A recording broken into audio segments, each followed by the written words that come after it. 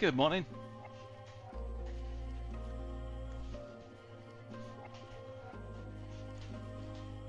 Race is going to start in not too long.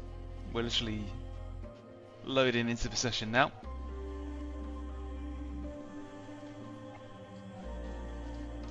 Hope you're all good, and thanks for joining us, being first here. Hopefully we'll have some good, solid sessions today at Zandvoort. I gotta be honest, not my favourite track, but the tracks which I have said they're my favourite track have tended to be pretty get tired of them real quick, so maybe this will be an awesome day. And weather wise, looks like there's some potential for rain. It's been a long time since I've seen that, so let's hope for it. Anyway, gonna get quickly warmed up. Did a bit of practice last night, as I usually do, just to make sure I don't come into this completely cold. But let's hop in. So the first race is gonna happen in a couple of minutes.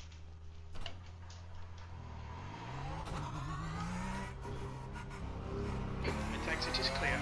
Don't cross the line. Let me know if audio levels are okay for you, if anything needs tweaking, because it does tend to be a bit increasing. It's now 26 Celsius. chameleonic sometimes.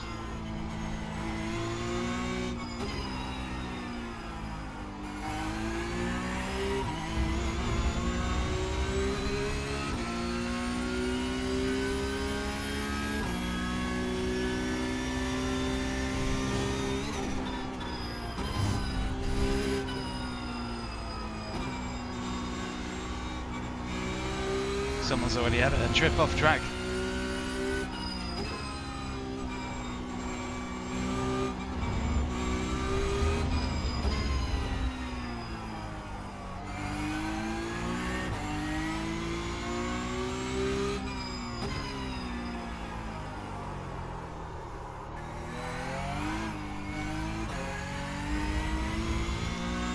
It's pretty sketchy, not gonna lie.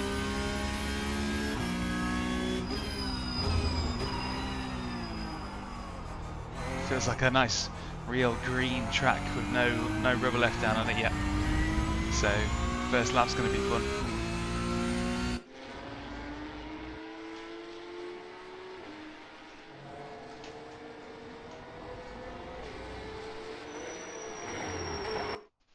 And into quali. So quali for the first race is a fixed setup race. If you're new to the Porsche Cup on iRacing, it runs every hour, but on the odd hour, on this hour that we're on right now, it's the fixed setup side, and then the next hour will be the open setup side. But really speaking, there's not much difference between the two.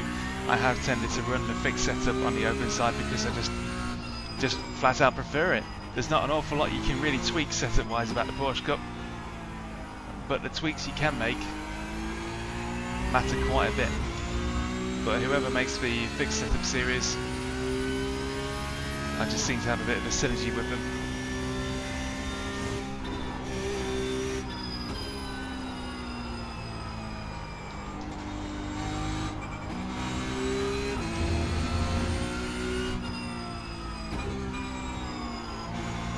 Getting the tyres switched on is going to be the big thing.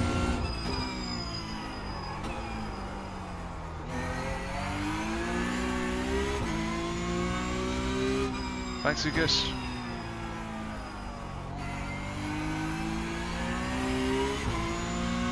Thanks for joining, folks who are here. Makes a big difference having you on my shoulder.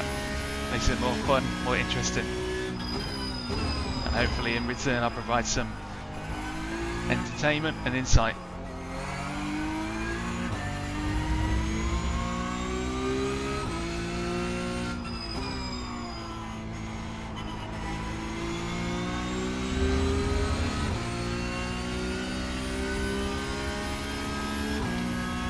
Go, first flying lap.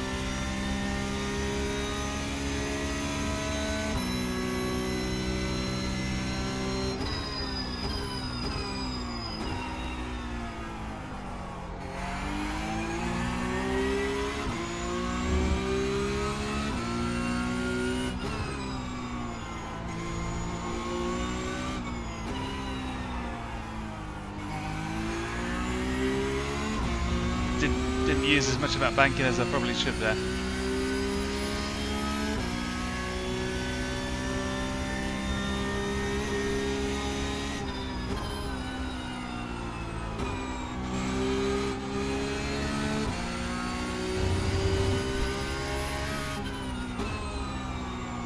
Oh, I missed the apex bar mile, but it's okay.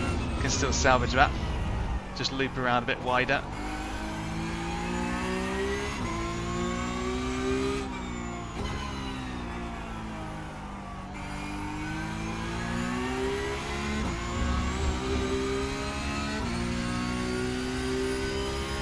Good advice, William.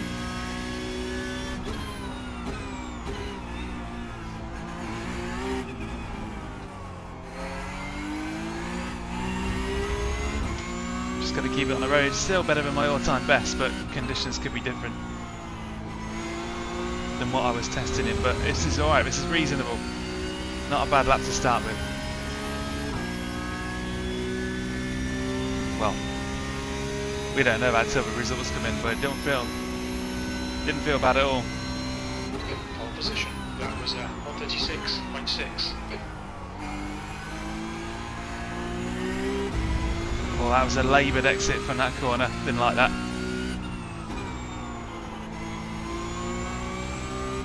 Right. That wasn't much good either. I think that first lap's only going to be the best. It's going to be really difficult to get a better second lap.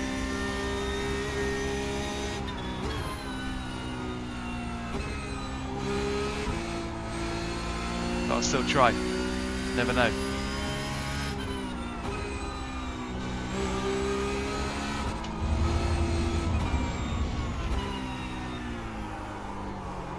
Nope. Okay. Right. Well, that second lap is in the bin, but what I'm going to do instead is just double check that my launch control works. Okay. This is I've changed wheels to the original Forte Formula Wheel again, so I'm about to reassign all my buttons. So always a good idea to check that your blooming launch control works before you go into a race start.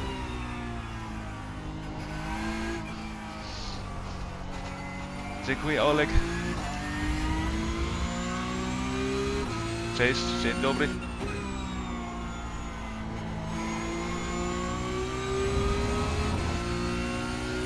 The guy behind has just done a 136.6.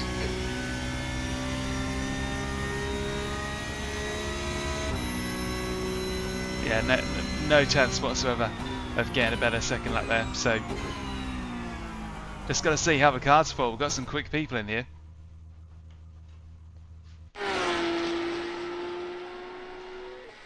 Well, in my first job, I spent about 2 to 3 years in the close company of many Polish people. So you tend to pick up a few.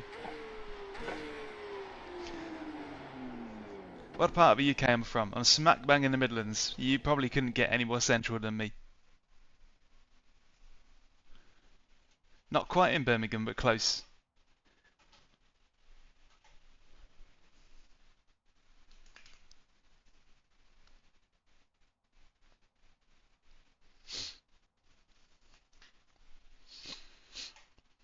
Yeah, I love to pick up the basic bits of the language whenever I'm exposed to it.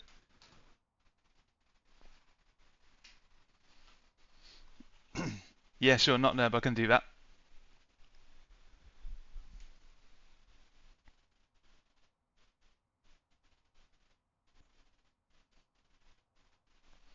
So just a quick crash course because we've got a minute and a half to go till the race actually starts. But essentially, and this is where I wish I had a camera on the pedals. So in iRacing, you'll see that there is a launch trigger option. This was added to help people who don't have dual clutches. I have got dual clutches on this wheel. This is the wheel that I'm using at the minute. I've come back to this one just to test out the LMP handles and see if they kind of improve with use. But what I currently do is I use my clutch pedal. So I've got my clutch pedal held in on the launch. So when the lights come up, I hold the clutch down, I shift into first, and then when the green light goes, I press my launch trigger, which happens to be one of the buttons on the Formula Wheel, and that instantly drops the clutch to 44%, which is where my bike point currently is, and then I use my foot clutch to release it the rest of the way. But I'll do a mini guide on that because it makes a big difference. Makes a big difference here. Oh, Max, that's just how it is in Porsche Cup, unfortunately. It was mainly Hungaroring that did the damage because of all the off tracks. Every single race was like nearly at the limit of the off tracks because I just couldn't resist it. The curves are just so tasty. Yeah, Tony, I was born in Nuneaton, real close. You'll know where that is. I used to drive through Cov all the time for work and bits and bobs.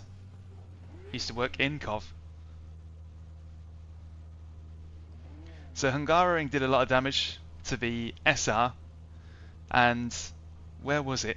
Where else was it? But the iRacing took a battering at Mount Panorama. That's it. Because of incidents.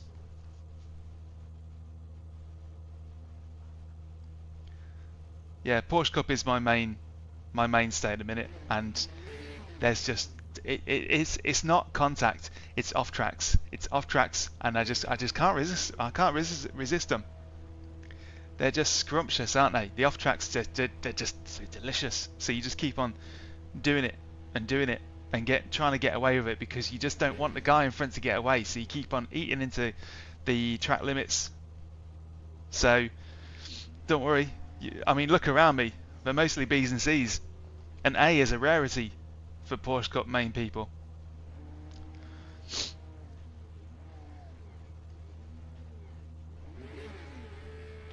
Come on. Well, I guess, Tony, we all got to come from somewhere.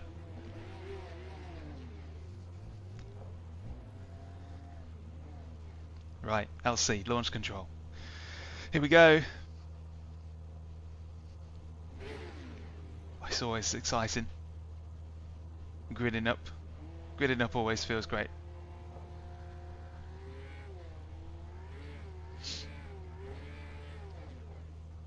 G'day, Cody.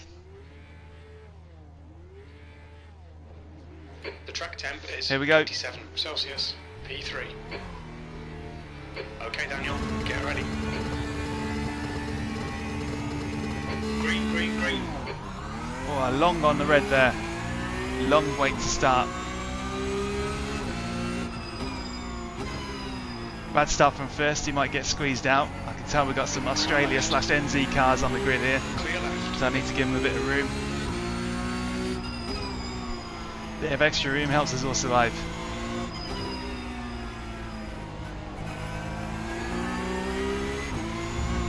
Oh, off track. Oh. Are these guys going to survive the first lap? That's what I want to know. And if they do smash into each other, am I going to get collected by it? I don't like the look of this at all. And he's off behind. Fourth has completely overcooked it.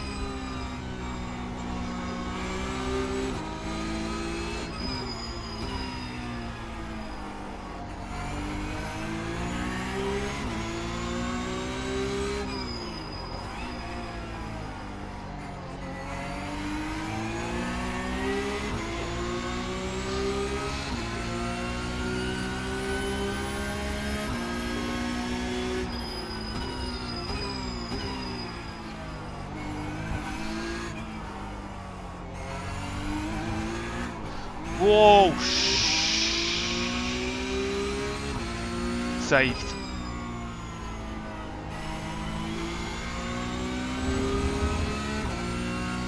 Okay. Regroup, reassess. That was nearly race ending.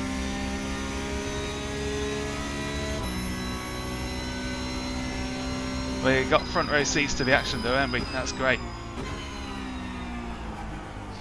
Flipping heck, someone else who forgot where the brake pedal was. somebody just went steaming off into turn 1. These guys are slowing each other down massively, but I can't really pick a safe way through. Not close enough yet. I might just watch back. I might just sit back and watch the fireworks, to be honest. There's plenty of time. Oh, shit.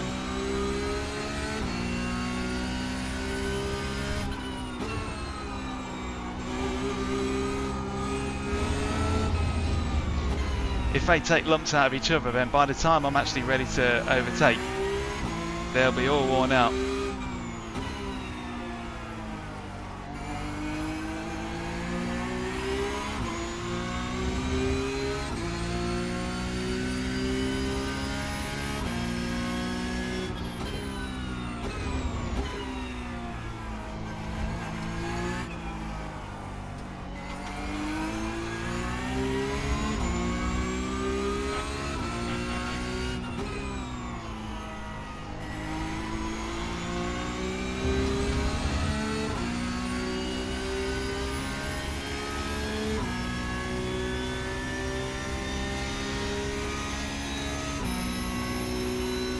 Lap 3 of 17. I'm already. The leader has just It's already pretty tiring watching this happening. Look at them. And they're definitely racing from another region, because you can kind of tell in the way their cars are moving a bit. They're a little bit lumpy in their movement. That's netcode basically trying to figure out what they're going to do because of the distance between us. I'll do a video on netcodes soon, just to explain what goes on exactly, not in technical terms, but how to really kind of understand it in layman's terms.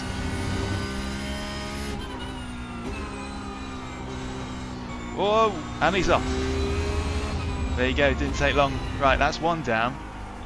And personally, we'll have to see what Josh's pace is like. His quali was good. And now that he's free of that, is he going to run away with it now that he's free?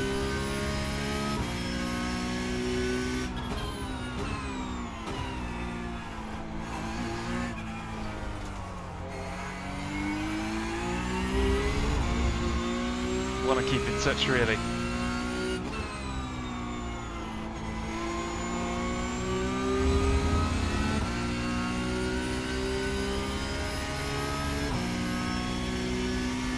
.2 across the line is the gap. The gap to Silcock ahead is increasing. It's now 1.2. P2, new fastest lap for Silcock, 136.4. A bit wide, but the braking was really deep. That's not going to help. Need to scrub out mistakes like that if I'm going to catch him. And that very, very ropey feeling car at the minute. Balance isn't right at all. I think the fronts have definitely come online before the rears have. It's given the front end more grip, and the rear can really handle at this point. The gap behind has now decreased to 1.9.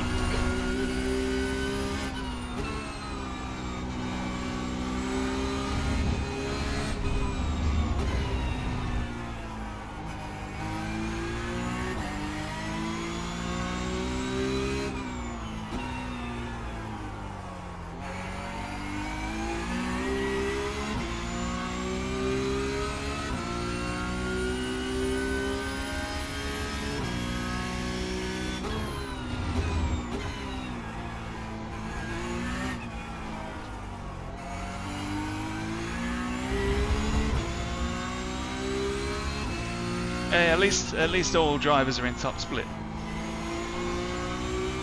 Look at it that way.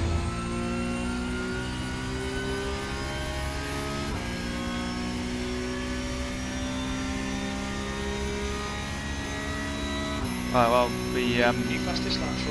that guy that started in second has quit, so obviously things haven't gone much better for him once he made his way down the field. That's a shame.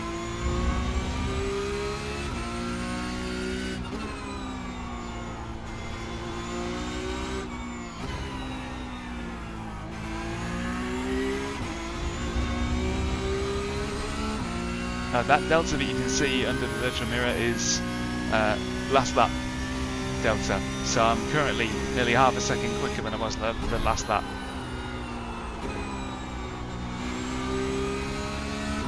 Still not quite getting that corner threaded right.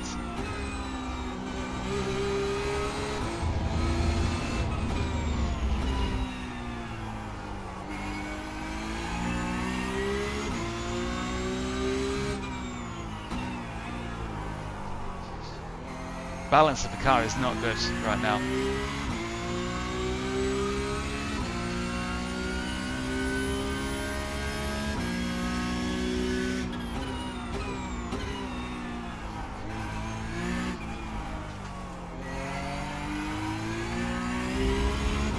Understeer in the mid speeds.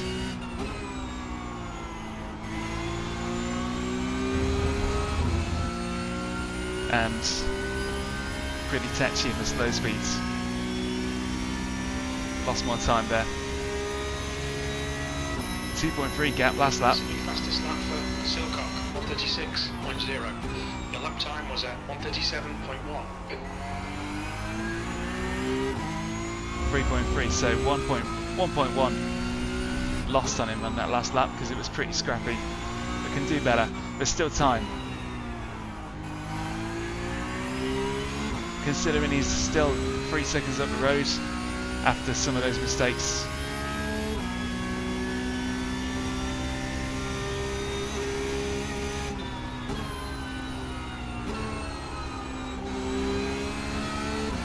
There we go, we're getting some of that, we're clawing some of that time back.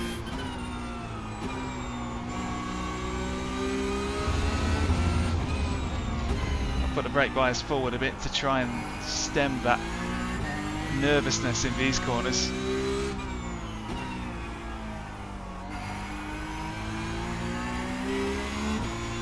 So 7/10 advantage over my previous lap, but it's probably still not enough to quite catch Josh. We'll see. Not giving up hope.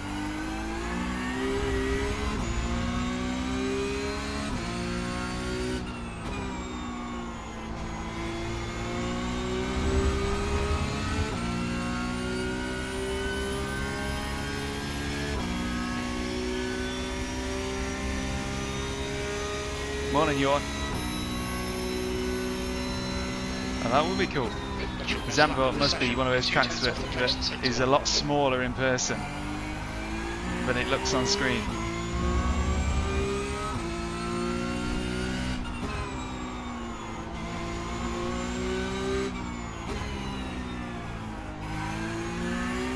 Especially this bit, that's going to be an interesting bit to drive on, I reckon.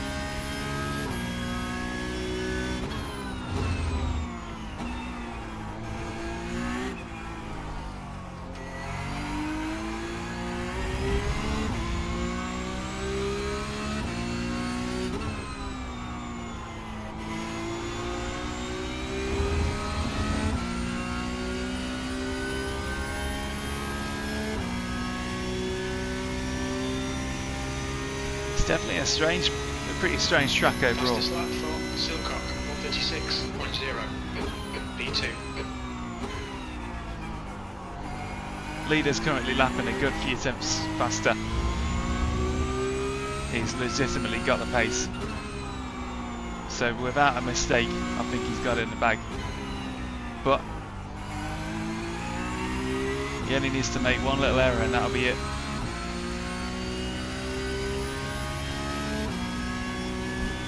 So I'm going to keep that pace up, keep the pressure on, and hope that Hope I don't do that. Sure, just a little kiss. Just a little kiss, nothing serious. Okay, right. Yeah. Looks like we've got an extra serving of action then. You know, that happens quite a lot. I always say the leader only has to put a little foot wrong and we'll be back on him. And then usually, completely on cue, I'll be the one that makes a mistake. Right, we've got 9 laps to get that second place back. Yellow flag.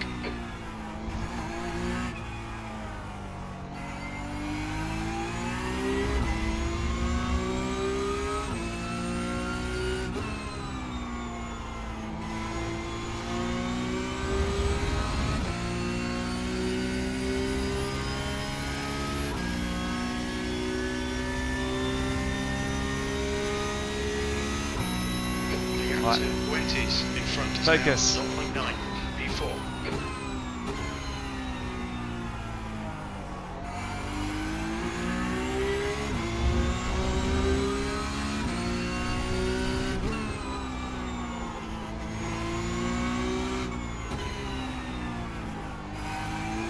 You're pulling away. The gap behind is now 12 seconds.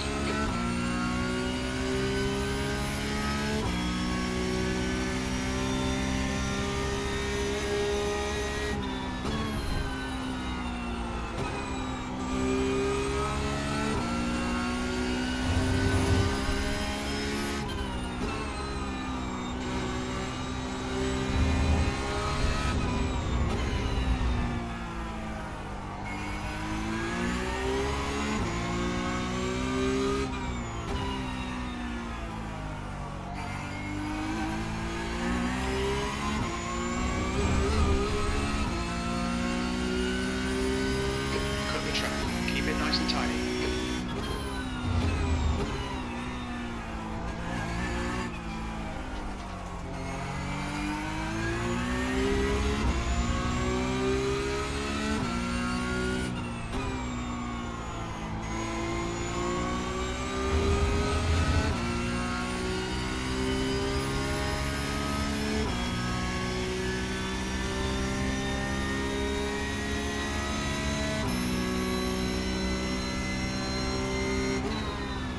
Okay, Daniel, halfway home. We've got plenty of fuel.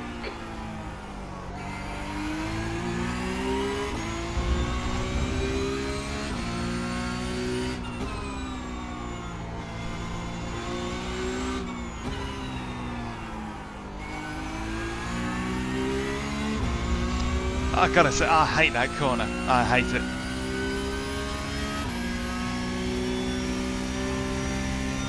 Doesn't make sense. Oh!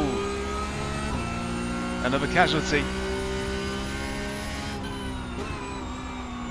It happens to the best of them. I can only sympathise.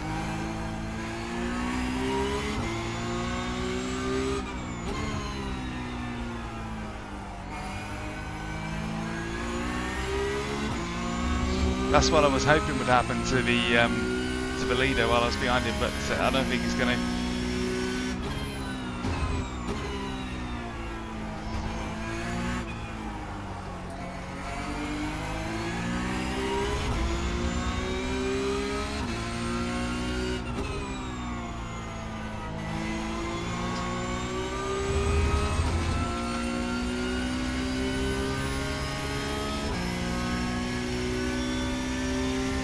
A little bit wary of Pepe's car.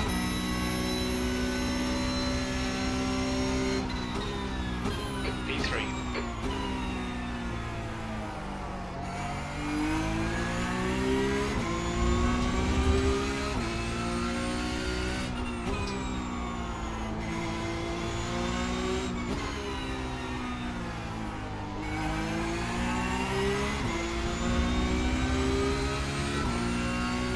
This is good though, it looks good to get that second place back.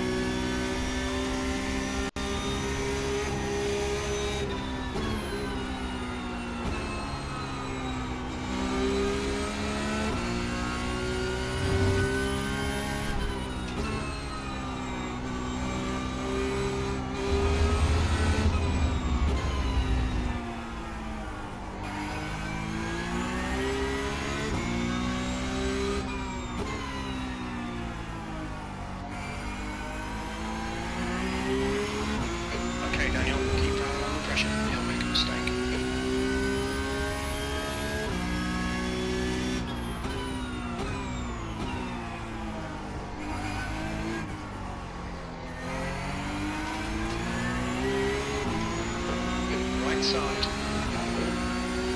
Still there. Clear right.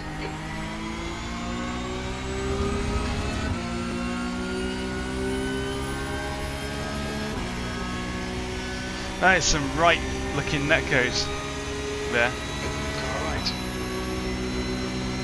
Hold your line. Still there. Right side's clear. Covered his line, defended it. 20s. He's got to do it 5 more times.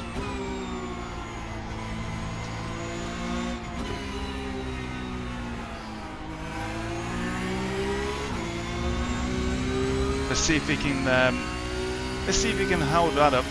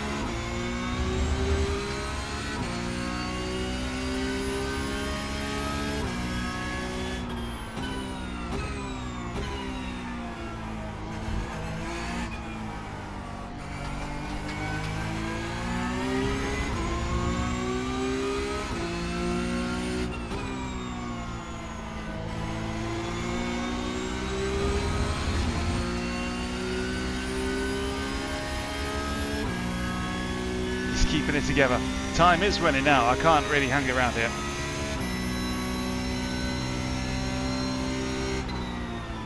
You've just done a 137.2.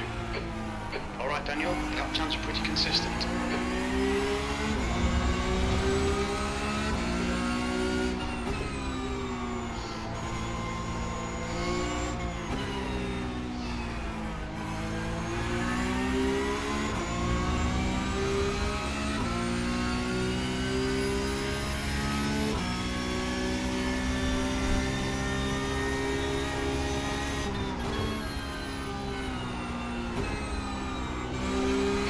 Too long, find that gap.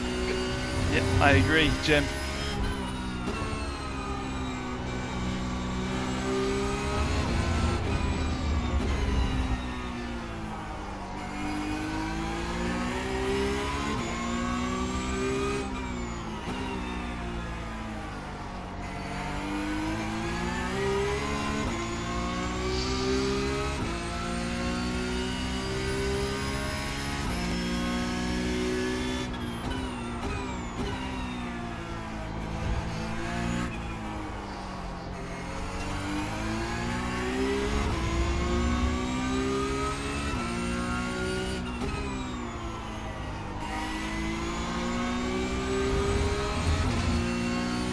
He's good at exiting that corner and all. That's crucial. That corner is crucial, and he's actually nailing it. Your last lap time was at 136.9.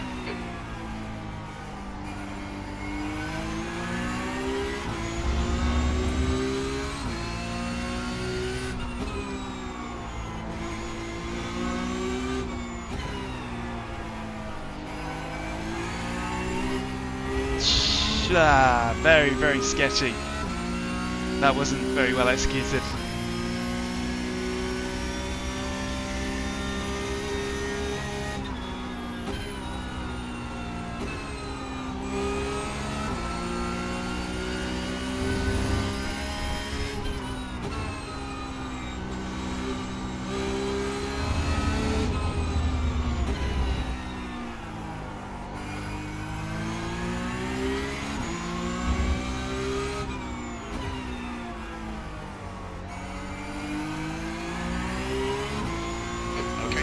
Stay close. Right, back on his tail. Come on, Pepe, you got to crumble at some point.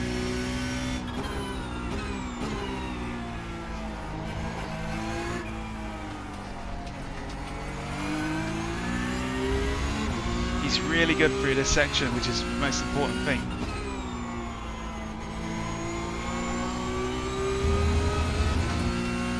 getting right onto that sand. It's not slowing him down at all. I really need to be right on his tail here, but when he does, he's gonna move over. He's doing everything he needs to do. P3, well, that was at 137.0. Sector 1 is 0.8 off the pace. Your sector 2 time is quick. You need to find a 10th in sector 3.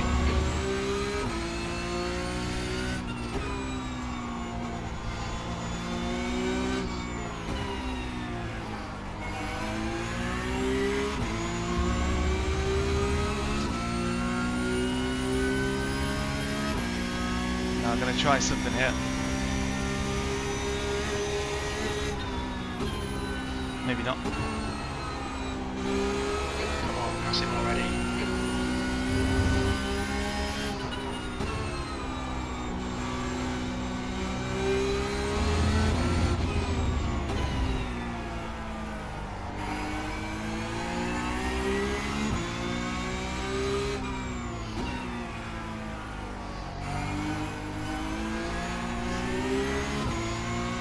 Little bit of traction loss through there. That's cost me a valuable tenth.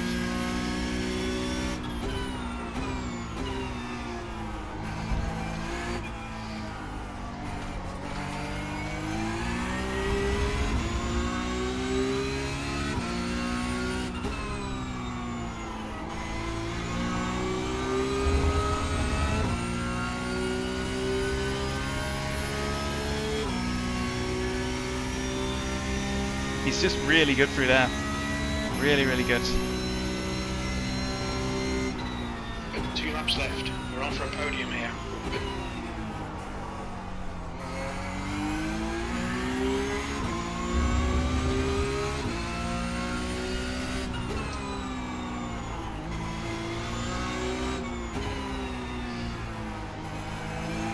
Stay on him. There'll be a chance.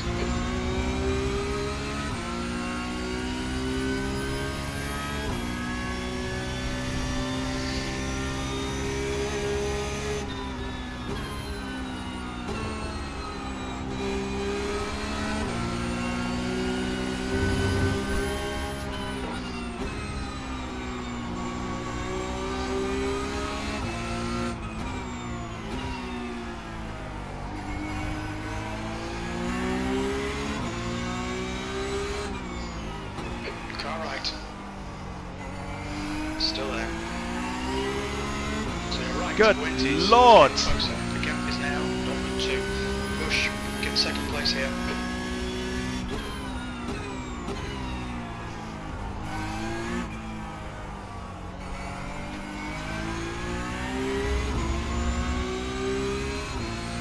This is not done. This is not done and dusted. He could get a run on me here. Okay, Daniel, hold your nerve, just keep it smooth, no mistakes. Absolutely going to get better braking into turn 1, but he could try something pretty wacky here. Last lap, looking good for a podium. P2, sector 1 is 0.6 off the pace. On your right side's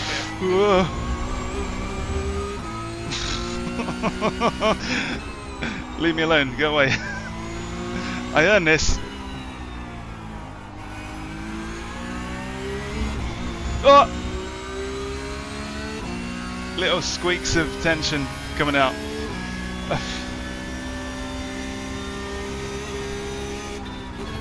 What an awesome battle that was. It's not over yet, come on. Shut up till I'm over the line.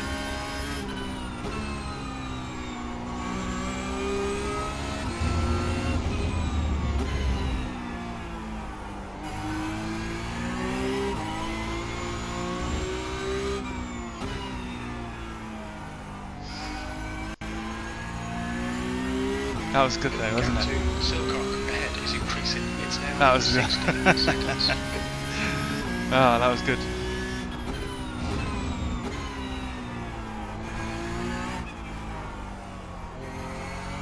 Come on now.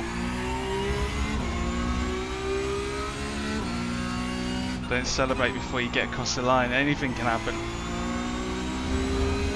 Alright, I think we're safe enough to celebrate. Oh, what an awesome little battle that was. I really enjoyed that. Wow, that was brilliant. Loved it, and none of it would have happened if I hadn't have been a right spoon on like lap 5 or something. That was amazing. Great stuff from Pepe. What a cool opponent. That was brilliant.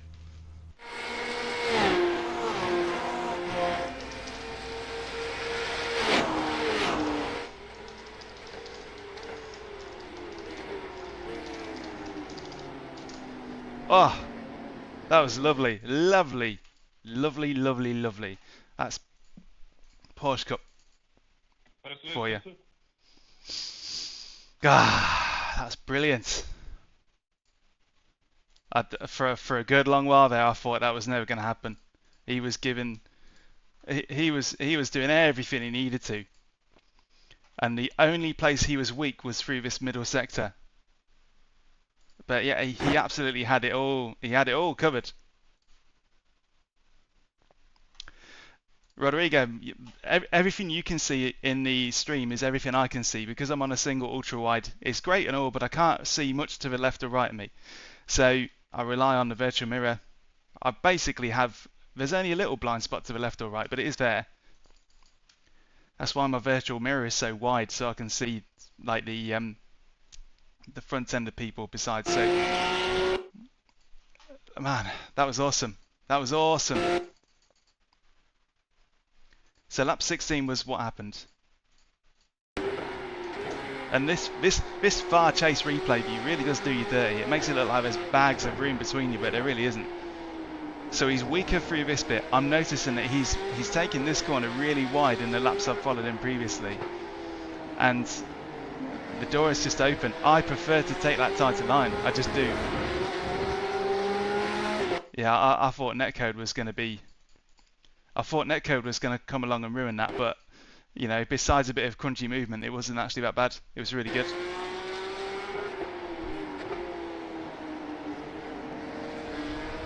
I think that's merely a case of muscling in.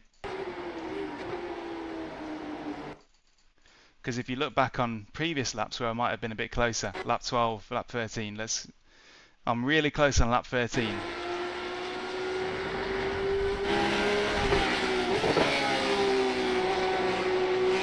Get really close on lap 13, and this is where I start to see a bit of a pattern. So I follow him through there. He takes a really wide line through this corner,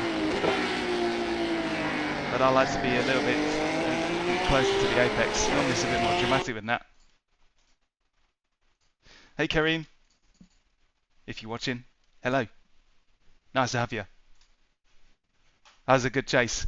It's a shame what happened to you though.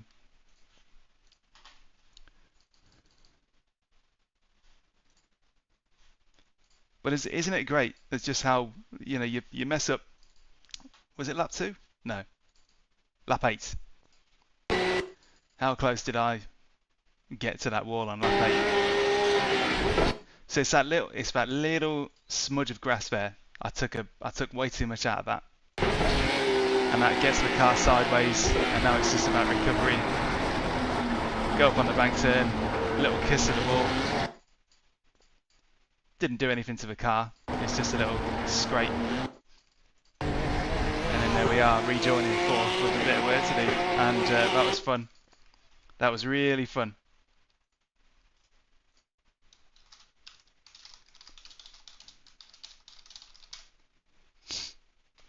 Really, really fun.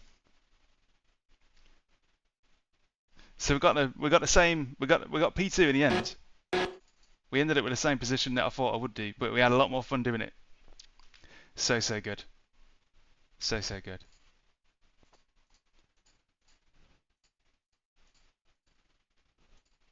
Loved it very much. So this was the first bit of defensive driving that Pepe had to do. But you got to run on somebody. If you want to make sure that they have no chance of getting to the inside line, then that's what you got to do. You've just got to cover it completely. And he kept on the apex perfectly. I could have crossed over there and carried some momentum, but he was right there, so I couldn't do anything with it.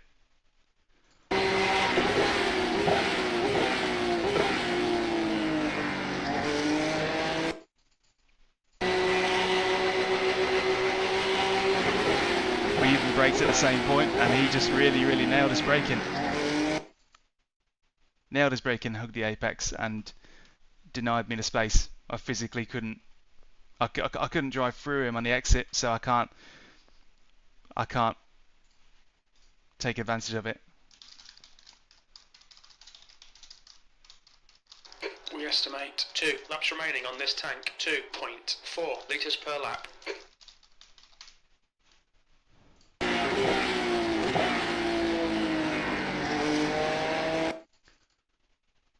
Perfect. There's some lovely little examples there that I might call upon soon.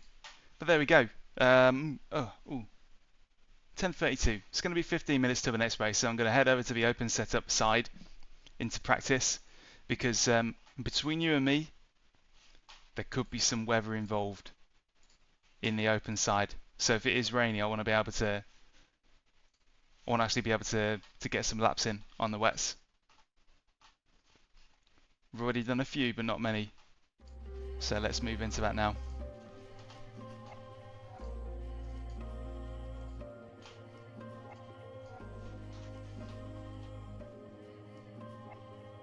So good.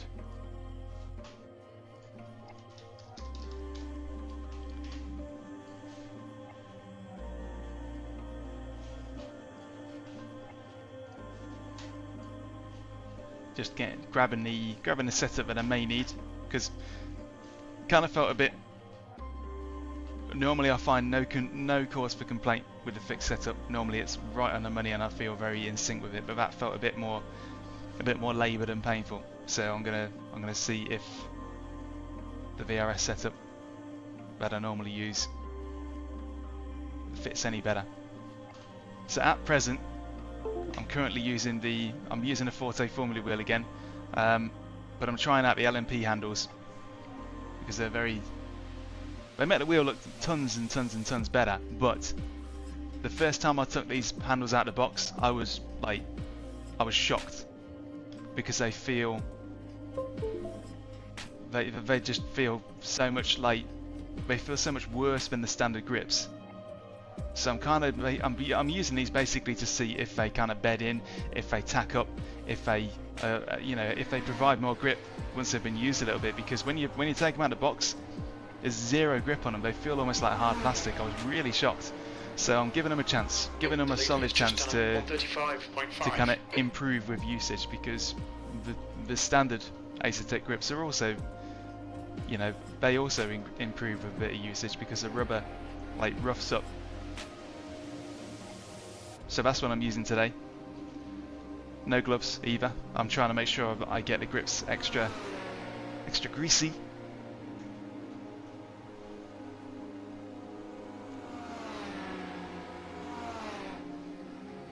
So how are you all? Thank you very much for dropping by and watching that. That was a lovely little plate of racing there, but lucky to get. So setups.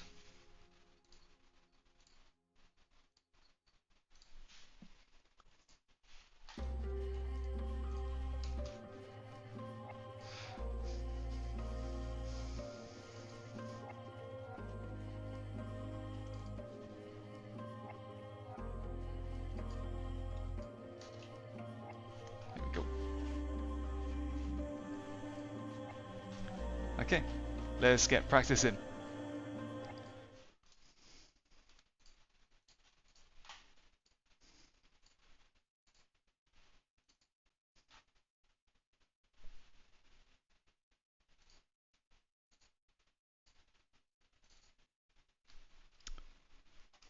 Or not.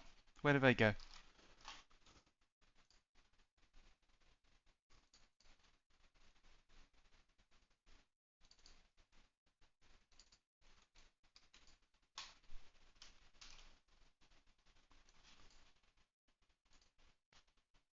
Oh, right.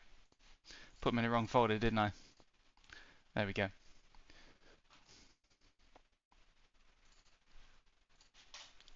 So let's see what difference the VRS setup makes. I felt like the fixed setup was unusually unusually kind of imbalanced. I didn't like it as much as I normally do.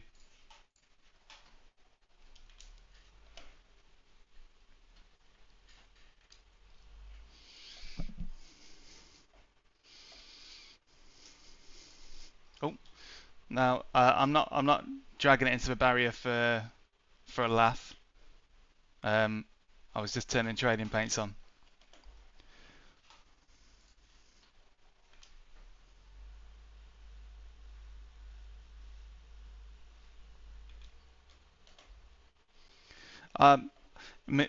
Mugello was really difficult to kind of get. Mugello was difficult to kind of feel in sync with initially, but after digging into the telemetry,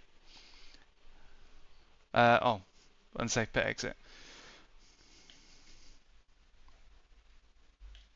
Oh no game sound. Yeah, I turned it off in the side screen, didn't I? My apologies. Thanks for pointing it out, Smokey. See, that's why you guys are really here, to point out. Your exit looks clear. Stay behind the line. Point out the technical difficulties. But earlier on, somebody said why my safety rating was in the gutter a bit.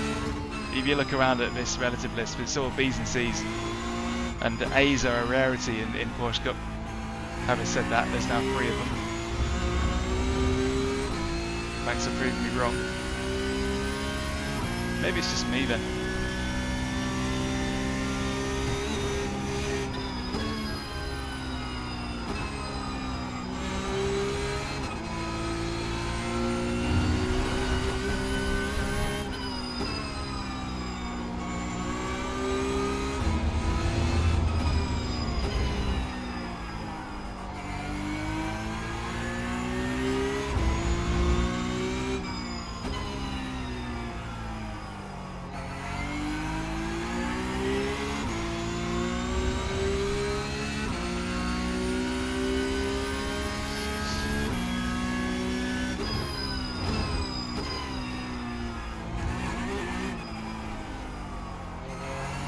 Hey, you know what? I think my safety rating is probably going to trend upwards at Zandvoort, because the off-tracks that are there, the off-tracks that are there are because you've made an error, not because you want to get a couple of extra attempts. At least that's how I find it. I'm not naturally making as many off-tracks here just because I want to go fast.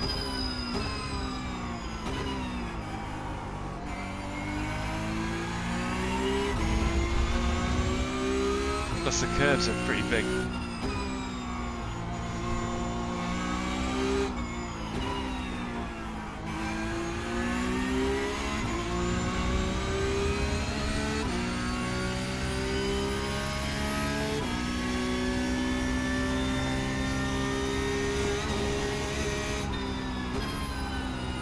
Sector 1 is 0.5 off the pace. I think the dashboard does show the fuel, but I think it's on the bottom edge, and I can't see that. My screen cuts it off for me, so I just use the inbuilt iRacing black boxes to do that. And any tips for the brake in the Porsche Cup? Gotta be honest with you, it's always brake less than you think you're able to. Brake less than you think you're able to, because that's basically the difficulty of Porsche Cup, is that there are times when you can brake hard and times when you can't, and the times when you can't outnumber the times when you can. If you're not in a straight line, then it's going to be tricky.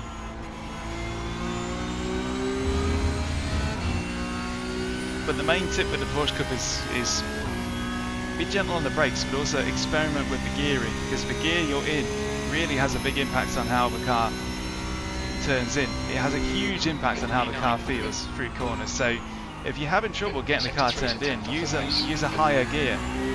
You know, make the engine rev lower, because then it has less of a drag effect on the car. If you go into a corner in a lower gear, as in the engine revs are higher, it tends to have an understeer effect on the car. Whereas if you go in with a higher gear and the engine revs are lower, it tends to allow the car to more freely turn. So you can really change how the car feels just by timing your gears differently. That helped me out a lot in initially getting used to Porsche Cup, was delaying my downshifts. Delay your downshifts and bring forward your upshifts.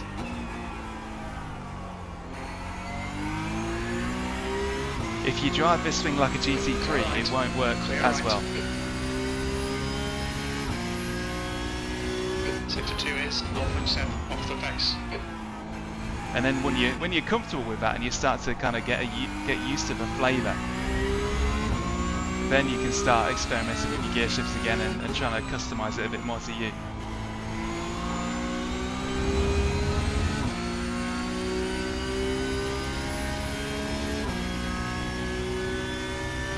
But they're the two big tips. Brake gently and experiment with your gear shift timings. It's now 31 Celsius, B13. That puts you 1.5 seconds off the leader's pace. You've just done a 136.8. Oh hey, Fireboy, this is a practice session, so don't worry. The last race was epic race. Went off track about halfway through, came back on track in 4th, and had a great fight with 2nd place, and eventually took it in an overtake that, I gotta be honest, kind of surprised me as much as it did him. So that race ended great, ended in 2nd place, and well earned.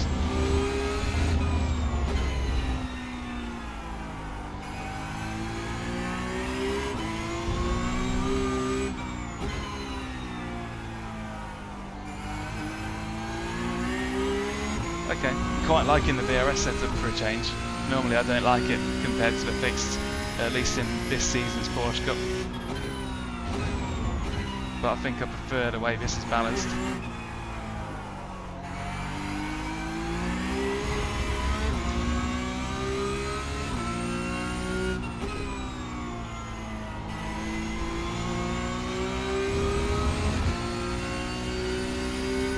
You're more than welcome, because I feel like it's something that you don't think to experiment with, but delaying your downshifts with the Porsche Cup, just try it and you'll see how much easier the car turns in, but it comes at the cost of it being a bit more boaty.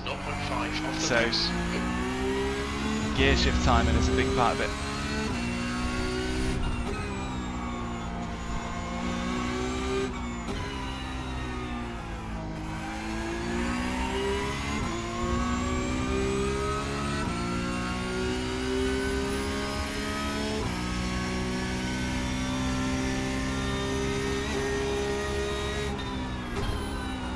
Sector 1 is 0.4 of the pace.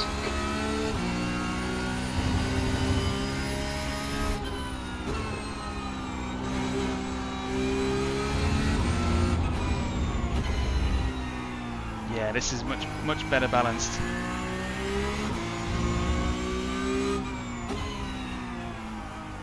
Hey Steve.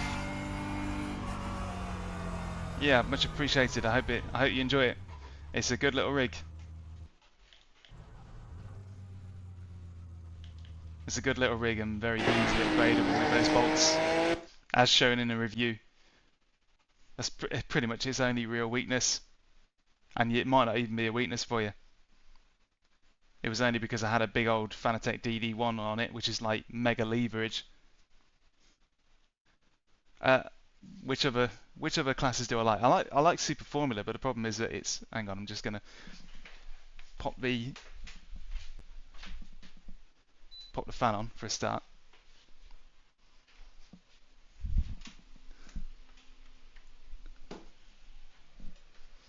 And pop the little backlight on behind the rig. Otherwise it feels like I'm in like a little dark corner. I do love Super Formula. I've not driven it nearly enough just lately.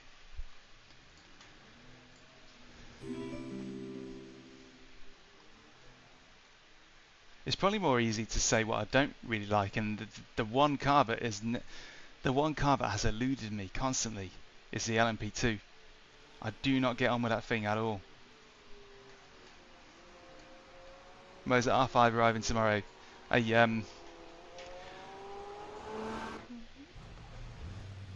From tomorrow, I'm actually going to be trying out the Moser R3 and giving that a shot. I've had it for a while, just haven't got around to doing it. This is iRacing. iRacing is 99% of what I do, because I just enjoy it too much to really explore.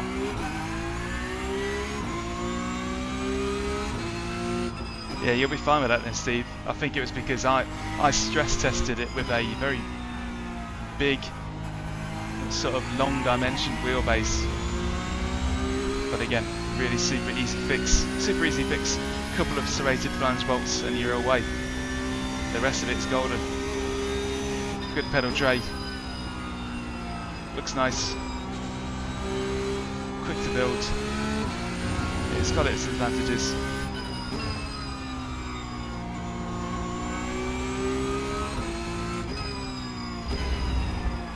Yeah, it's a funny old one. So grilled. I agree with what you're saying. In essence, when you start out iRacing, it does feel like when you start out, it feels like you're buying stuff left, right and centre. But this track right now, Zandvoort, this track, guess when I bought this track? Bought it in 2010. 2010 I bought this track, and to this day, 14 years later, still racing on it. And you know, there ain't many things in life that you can buy and you're still using it 14 years later. So I think I've got my money's worth out of this track. That's for sure. I believe that this was a free rescan to update the track.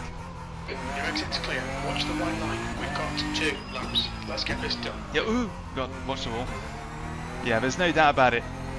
I sympathise with people that stack up iRacing against the others and wonder why it's so expensive. But if people weren't willing to pay it, it would already have failed. So it's kind of like a where there's smoke there's fire kind of thing. If iRacing has had this subscription model for so long and it's still going and in fact getting better and improving more, there's a reason. And there's a reason I'm going off the track, because I'm still too busy nattering about iRacing and not actually playing it. Never mind, it's just an outlap.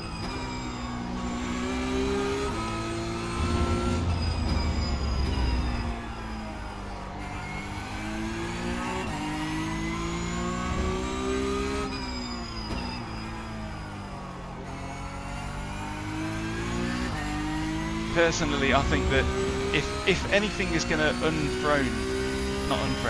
if anything is going to dethrone iRacing, it's going to have the same subscription model. There's no two ways about it. So that argument, as far as I'm concerned, is kind of cut and dry. There will be no saviour that comes along that offers what iRacing offers for less money. It will just have to be the same money. And I can't see it happening. Here we go, first flying lap.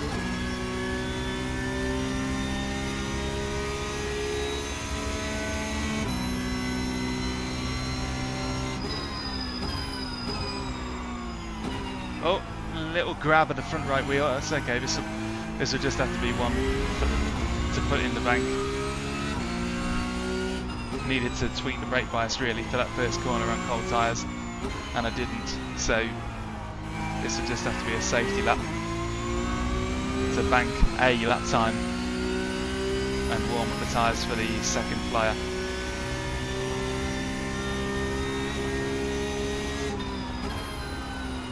Another front right grab. It's going to knock that bias back anyway, because it's starting to ruin this lap that I'm on now, so can't have that.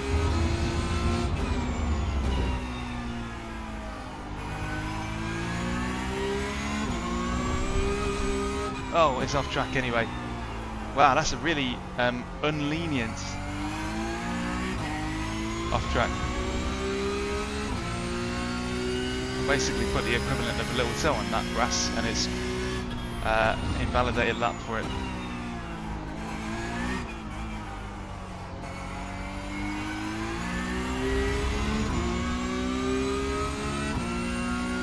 Here we go, second flyer.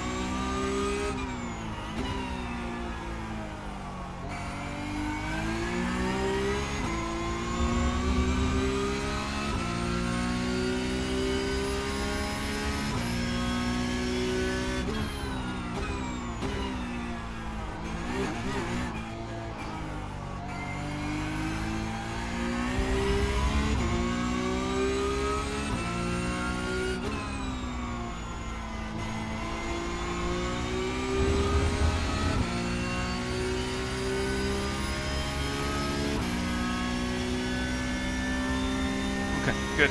Happy with that. Lovely. Lovely, that was better. V2. That was better. Provisionally second, but I think there's going to be another one. I reckon I'm going to end up fourth here.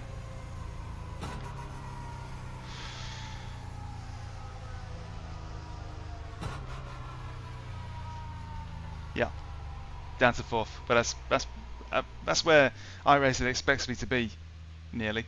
So not bad at all. And I like the setup. For once, me and the VRS setup can get on in Porsche Cup. No rain on the radar. And yeah, cheers, good. Congrats on 69k. It's been crazy. Last month has been stratospheric. But you know, work has been put in. Just got P1 in the second Porsche Cup split. Oh, we split. That's good then. Yeah, people start to wake up a bit around about this time. The 9:45 race is always a little bit sleepy. Yeah, well done. Hopefully you keep it. Right, we're looks like we're fifth on the grid so far, but top four, top two are right in each other's pocket, and so are me and fourth. So this looks like it's going to be a good one. Have I used Craig's setup shop ever? Yeah, I have. Yeah, they've had some lovely setups sometimes. I think it was in GT3 with the Ferrari 488, the Ferrari 488. Back when that was a thing. Craig's setup shop was just happened to be the setup shop where I had the most affinity. So it looks like it's a US server,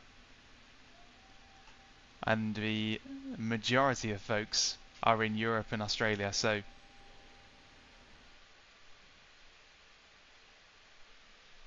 yeah, could be some netcode involved here. Brenton Edwards, welcome to the Bread Overwhelmer Club.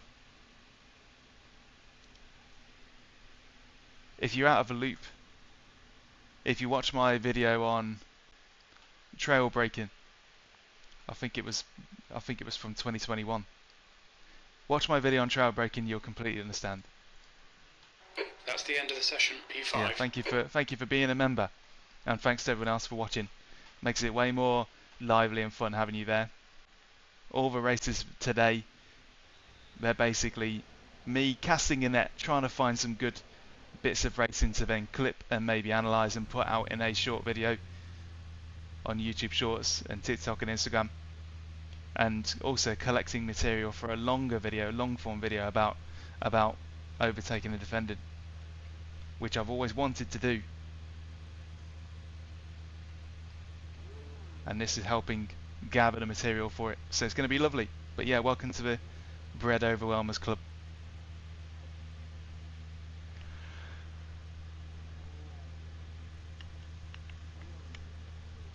Vivo, what's made it jump so quickly? I've taken YouTube Shorts seriously for once, and that has brought a lot of new folks to me. It's brought a lot of new folks to me. So welcome those who have joined from Shorts. Sorry it took me so long to join you, but it's been fun. Very short videos. The fact that I can do them in pretty much an hour each, that really helps me, because it keeps my mind at a certain like RPM, as it were, and it helps me kind of keep the momentum up. So I'm enjoying doing them. I'm loving them, and it's not cutting into the long form time either. But yeah, Vivo, there's your literal demonstration as to what's happened. It's a lot of YouTube Shorts, folks, and welcome to those of you who are. Appreciate you taking the moment to come over and watch. So race 2, the lights are going to come up any second now.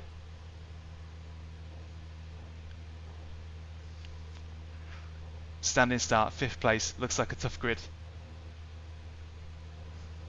Somebody's taking a long time to grid.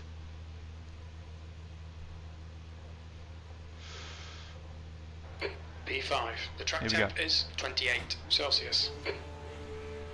Get ready. Go. Okay, good launch from the top 5. A bit of a gap behind, that's good.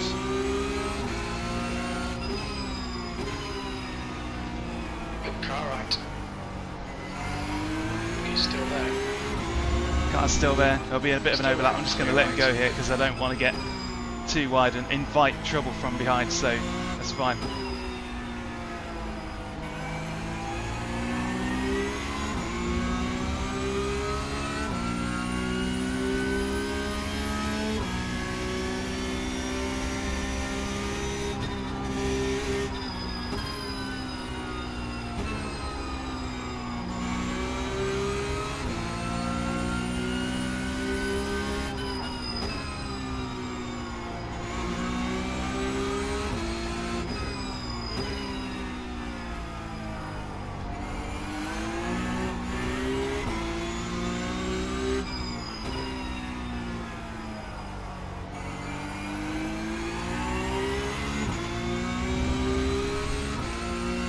Here we go.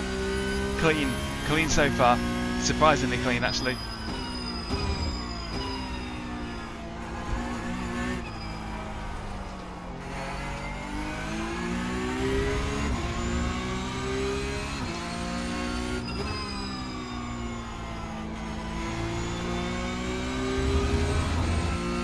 Yeah, the open setup is definitely better than fixed this time around.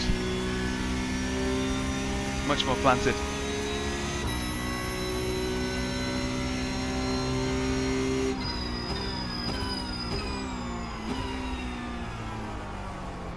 Whoa, car behind has gone off. He has overcooked it. That gives me a bit more breathing space.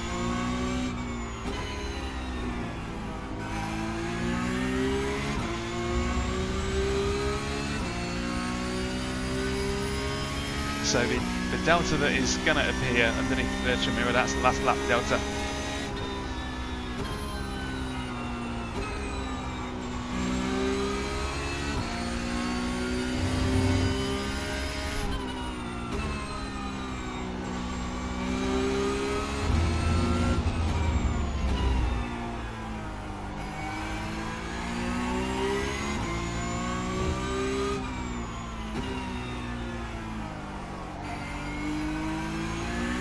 Very good open setup. I'm liking this already. Very good.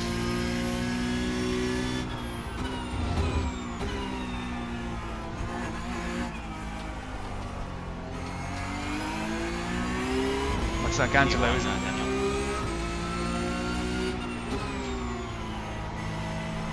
Now he just said something to me, but I'm not sure what. Because maybe the volume's too low, isn't it? Oh, the leader was just done a 135.7. Car left. Clear left. That lap time was 136.5. Yeah, he just said he'll lift. I'm not sure. Off the pace. I think he doesn't. Nice move, mate. I don't think he wants to risk anything. I think his risk profile, he's just here for the SR.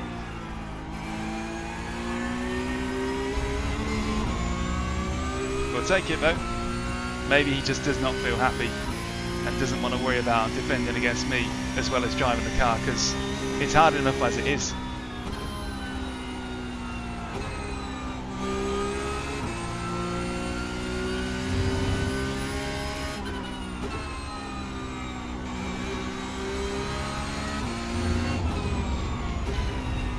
Probably doesn't want to lose the front pack fighting either.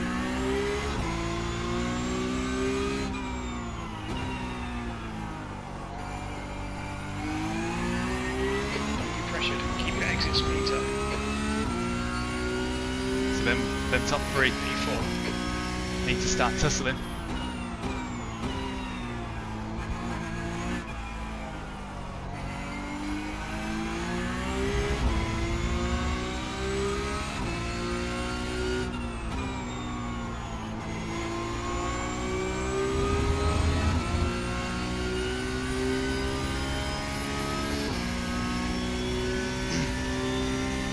This is good. Side by side up ahead. Maybe not. That lap time was 136.3.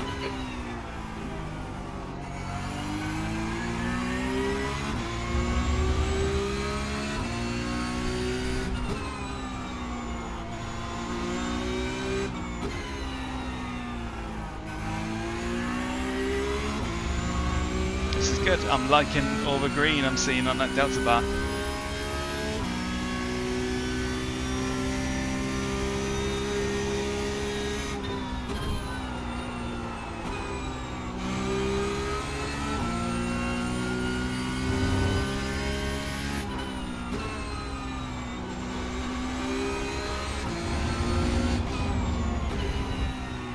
Car feels excellent.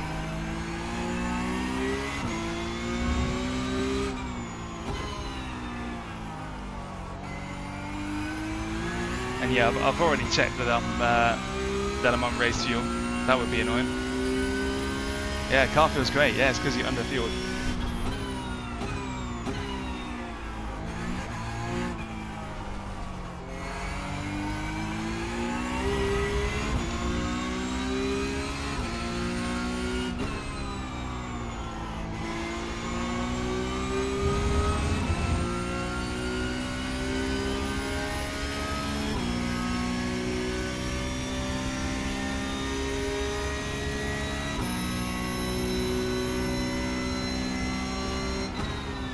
That was a 136.0. Sector 1 is 0.3 off the pace.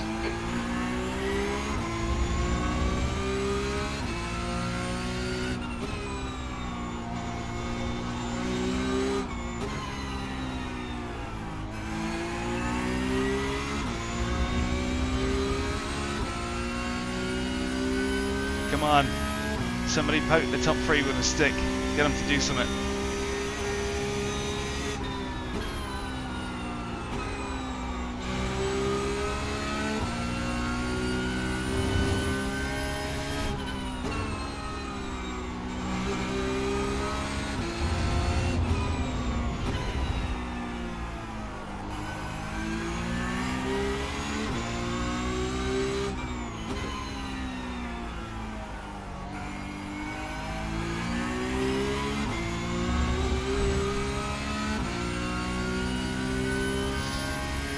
Three tenths between first and second.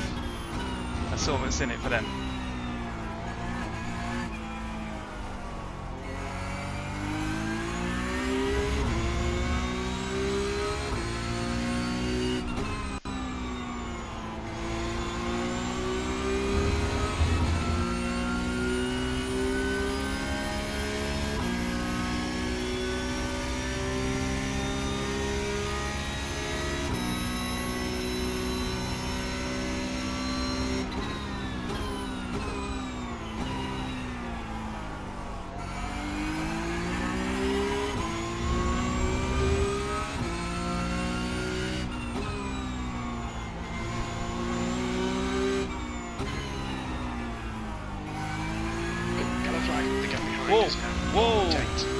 second place.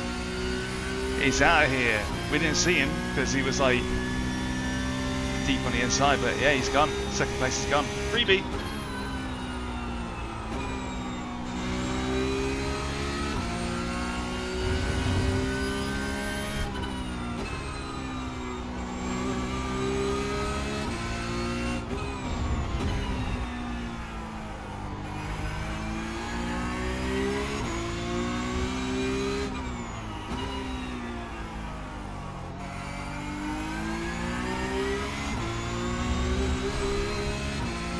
Slower on that lap than the last.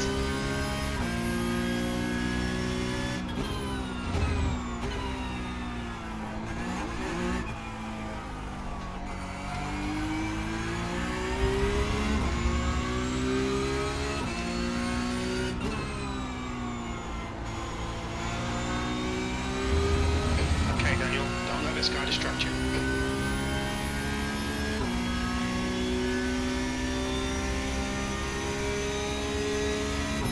If you're looking for a realistic simulator, I actually...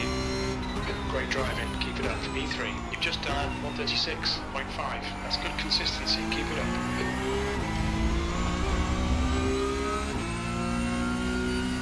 I actually recommend Live for Speed.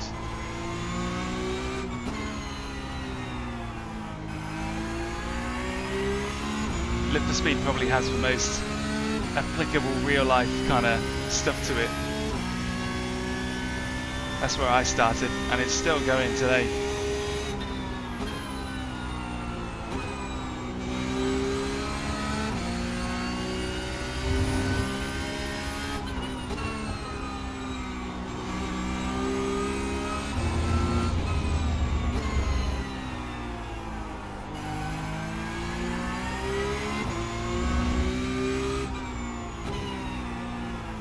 The track temperature's rising, it's now 31 Celsius.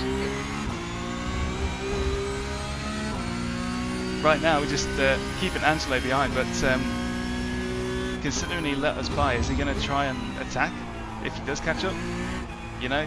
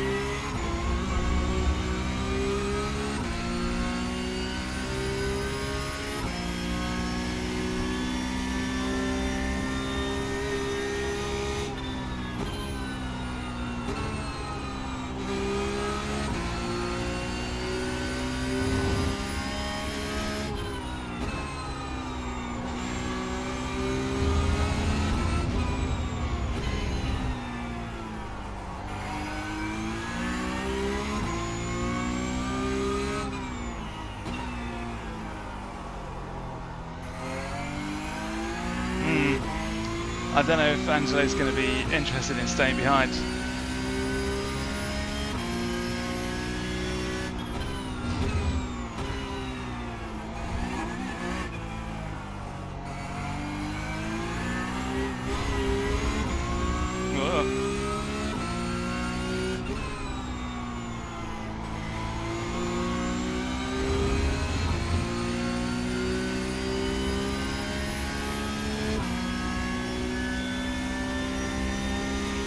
Morning, Hawkin. Yeah, Lewis, it should. No reason why not. That lap was at 137.0.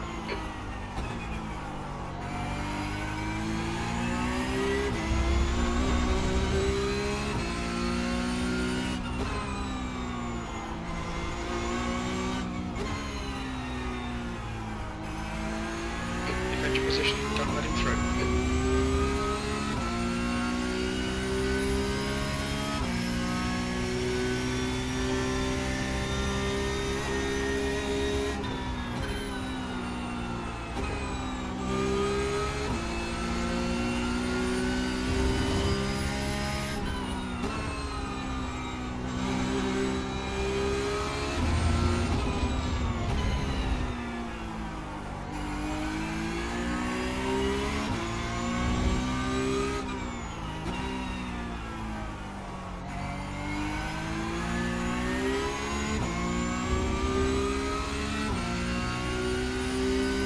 nice one.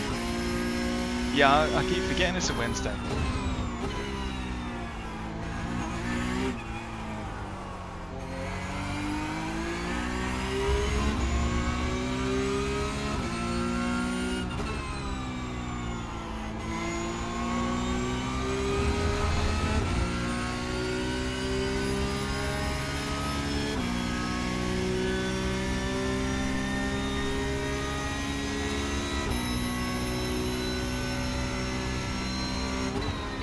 Daniel, we're halfway home. We think about 8 laps of fuel left.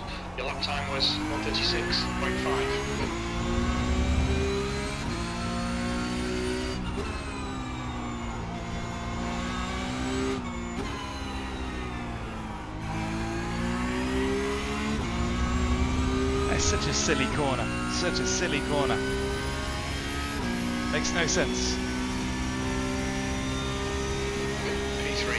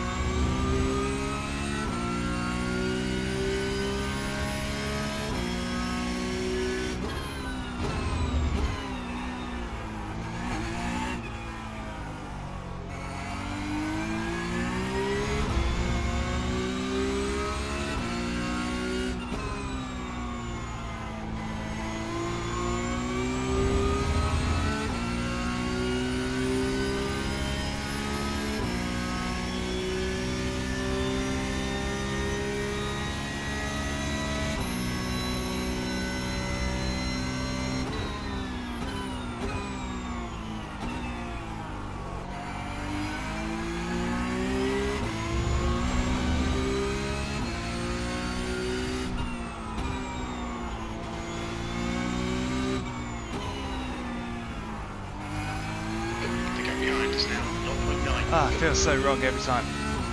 Feels so wrong.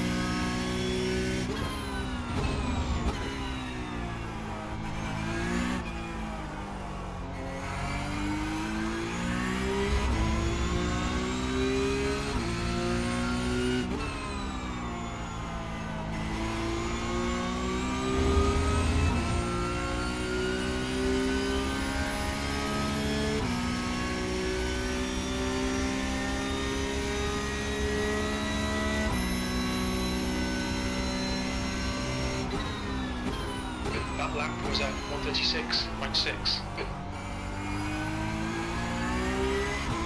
First and second have gone, and Angelo, I'm not sure whether he's going to be. I'm not sure whether he's trying to attack or not because he let me by earlier. Okay, Daniel, hold your nerve, just keep it smooth, no mistakes. Feels weird how crew chief says Daniel. Only my mum calls me that.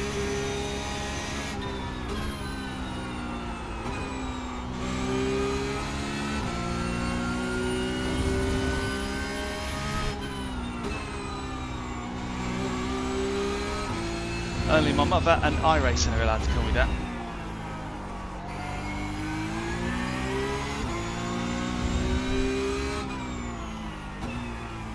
You felt a little bit of rear end sort of kind of like float then.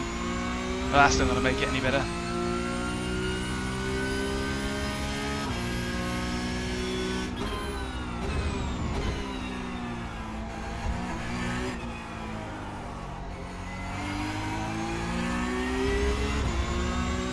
He's right there.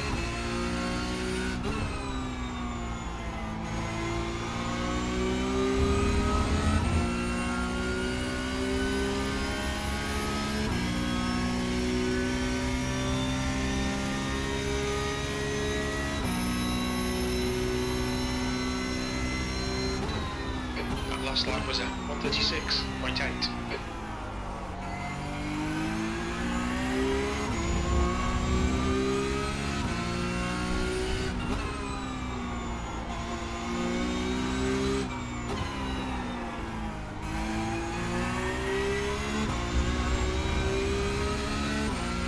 So wrong.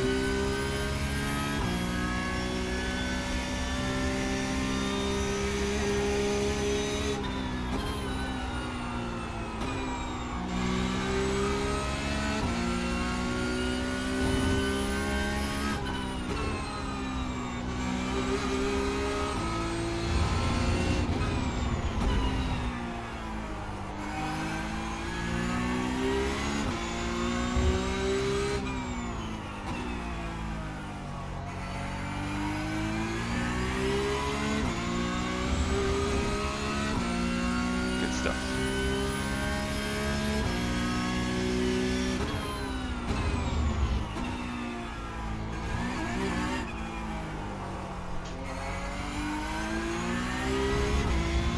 Nice, 2.5 tenths faster than I was last lap, so I'll take that. That's what I want to see. I want to see green on that delta bar, even if it's just a hundredth of a second. I want to see it. Need to go forwards in pace, not backwards.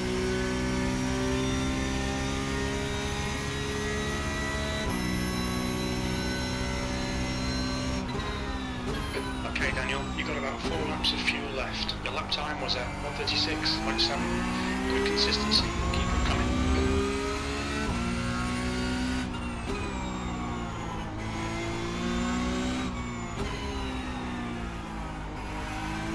The gap behind is now 0.8.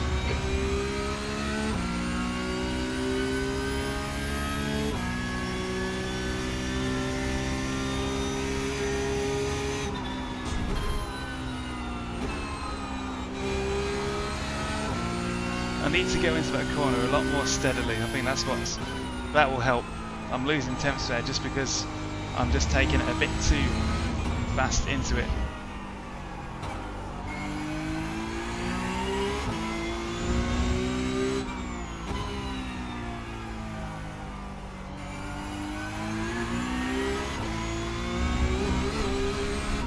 Look, oh, first off track of the race. Wow. Okay.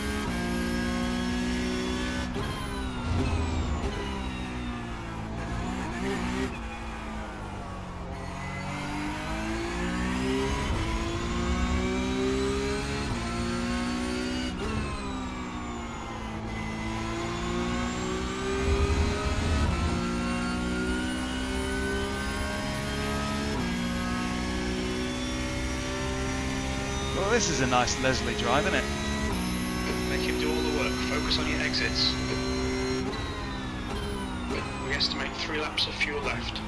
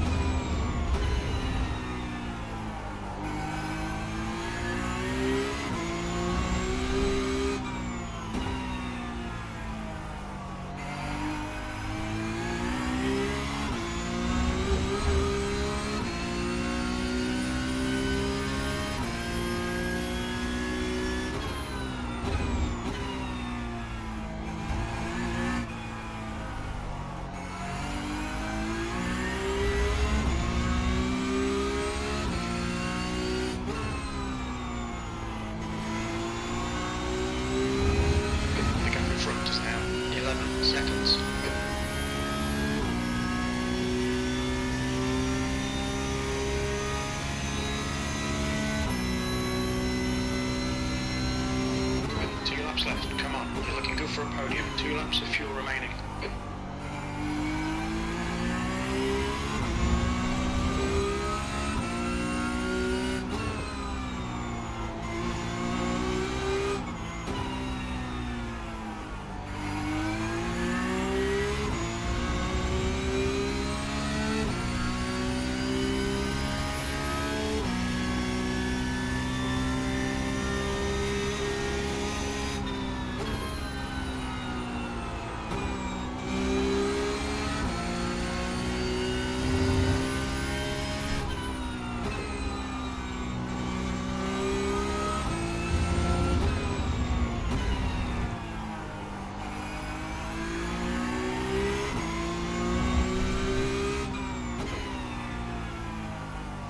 I'm getting a nice little dose of that kind of trance-like driving where you can just kind of, it's almost like your brain can just kind of check out and you can just kind of just go with the muscle memory and the flow.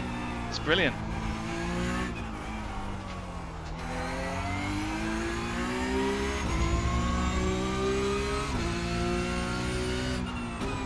A flow state. The gap behind is now 1.9.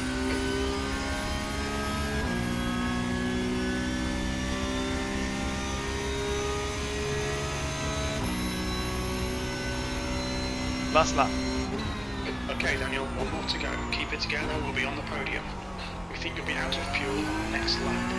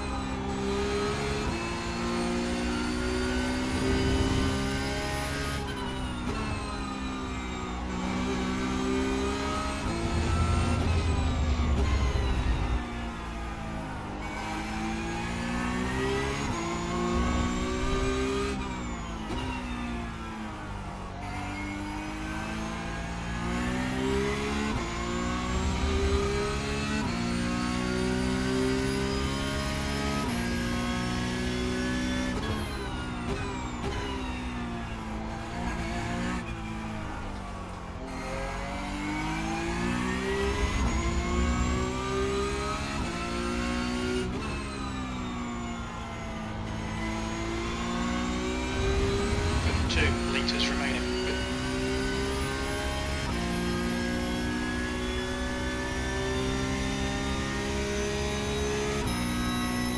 Yellow flag. Go.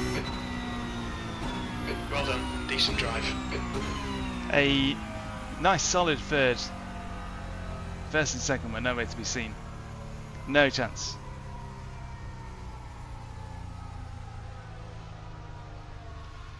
Yeah, can't complain about that. I mean, I'm glad the first race was a thriller because that kind of wasn't. But it was a good solid result. A solid result is basically that's a byword for good result. Just wasn't that exciting. So I mean, look at that consistency. 36, 36, 36, 36, 36, 36. Oh, 37. Ah, I didn't see that. Oh. That's a shame. That would have been cool. 36, 36, 36, 36. All the way down. If you ignore that single 37, then it's a full house. So, what happened?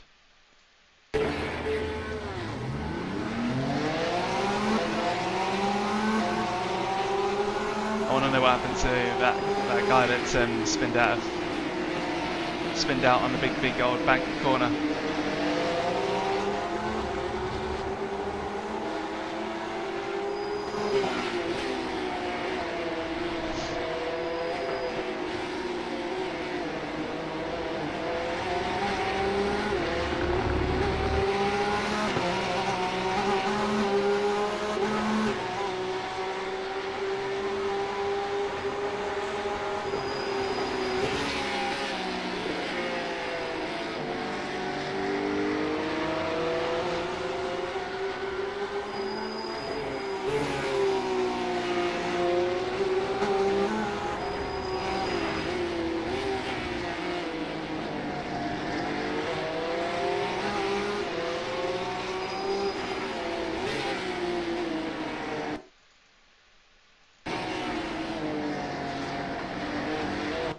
Personally, I feel as though the Porsche is probably the best GT3 car to get, but the Ferrari will be the most value because the Ferrari is used in multiple series, and the Porsche is not necessarily used in all series.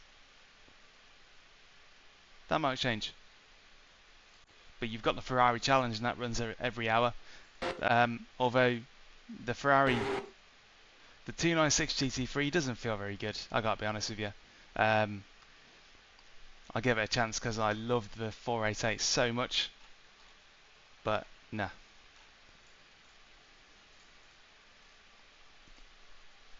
I want my precious 488 back, to be honest. Right, so at some point somebody stacked it.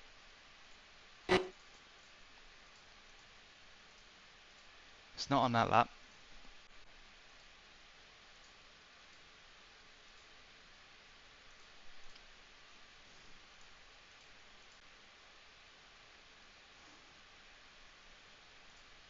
It's on that lap. So Lucas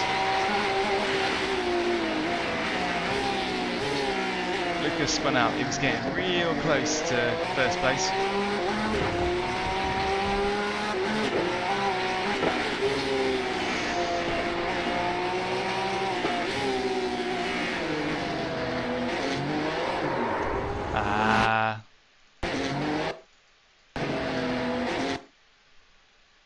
Was that netcode?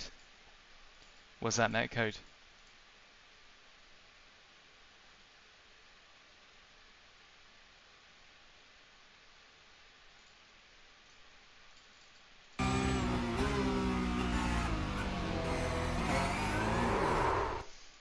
Gutsy overtake, but I think he was just...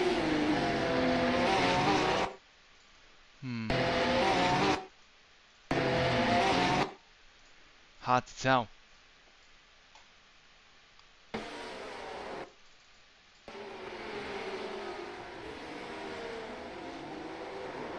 Yeah, I think that the damage was done under acceleration, and he slotted back in.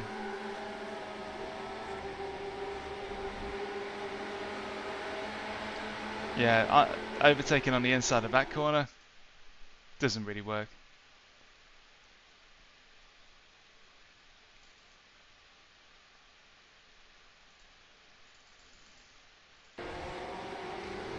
Someone else tried the exact same thing and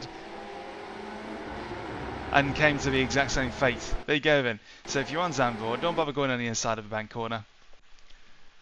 Just don't do it. Doesn't work. Hegarts. Yeah, sorry about that. It's awesome, isn't it? It's awesome. I remember when I first subscribed to iRacing and I was just like, this is the best thing ever. I think I just played it solidly for a month. Every single spare moment I had, like, that was available to me. I just remember doing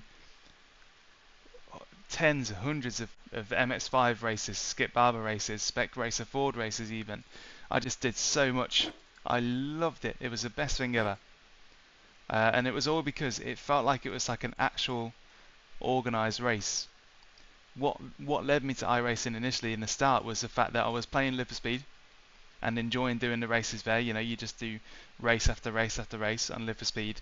But it just felt like really kind of slapdash, not really organised, and I was sick of driving the same blooming Aston circuit over and over and over again.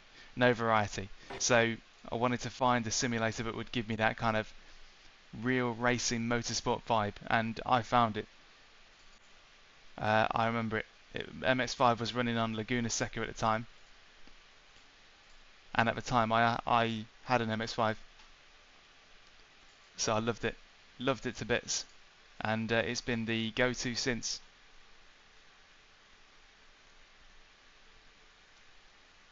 Nice one. First to last challenge, so first to last to first again. Well done. Coming through to first place after getting punted off. Yeah, credit to you.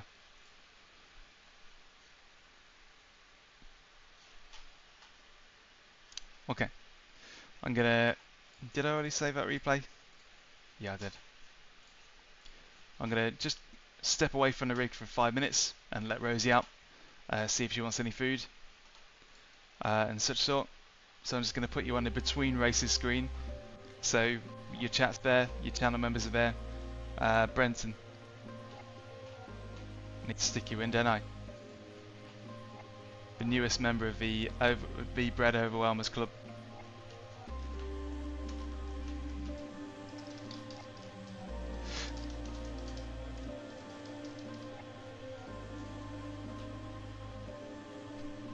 Looks good on the shelf. So I'll be back very, very shortly. The next race is coming up not too long away, but I'm just going to let the dog out and give her brunch.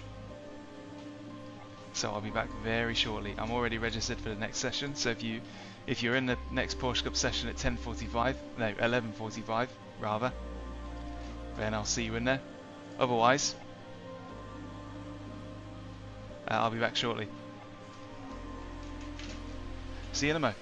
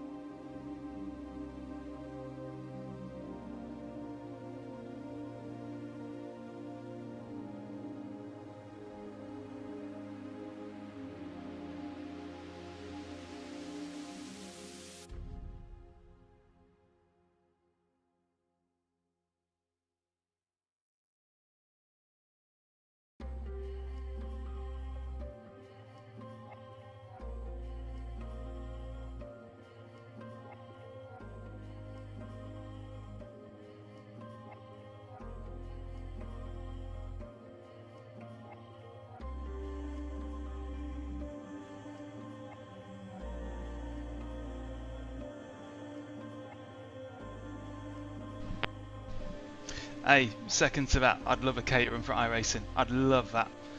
I would love it.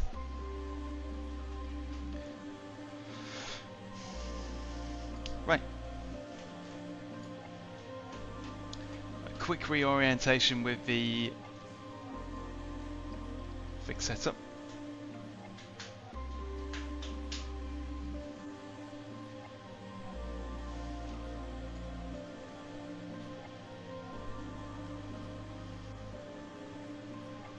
So just quickly for your information, obviously all the little brands on screen right now, there's a link for them in the description, so keep in your pocket.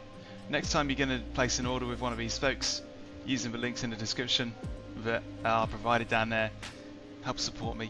Thank you very much for those who do so. But the rig that I'm on at the minute is GT Omega Prime. I've had that since 2021.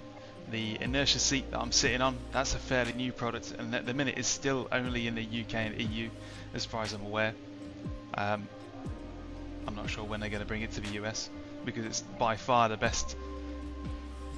It's by far the seat from GT Omega that I'd recommend above all of us, because the others are just like recliners, they're a little bit flexy. This is perfect and very, very cheap for what you get. So take a note, all the brands on screen, keep in your pocket, check them out, and thank you very much for giving it some consideration. So back to the live at the scenes. So the next race is going to be a fixed setup race again. Still hoping for some weather though. Some rain would spice things up really nicely here. Left side, It's been a long time since I've had the opportunity to have a wet like Porsche Cup race.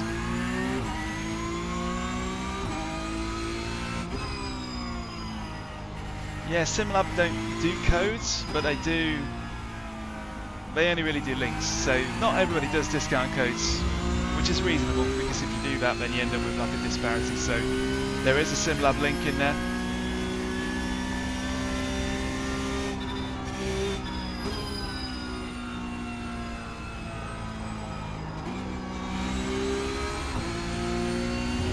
And you'll find a link to SimLab in the description, so if you have a preference for a brand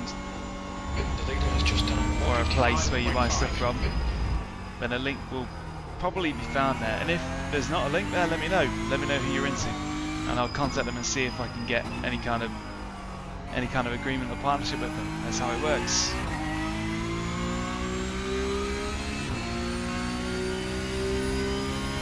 Snetterton was excellent, and because that was like the first, Snetterton was the first kind of week that I took part in Porsche Cup in the proper season, and because it was such mixed weather, it was awesome. You never knew what you were going to get. And then since then it's been quite barren, mostly dry.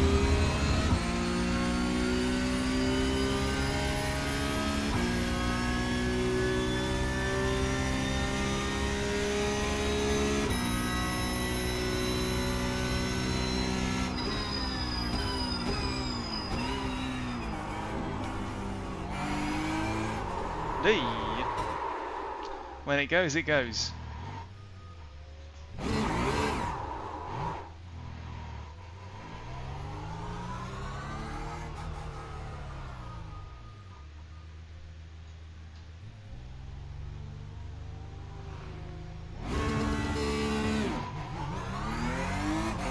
Hey Vivo, yeah, Simagic.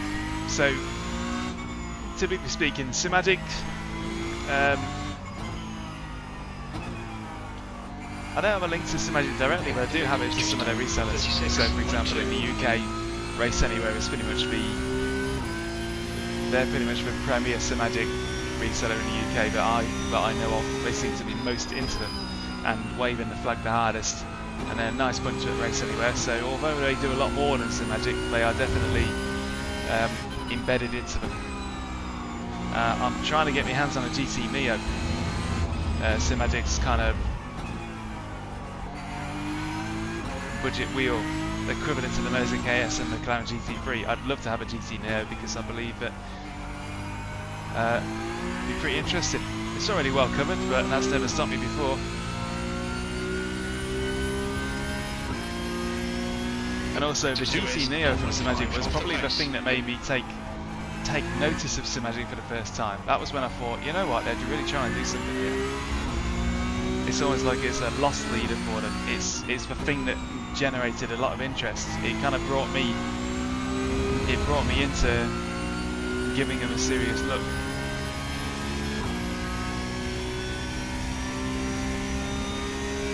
Yeah, the GT Neo legitimately does look like a genuinely higher plane. That's why I think it's a B19. That's why I think it's a tactical product for them. I think that they are relying on it to be the thing that turns heads because it works on me. The GT Neo looks so good for 300-ish quid that it leads to more interest in Simagic. It works because it has worked on me. If it were not for the GT Neo, I don't think I would have tried to approach Simagic anyway at all, because we're just kind of off to the left somewhere. Sector 1 is 0.8 off the pace.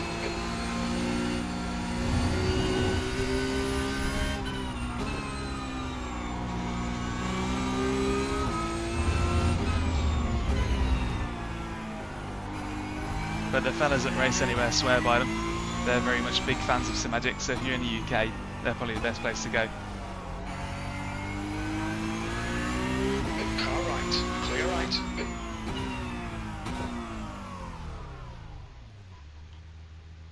Yeah, the good thing about most of my reviews is that I'm very rarely on the opening review cycle.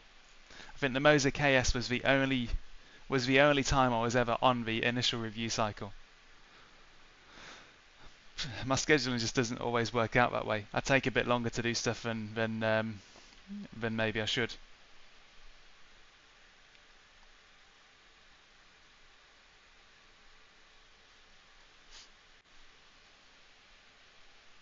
But that never stopped me. Never stopped me before, and will never stop me again.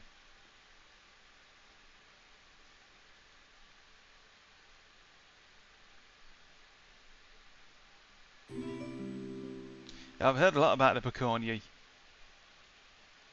wheels. The name is constantly getting dropped. There must be something to it. It's raining. It's raining, thank God. I say thank God. Let's actually see if I actually do consider it to be a good thing. But it is a wet race. Here we go. Did I buy my wiper key properly? Yes, I did. Good. Awesome. Awesome. If your exit is clear, push now. Right, let's see how quickly I regret this.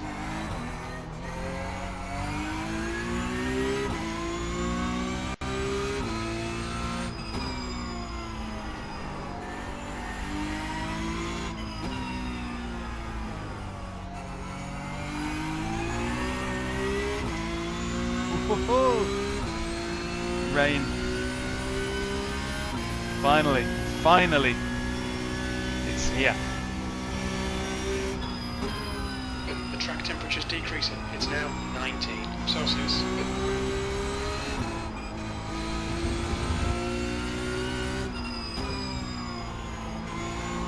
Oh, and it's a proper rubbered in track as well. Nice.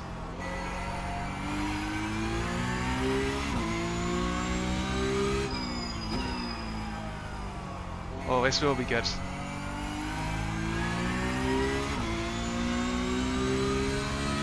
Can't wait for this.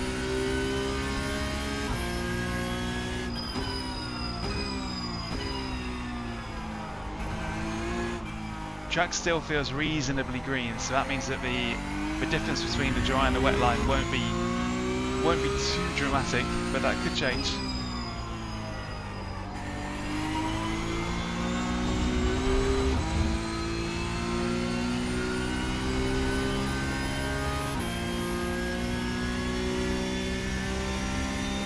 Things just got a lot more interesting.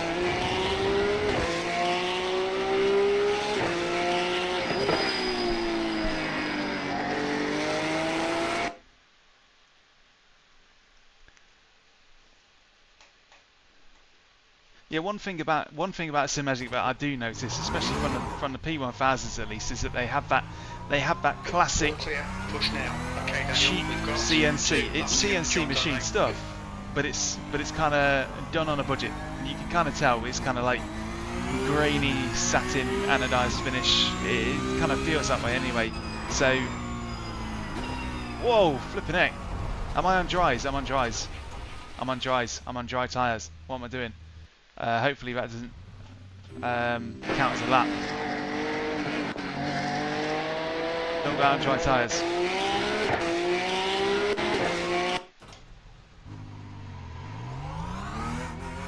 It's okay, it hasn't counted as a lap. Good, good, good.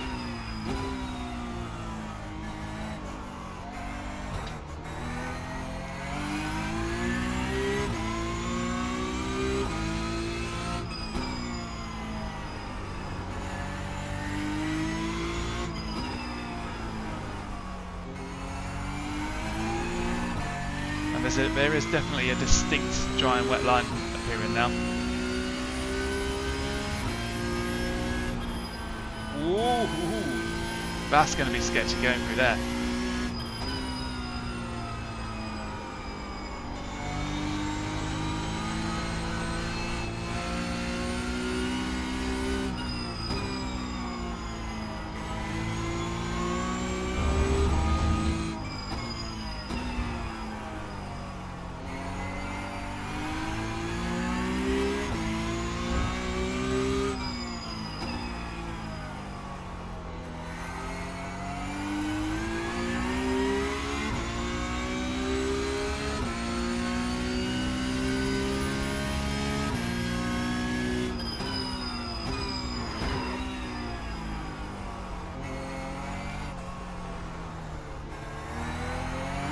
This is going to throw so many people for a loop, this track.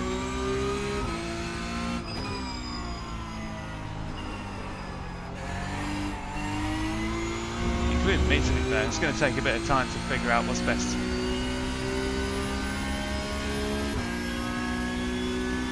Here we go.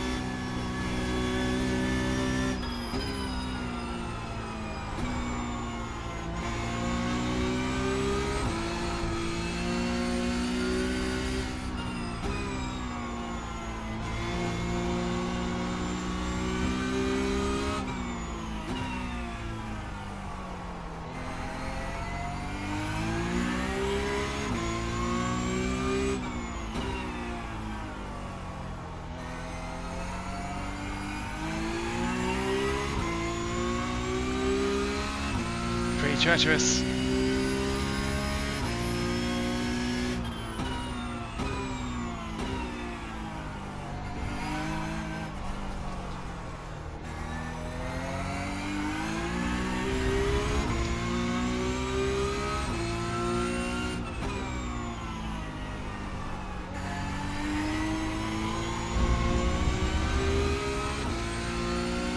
I've got no idea where this is going to be.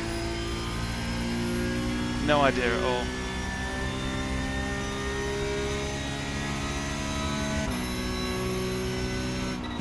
You're in pole.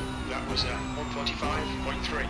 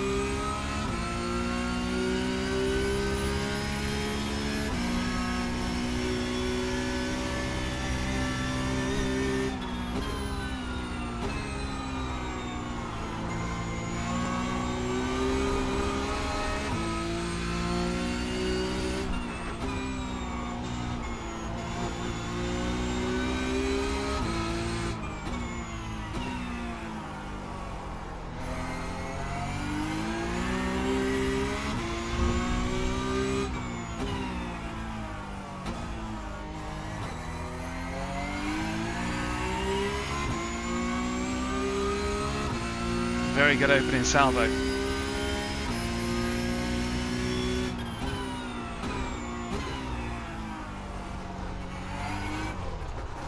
Oh, okay. Right, well, it just remains on whether Peter can top that.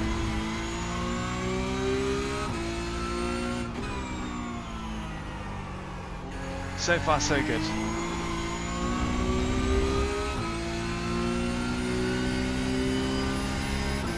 The guy behind has just done a 146.1. 146.1 for Peter then. Okay, he couldn't top it. So I think the track is probably just getting wetter and wetter.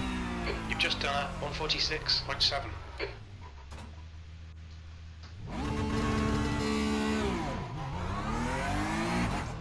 Okay. Well, that's promising. That's really promising, isn't it?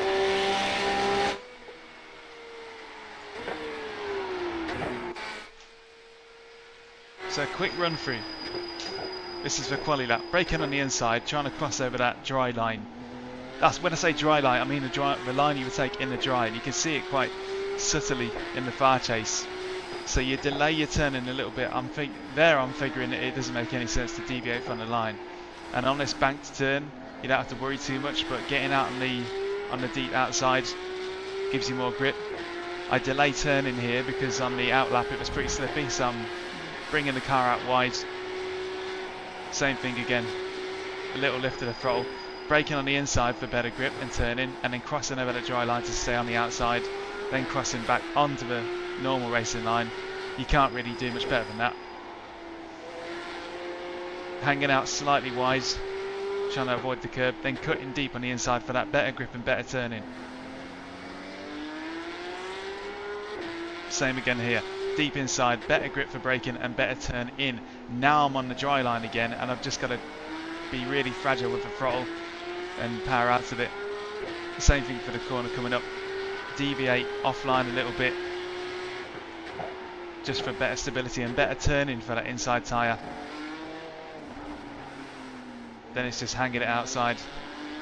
Just trying to dance between being on the normal racing line and being off the normal racing line as best I can. For the last couple of corners, I feel as though the benefit is not enough to deviate from the racing line, so I'll just follow it. Just got to follow it and take it easy. There you go. So did we hold on to that? Yeah, we did. Good. Awesome. I'm happy with that. So wet tyres. What's the forecast? Yeah, it's a wet race through and through wet race. Awesome. Pole. I like it when I do wet. I like it when I do well in the weather, because having released videos about it, it kind of it's vindication really. It backs me up a bit. It would look silly if I just floundered in the wet weather.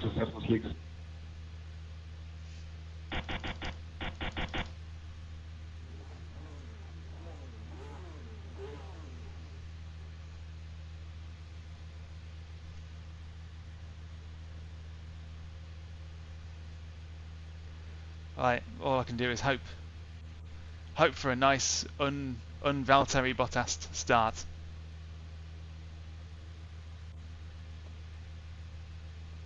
Yep, I'm on wets already.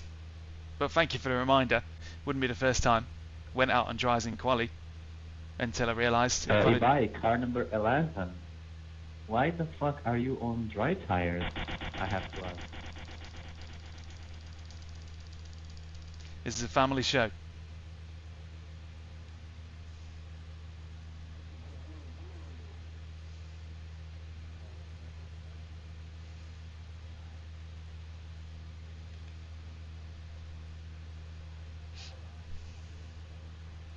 Here we go.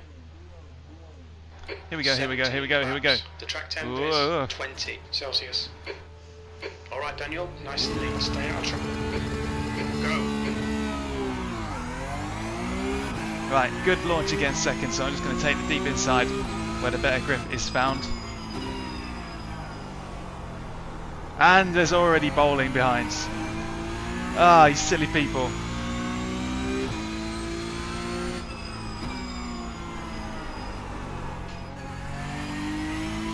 treacherous stuff. Hopefully nobody behind me has watched my videos. Nice start, mate. Well done.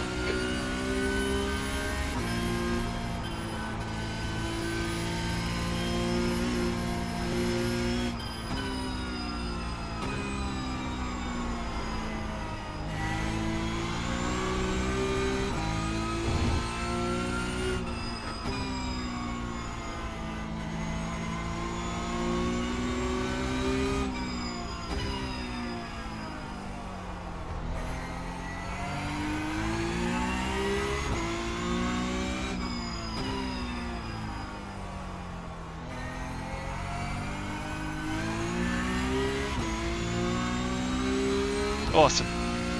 I don't think this is going to be easy. I think Mateusz has some hidden pace in his pocket. And stuff like that won't help me either. No slowdown for it. But if I wanted to motivate the car behind me, that would be the way I would do it.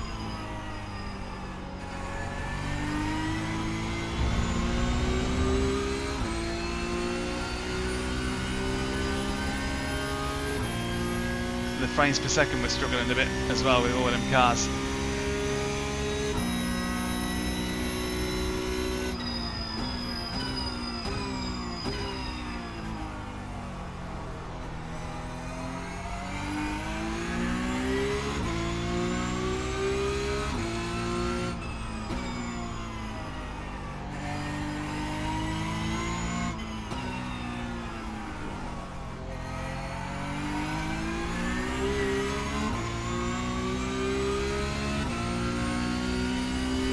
Good. This is great.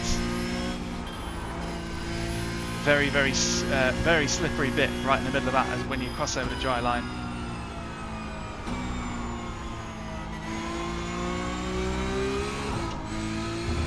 Ooh.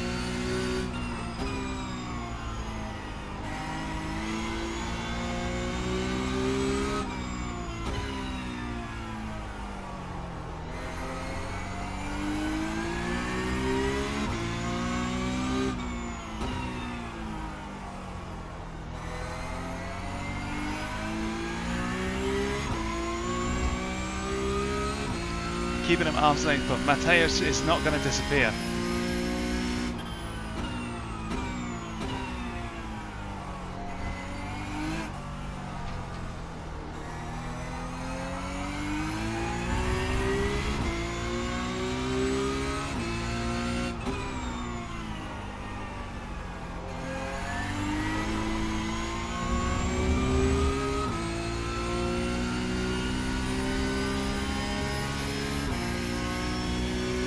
.6 behind, so we are creeping out ahead of him at least.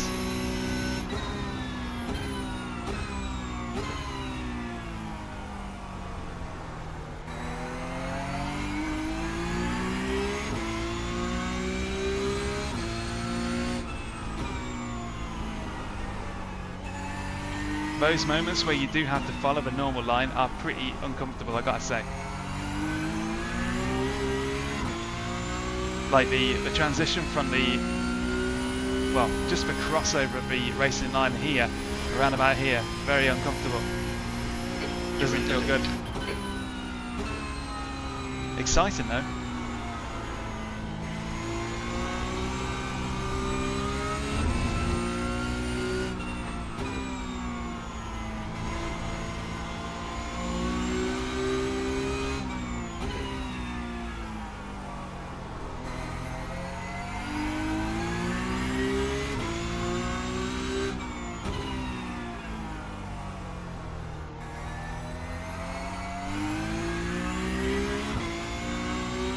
Mateusz keeps on disappearing from view. It makes me think he's crashed out, but then he pops back again on the relative.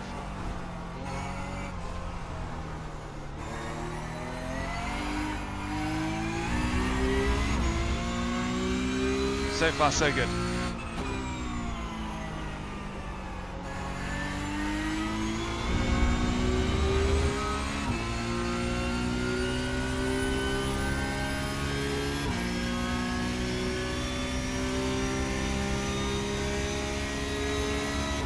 Yeah, I like Oscar Piastri.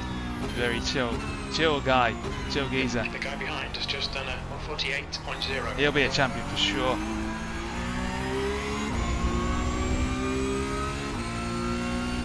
I like the cut of that guy's jib.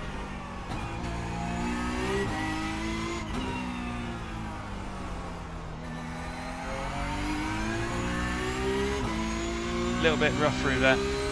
Again, Mateusz, he's hanging on.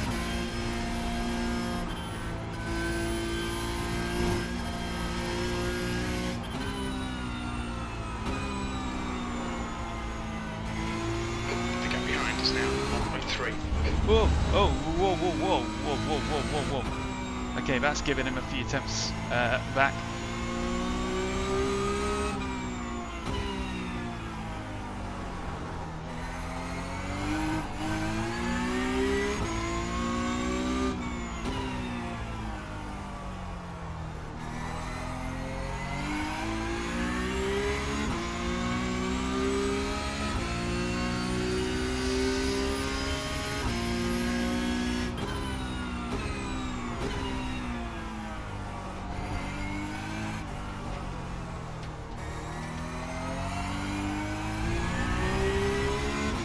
There we go. Mateusz being held at bay. He's about a second and a half behind. And that's where I'd like him to stay, if I can help it. Preferably further away. But normal racing line for this bank turn is really sketchy. Very sketchy.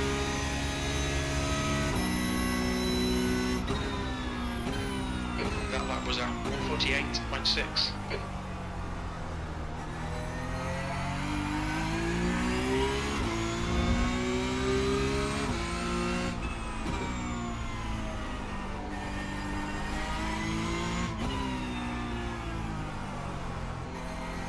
Okay, so I'm going to hook the inside of that S-bend. I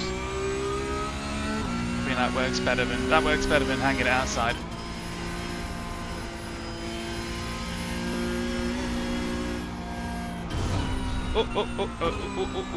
Whoa! Right, that right there, I knew I'd made a big deviation to my normal line, so I just had to hang on and just calm things down a bit. Luckily, not punished for it, but I was fearing the worst there.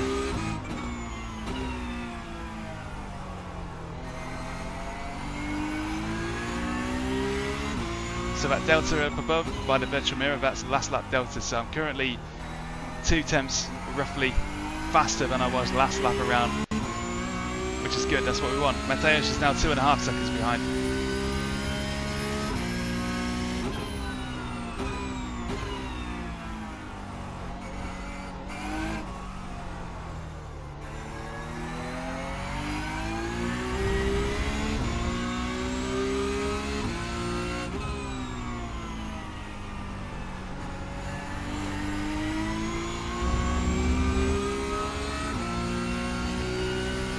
Oh, this is nice.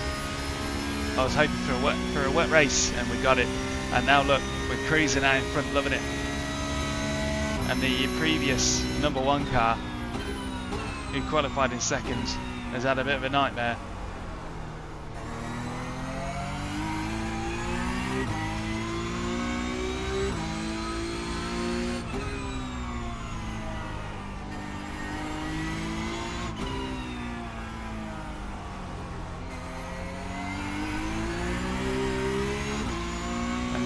Second and third are going to enjoy a huge iRating boost.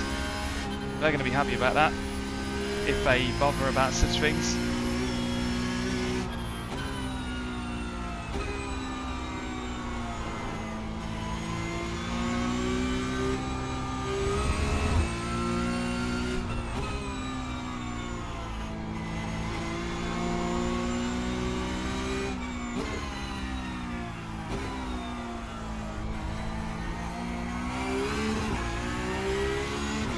Why was I in first for that corner? Blimey.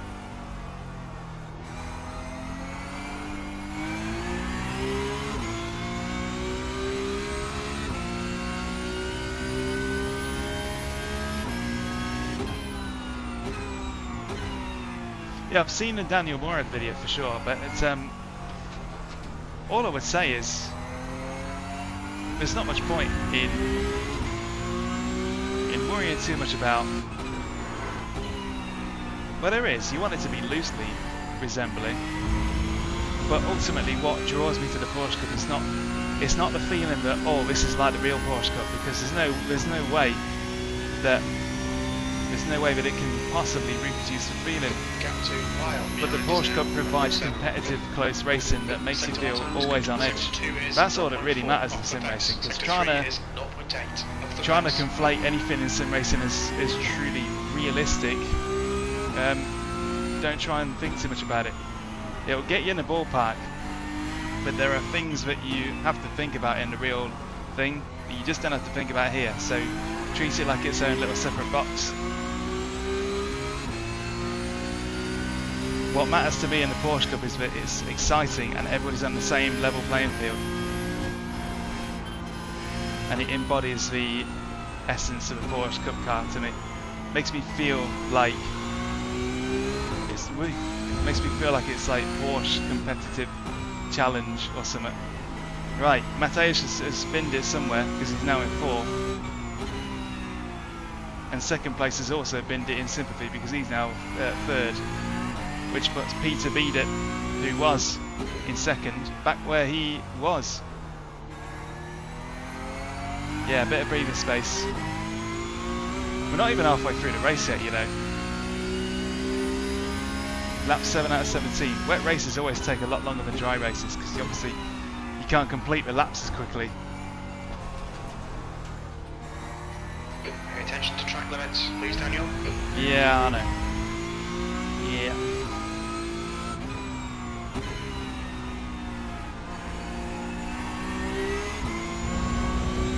I don't think I should be in 3rd there. Right, gotta stay focused though. A massive mistake is not too far away.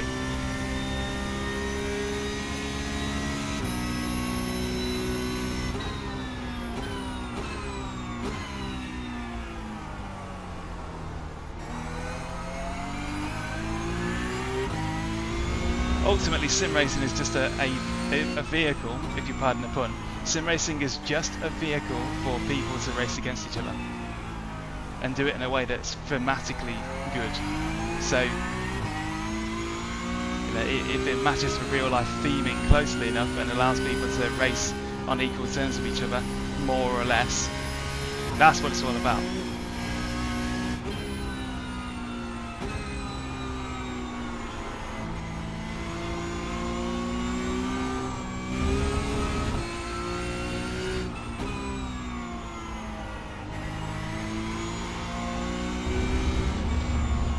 Oh, got on the curb there.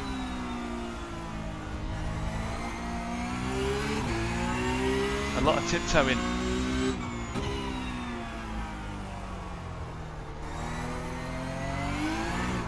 Whoa, don't do that.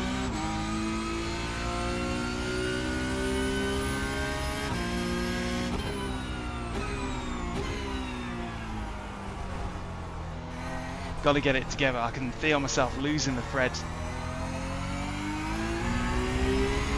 Got to get back on it. I'm going to lose bags of time to Peter at this rate. When the pressure's off, you start cruising, and then you just get caught out by a silly mistake, and by then you've burned away all the advantage that you had. So I can't do that. I want this win.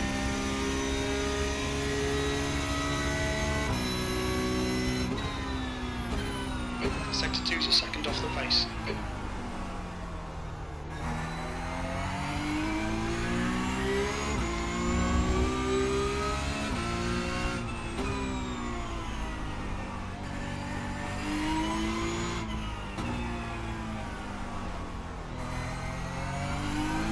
gap behind is now 8.3 seconds. Right, I've changed to the session best lap delta because I want to have a good picture of just how much time I'm losing compared to my best laps previously so far. I need a target, and that's going to be it.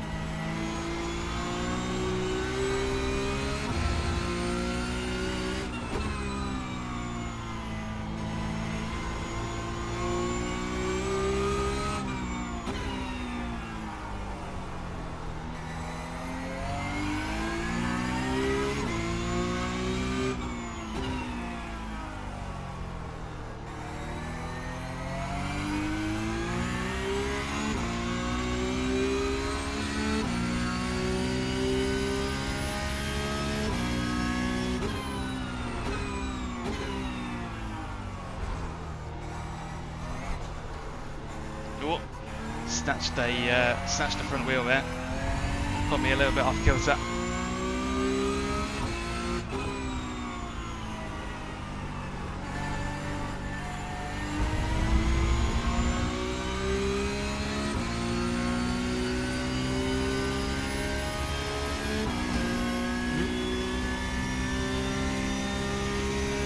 Just a minor wall scrape, nothing too serious. Halfway home, we've got plenty of fuel.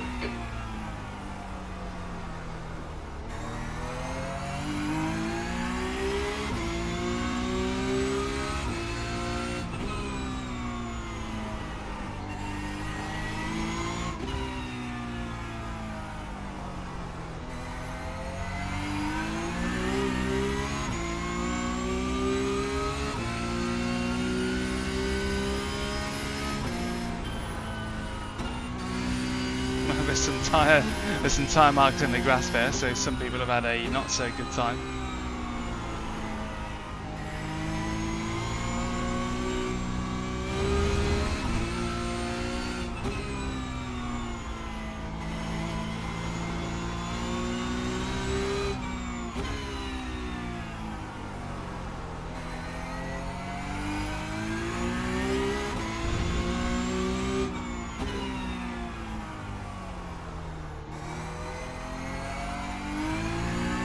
Yeah, how's Barry doing? He's good. Good morning. Morning, Pedro. I think it's just about sneaked into the afternoon where I am.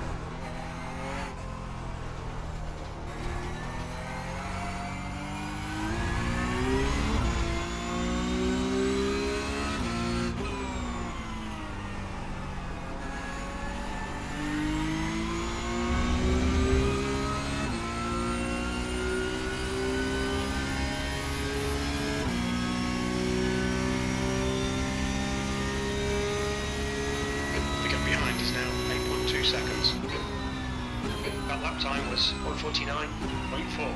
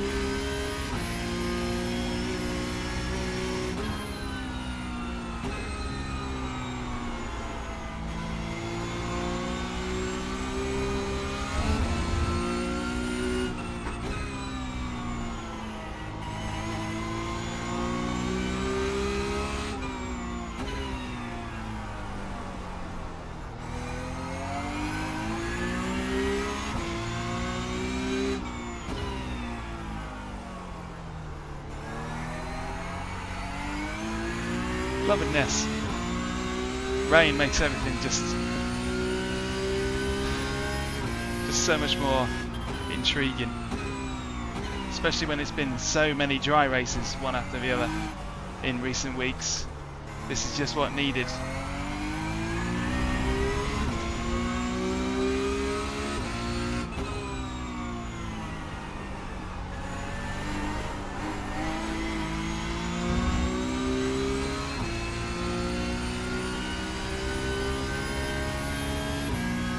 I started sim racing, well, my first encounter with a simulation was like 2006, courtesy of Live for Speed.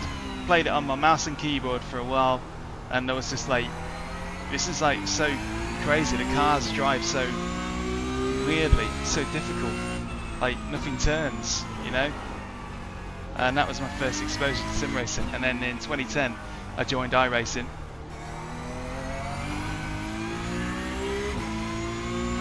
And it's kind of been at the forefront since. I've definitely had my years off from it, back when I was sort of just focusing on career stuff and whatnot, you know. So 2010 to 2012 was pretty intense. Then a few years off in between, a few little extra flurries of racing it.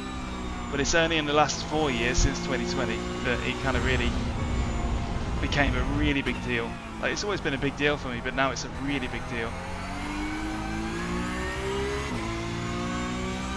And it's not like I was furloughed either during like Corona. It was just rekindling something new. I bought a Fanatec setup in 2020, and I think that is what really locked me into it, because I was like, this is so much more fun. This Fanatec setup has made sim racing literally so much more fun. I cannot peel myself away from this, and that's how it goes.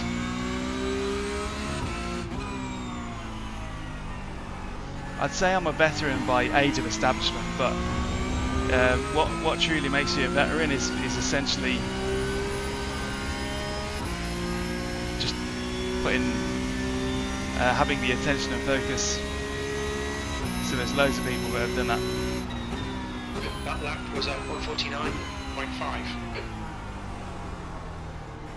Yeah, I've driven on Kerbera Spring Course twice. A mate of mine hired it out for the day, again twice. The first time I went was with a Mark 1 MS5. It's a fun little thing to do. The second time I went was when I had a Honda S2000. I only had it for like a year.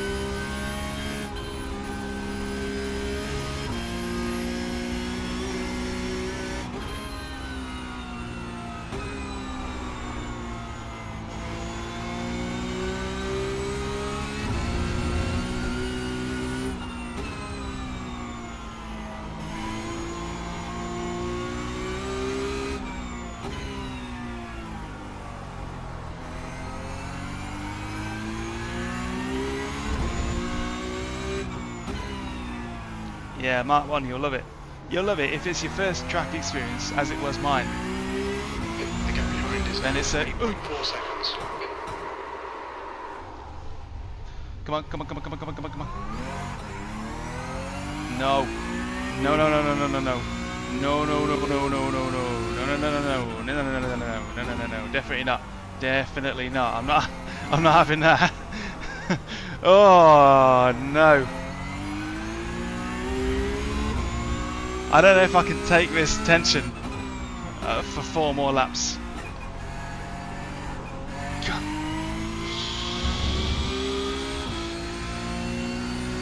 Add back to the Michael Jackson soundboard. Good Lord.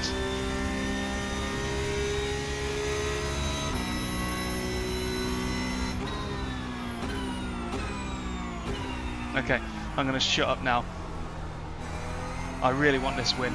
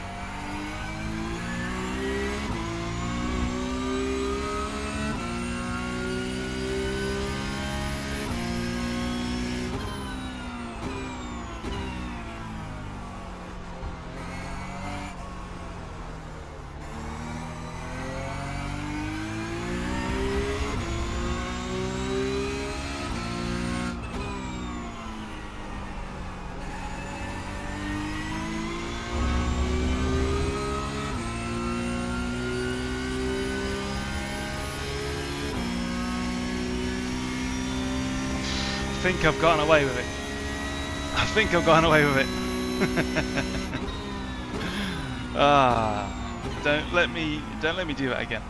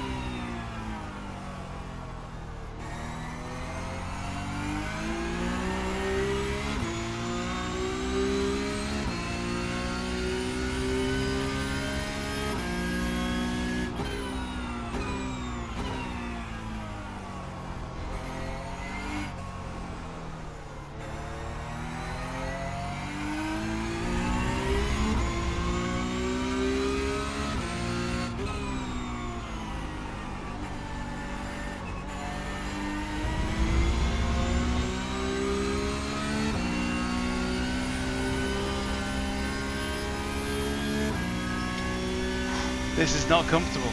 This is not comfortable at all.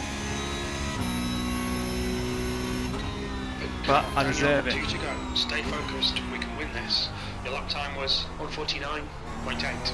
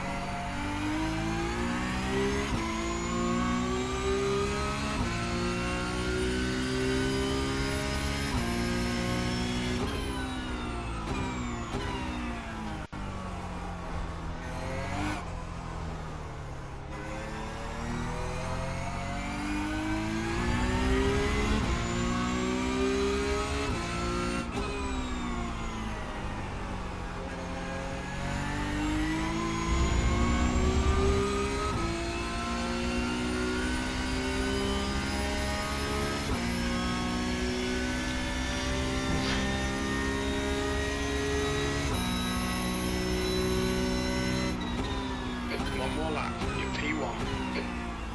Last lap.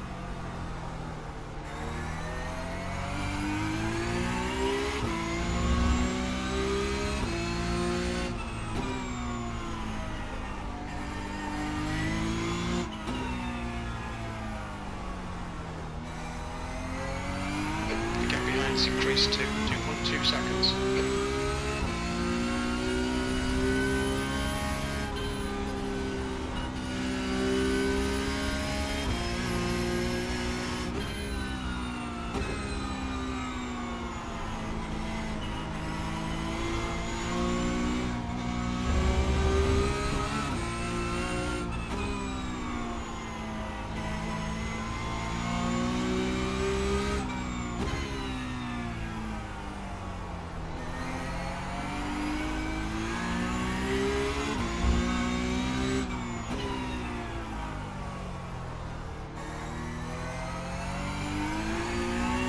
I mean, he's right there. 0.8.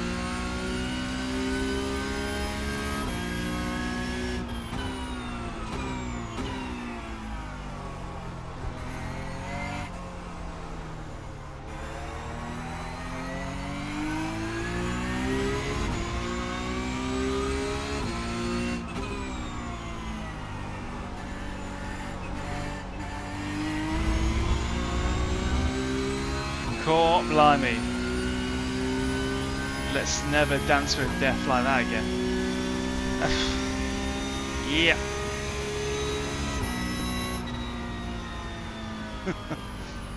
Well done, Daniel. Great win. You deserved that today. Crikey. Crikey. Crikey. Blinking blimey. That was immensely tetchy.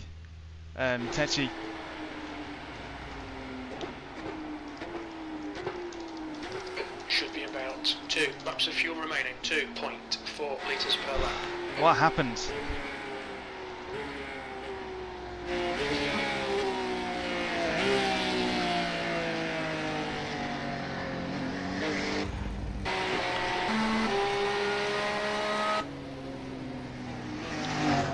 Oh, a little bit of staining from that. What time is it? Because obviously the 12:31. The wet races do run a little bit longer than the dry ones do.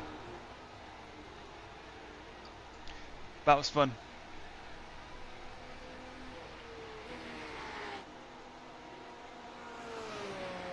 That was super fun. Loved it.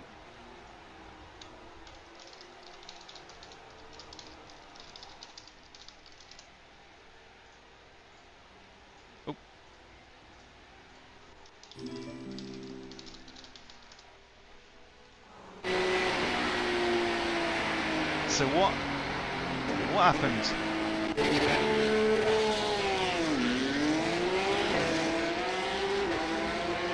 Yeah, Matej just kept on disappearing from view. It was quite tricky. That's all it is. That's all it is.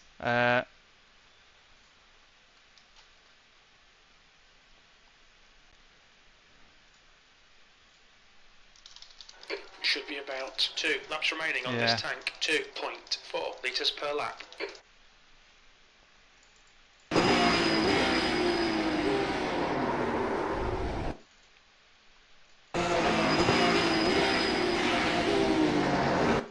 So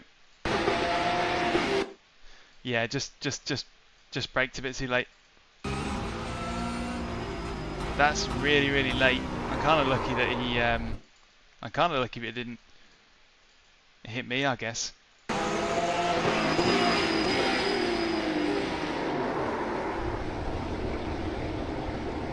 But even so.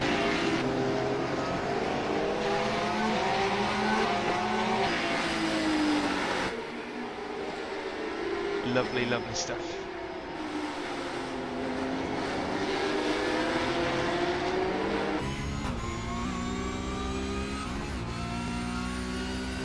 How close was Peter right at the end? Because he was close.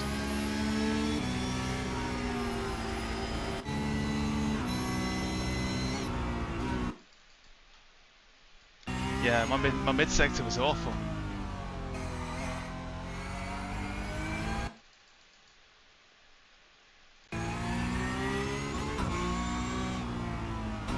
That's the kind of range whereby one little mistake like that, and you know, potential fights on the cards. Anyway, what happened to me?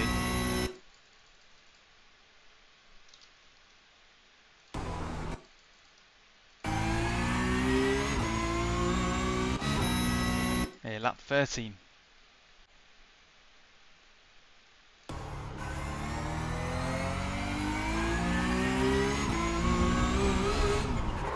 Yeah, that's all it is. Being where I shouldn't be. Not paying enough attention at the time.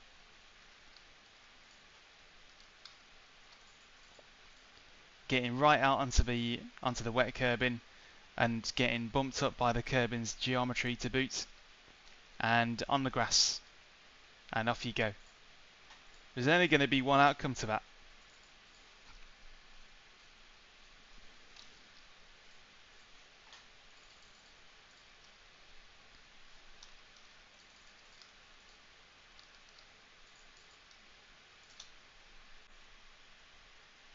So already I should have been way more alert to the fact I was on the curb, and then on the sand, and then on the grass, to really seal the deal. Well, never mind. And then there's me panic locking, basically. Panic locking, trying to prevent the car from spinning around anymore, because any more spin and it wouldn't have been recovered.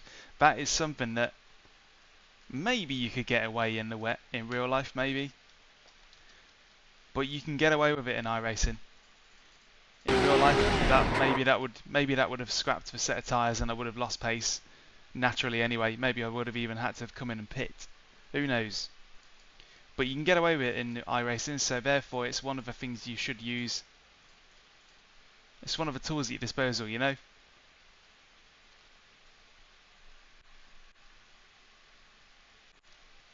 Play by the rules of the game you are in.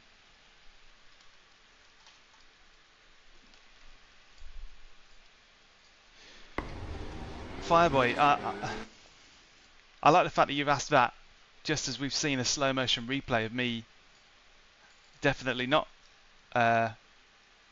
keeping it on target when leading. Your timing's great.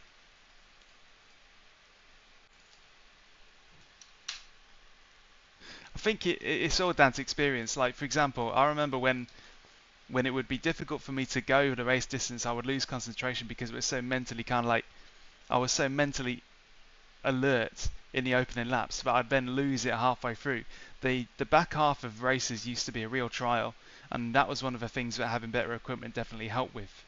because you get more mentally tired the harder you have to listen to your equipment. So upgrading to my Fanatec CSL Elite back in the day made it easier for me to finish races. Didn't make me any kind of like, well, it did make me faster, but it made it so much easier to just concentrate.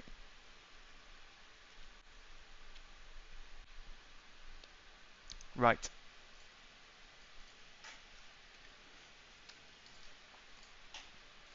Let's come out of that. Stick you on a between races screen because it's going to be about 5-10 minutes till the next one, and I'm gonna same again. Just gonna let Rosie out. Rosie the dog. Let Rosie out. Grab a quick drink, maybe a bite to eat, and then be back for the 12:45 at Zandvoort. And I'm hoping for more rain because that was great. So I'll be back with you very shortly. Back with you very soon. Hey Fireboy, I mean, while we're on the top, flipping it, can't speak today. While we're on the topic, these aren't necessarily sponsors. They're merely brands and companies that I have like a link to. So I guess it kind of is in a way. No, you're probably right. But my premium supported partner at the minute is GT Omega, and has been for a while. They've always been really supportive, and they're good folks, headquartered in Scotland, which is one of the reasons why I sort of focused on them specifically. And my first ever cockpit was a GT Omega ART. So being as they're UK based, makes sense to kind of support the homegrown companies a bit. So that's why they get pride of place in most of my videos and guides and all that kind of stuff. But the rest of them, there is a link in the description for them, and I'm always adding more along the way. But if you're ever going to order from any of these guys and you took the link in the description, if you do it through the link in the description, that credits me and supports me with what I need to basically run the channel and keep on putting more and more effort into it. So keep these links bookmarked. Check any of my videos in recent times and you'll see the links there. And there's many more in the description as well, I believe, but I've squeezed in the logos of the ones that I feel are probably the primaries. But there's no SimLab in there, which is unusual. How could I forget them? There is a link to them, and if you caught my recent video about the monitor solution that I've got going on there, if you're in the UK or the US, then GT Omega do those variable mounts. If you're in the EU, then SimLab would be where you get them from, in their original blue version. But otherwise, I'll be back very shortly. Back in a few minutes to head into the next one. But yeah, a win in the bag today. I'm glad about that. Happy about that.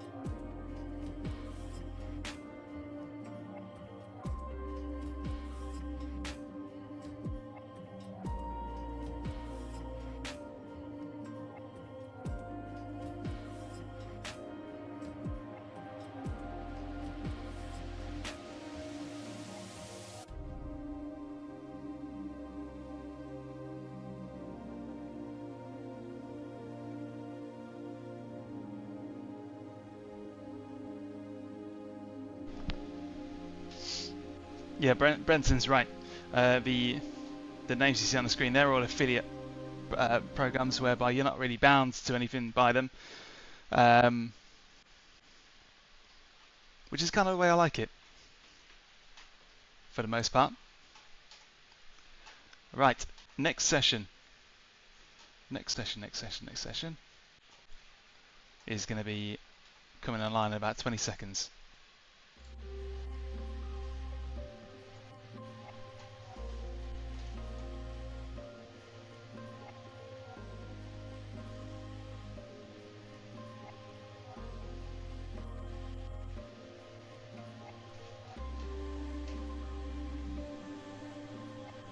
Here we go. Give me some rain. I'd love some rain again.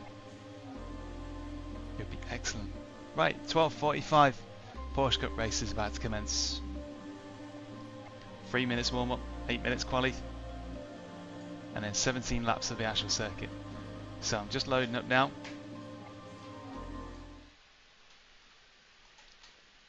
Best overtaking corner. I've got to be honest with you, the corner where I think the most good can be done is probably the hairpin at Hockenheim, just because it gives you a long straight to gather speed and get in the slipstream, and then it's a literal first gear full lock corner. That is a great corner for overtaking, because it's all about beating people on the brakes, and right now my braking confidence is really high, so anything that gives me an advantage, anything that gives me a chance to outbrake people is going to be a good one. Hi Marcus, good afternoon.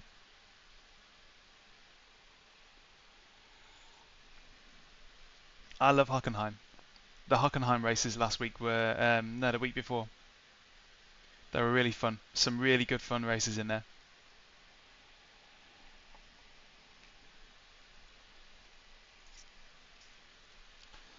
Oh, it's dry. Boring.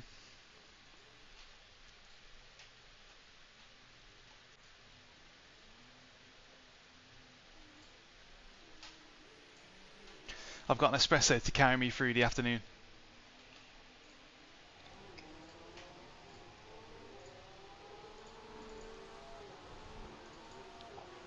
Oh no, don't want to overwrite it.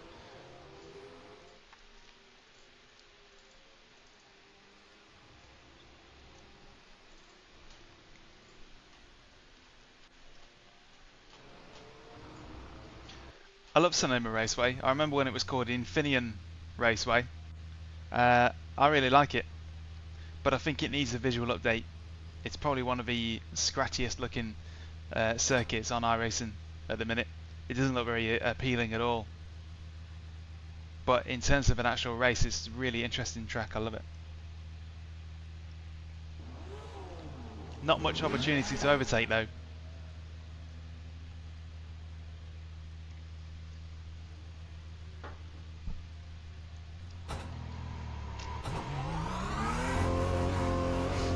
So who we got in this grid?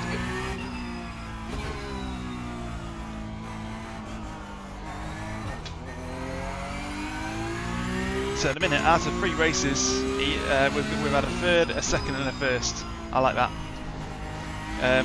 What I'm going to do after this particular race here, I think I'm going to start a little trophy cabinet going on the stream. It struck me a little while back that would be a nice idea. You know, so that after every race I actually put like a trophy that indicated where I finished. There, at the top of the screen maybe. So that there's more context. So obviously now I'd have a third, second and first place trophy sort of sitting in that dead space at the top of the screen to track the day's takings. I just need to find some assets somewhere that'll do that for me. We've got 2 laps to set a decent time. Yeah, I used to, yeah, old style Blackwood. Must have done thousands of laps on that thing. I used to like doing the cruise servers. Once I kind of got sick of racing normally, I did the cruise servers for a while because it was just like fun to. It was fun to just drive around. You know, at the time I had like a full-on H shifter, Logitech G25, and I was having a great time just cruising around, just driving for the joy of driving.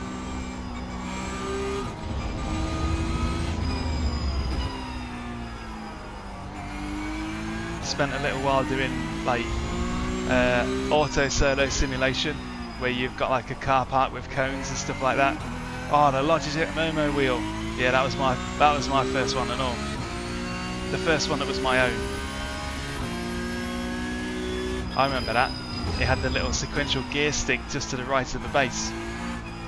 You can still get them on eBay.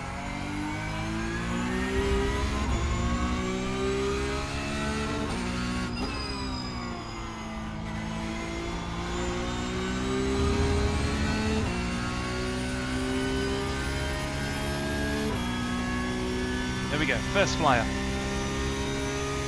I love Laguna Seca. It's one of my good tracks.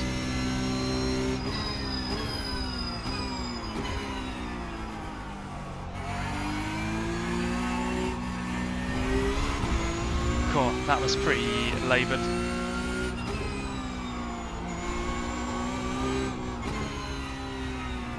It's almost like I need to relearn dry racing, because that wet one really did like scar me almost.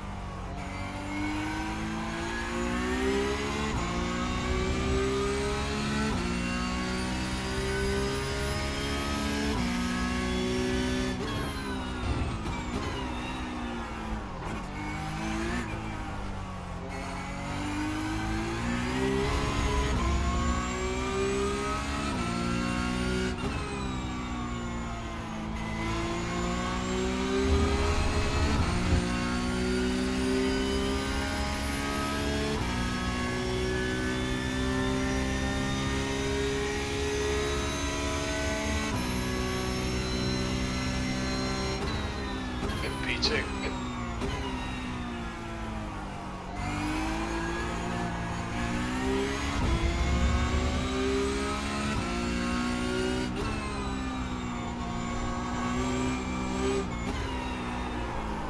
Ah, you flipping. Never mind. First time that's happened. I mean, that's going to put me. That's going to put me far down the grid, I think. And we're going to have some battling to do, which on the one hand is a good thing.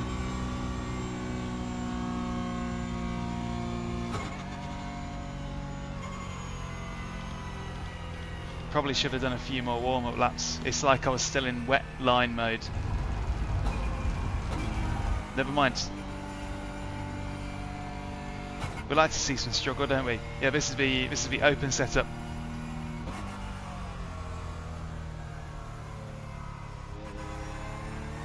Now I'm just enjoying a leisurely cruise back to the pits.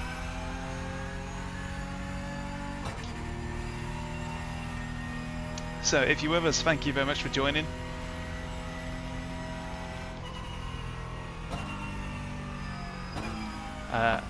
You always make this a lot more fun than it would be on my own, and I get to gather some lovely little racing scenarios and clips that I then turn into videos and shorts, and you get to ride along with me as I do it. 135.6. New fastest lap for Jen, 135.5. So thank you for your time.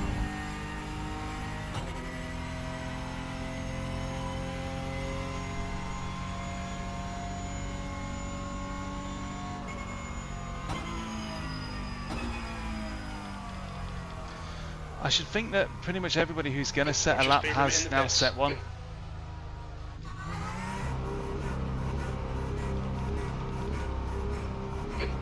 metres. 50 metres. Yeah, it's gonna be a fight for survival here.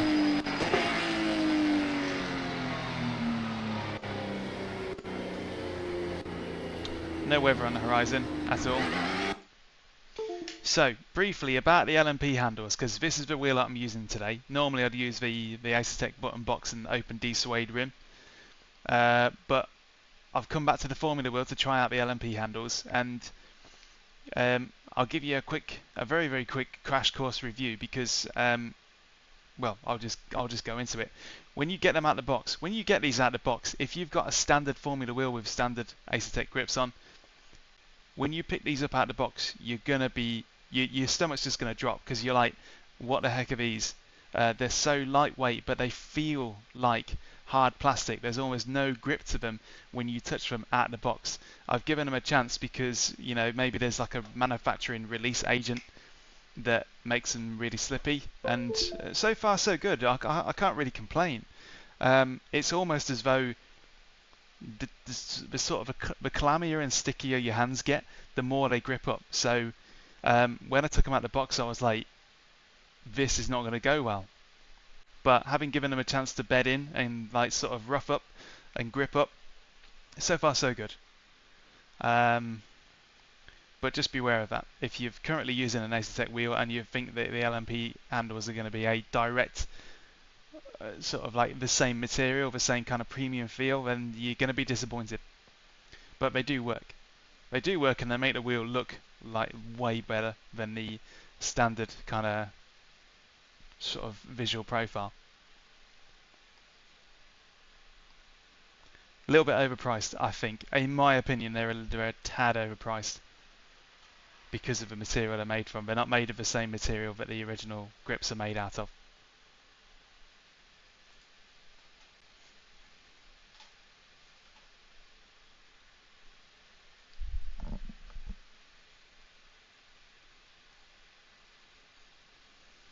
They're not really rubber. They're more of a very, very, very, very hard and durable foam.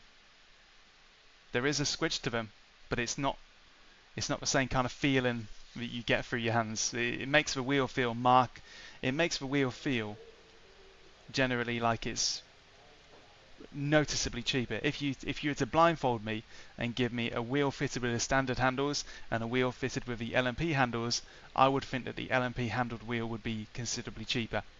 So more to come on that, I'm sure.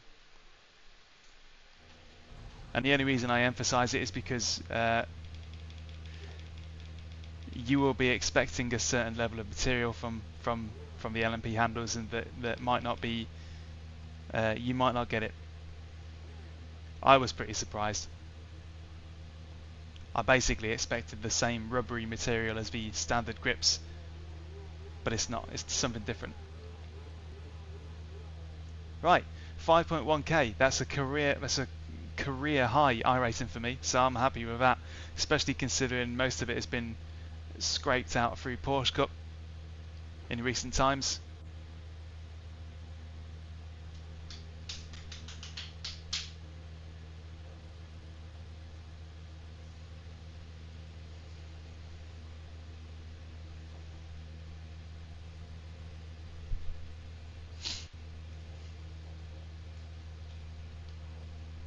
The LMP handles do help to close that bottom sort of edge of your hands. I'd much rather have the LMP handle shape.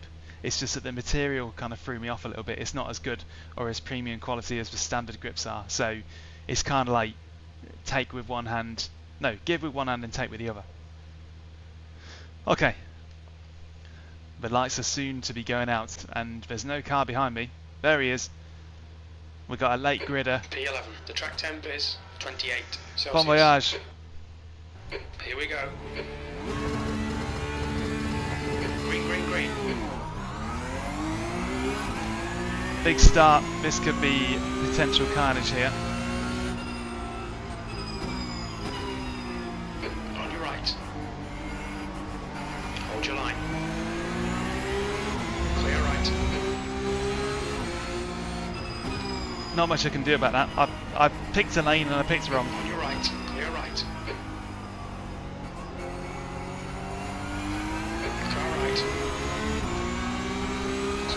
And much the same there. I did the one thing I said you shouldn't do. Still there. Whoa! Clear left. Oh. I know there's a little ramp in that in that section there, so I didn't really want to be out there. Held on to it. Held on to the assault. Right, some work to do then.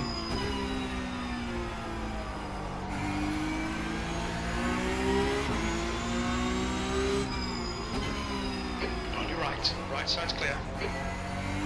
Car right. He's still there. Where is he? Still Right, we're there. side by side.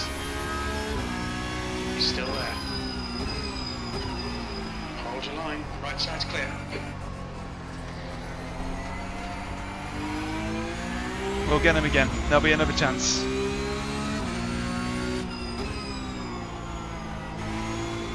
And I think that's our chance. There we go. Car left. Clear left. Was just waiting for an opportunity to do that, and now we've got Ibai Alonso. Ibai Alonso, I want to communicate to him, but he's not going to get past. P10. Whoa! He's just got took out. Man, that turn one is really confounding people, isn't it?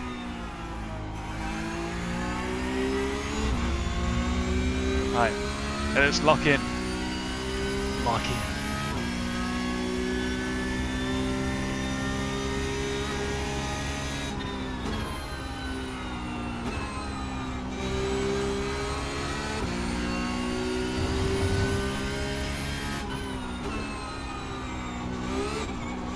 Ooh, took a bit too much of that curb out.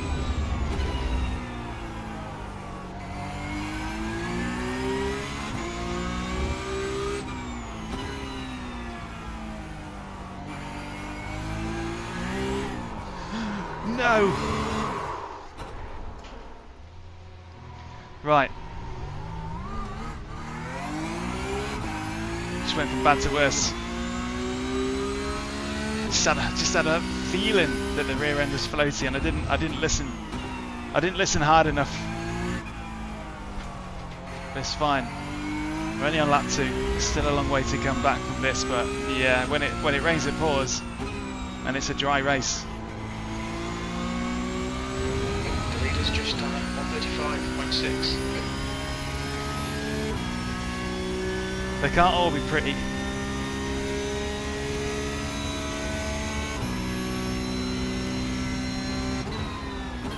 P15.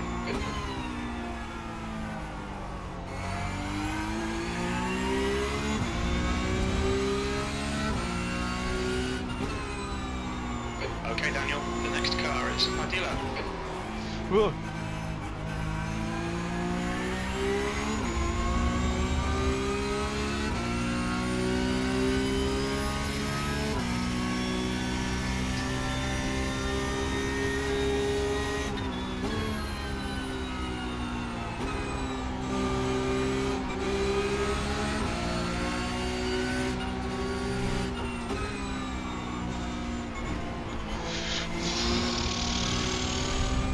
Could not see that curb.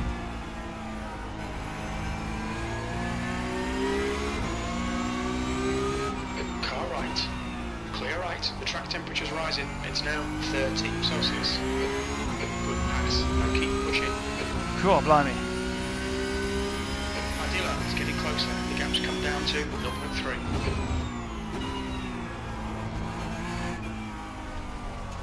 He just got took out. Right, focus, look after the rears and pick up pieces Fastest lap as I go, but at least we're going to see a lot of overtakes now.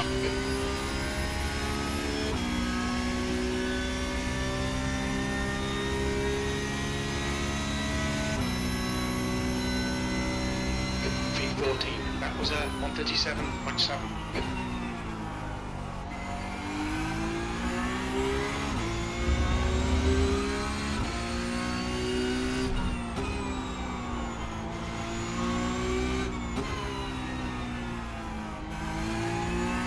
Alright Daniel, you're in the sky. The gap's now 1.9 seconds.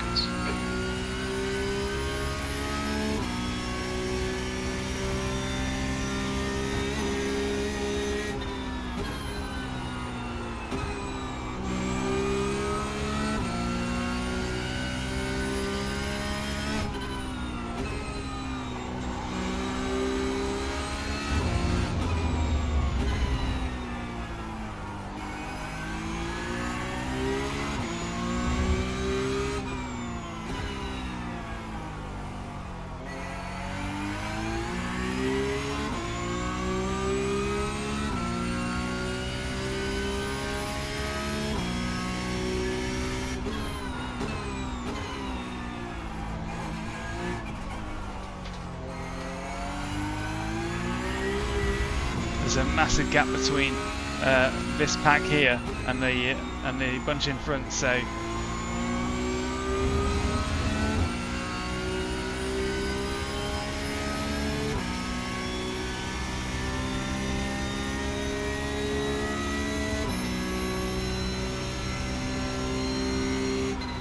that's the fastest lap. That lap was at 136.2. Left side, clear left. sorry to say. Come on, Daniel, nicely done.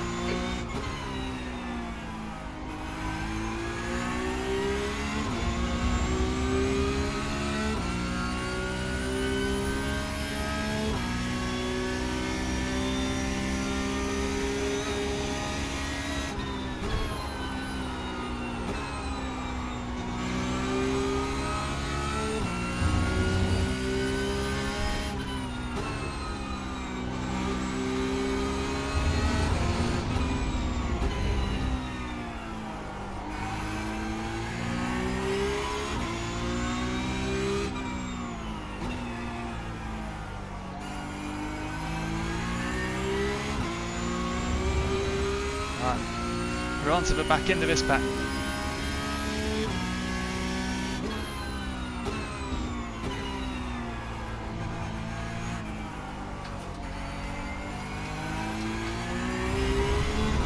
That's something at least.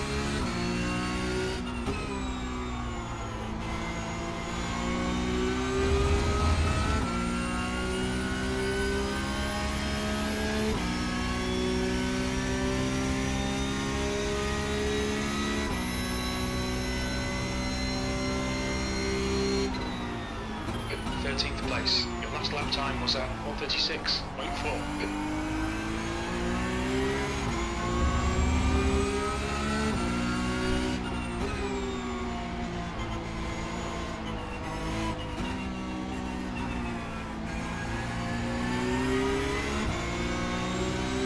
Alright. Still there. Still there. Right side's clear. He didn't fancy it. Good move, mate. And he's off. The car behind is catching. The gap's There you go. number 3.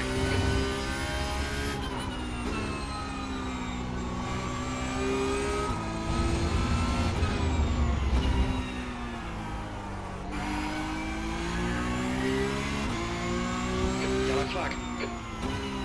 Yellow flag, somebody's off. There we go.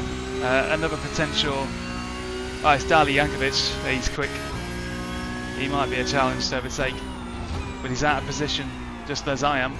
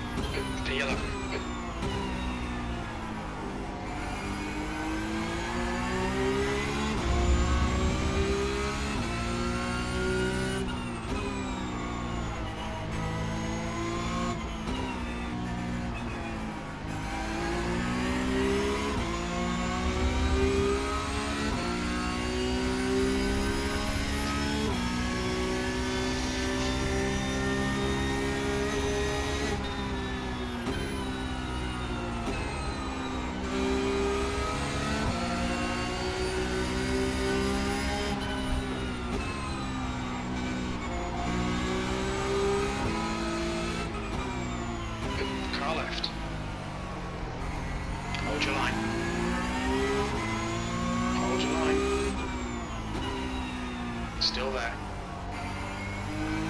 Clear left. The guy in front is Montgomery. Trying to get a visual on him. Held his line. Did a great job there, holding onto it.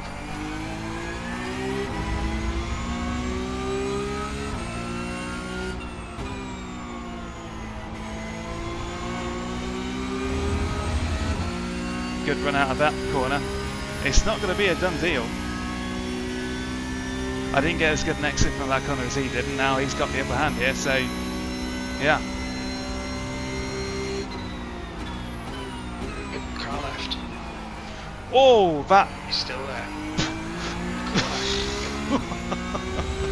Come on, Daniel. Good stuff. Keep it going. Yeah, I didn't mean to do that.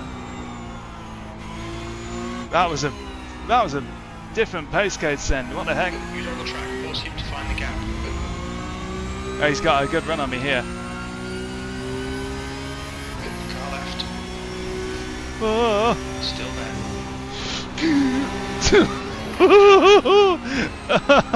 That jump is horrible. That jump is awful. Ah, that turned me into a right goofy goober then. That did.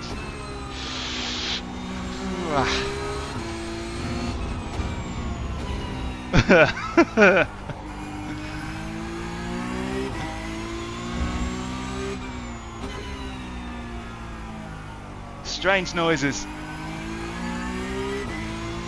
Oh, that was fun. That was fun though, that was.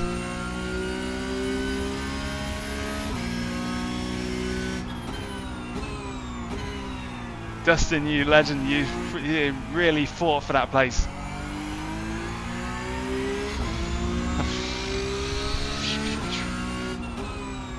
Okay, Daniel, the next car is Yankovic.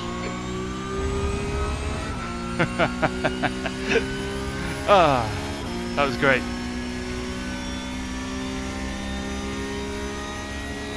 You ain't supposed to go too wide through there. 10th position. That lap time was 1:37.3.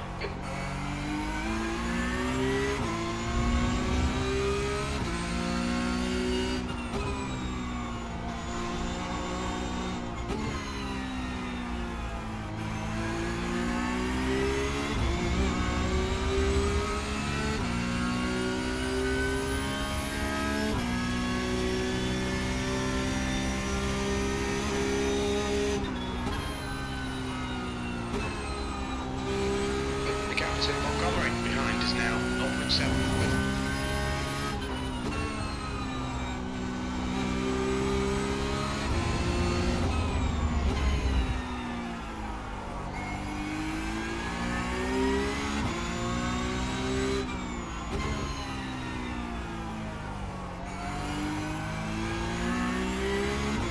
Thanks, mate. Right side, clear right. Honestly, Dusty, I need a compilation. I need a compilation doing basically of all the unusual noises. Just 60 seconds of me leaking noise in intense moments. I'd love that.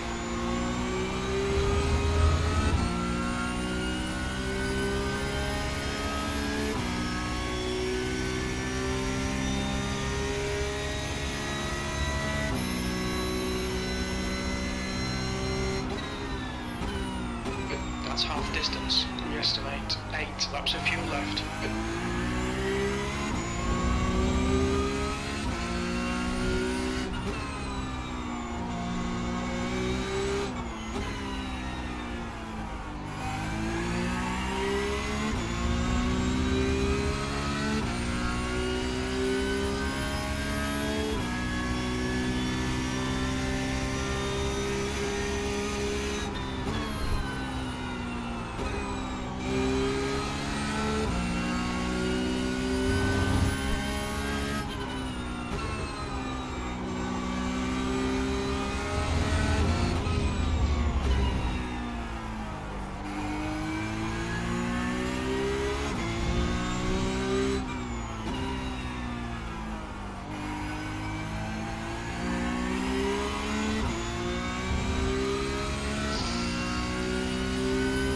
I'm not expecting to be able to catch Dali, but who knows? I'll give it a good shot.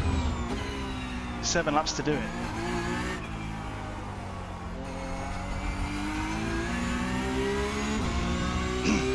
Right, the guy ahead of us is Yankovic.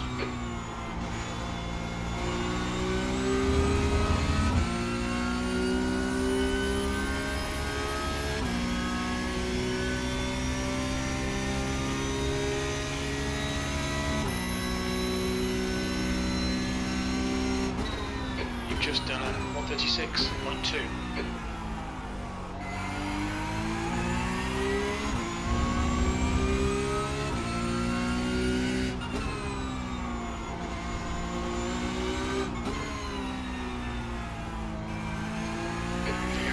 Yankovic ahead is now 2.3 seconds.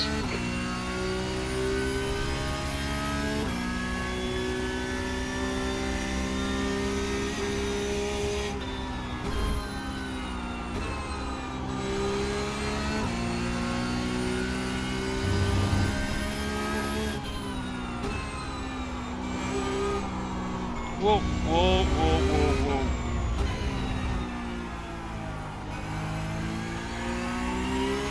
Yeah, a bit too much attack there.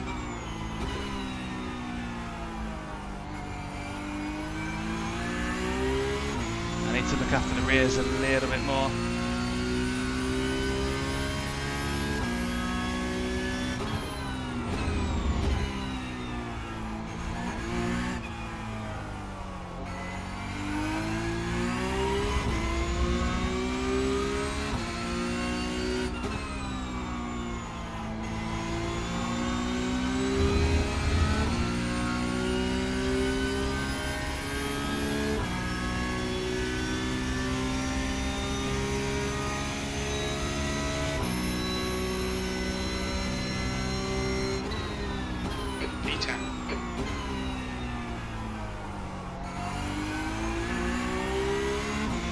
I really hope I can catch Darley because it'll be a nice race if I do.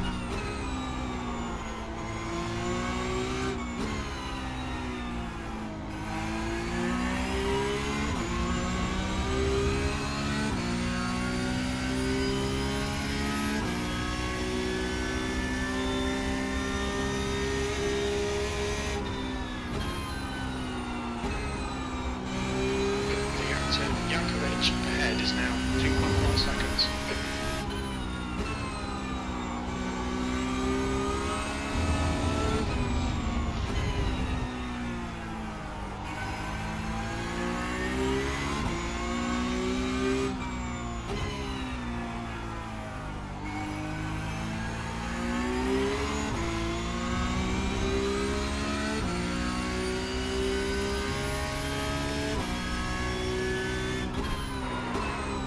Oh, big front left lock up there. Whoosh. Crikey. Keep it within the track limits. That might be the nail in the coffin there for a battle with Darley. Shame.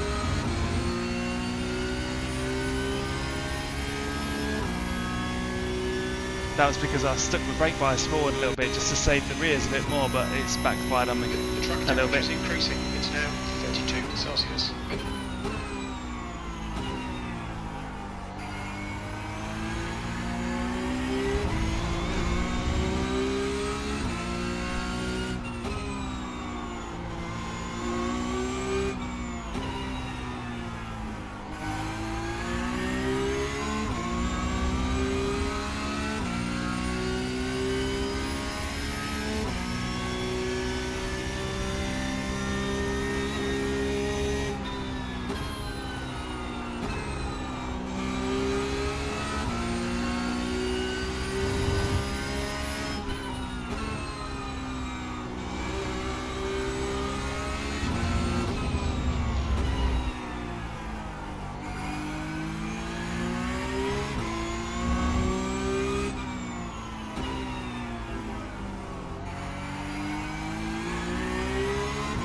To Yankovic ahead is now 2.7.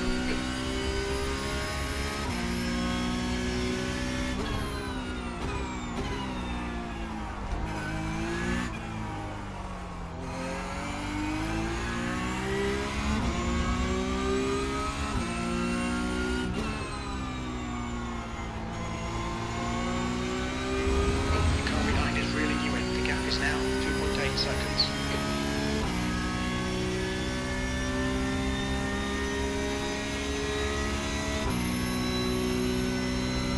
3 more laps. You've got about 4 laps of fuel left.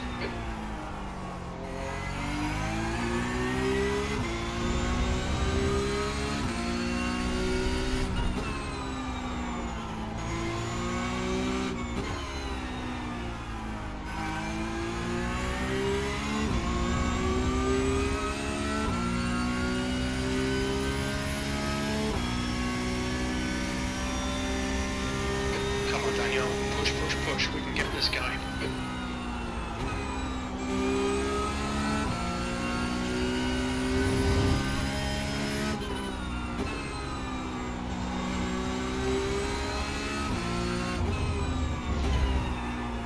Whoa, whoa, whoa, whoa, whoa. Bit loose. I think now, after today's racing, I think we have built up enough audio. Built up enough audio to make a siren pack of various alarms and klaxons voiced by me. Because I've had a few moments like that. Yeah, I'll check the tyre wear. Remind me.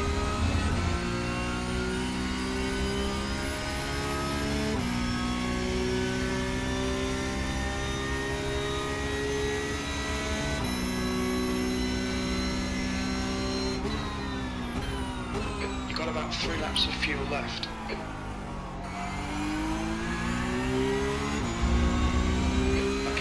That's good consistency, keep it up. Nice track. It is fun when you get into it. I'm even starting to like this corner a little bit. 2.3.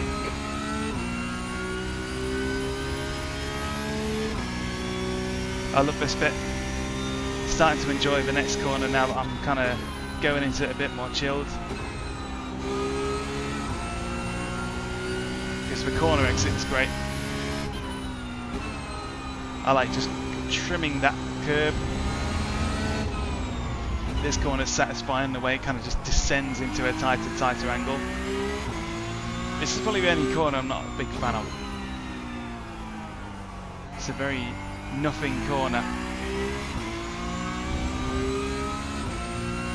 Plus it's where I spun around earlier, so, you know, there's history.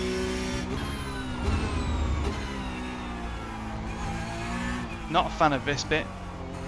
I don't like the way it kind of whoops over that little crest on the exit. This is a good corner. But I think that the banking of the final turn has taken all of the sting out of it. I much preferred the old version. Because you'd have to really worry about your exit throttle. 2 laps remaining. But you know, F1 demanded it. I don't know why. Maybe they didn't. Maybe they just thought, you know what, we'll bank the final turn just for a laugh.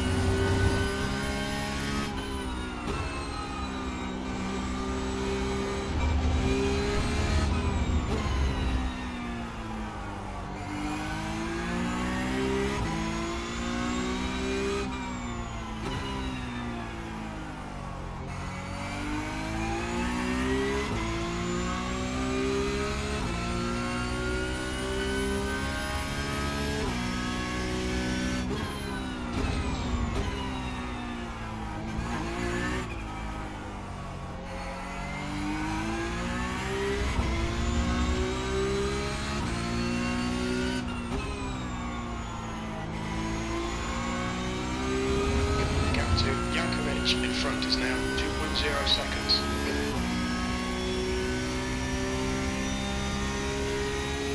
Am I doing the VIR endurance this week? Nah. The endurance events are always a little bit difficult to kind of slot in to life.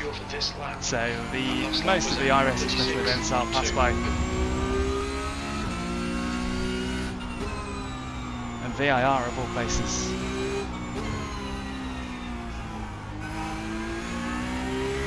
I don't think anybody will survive.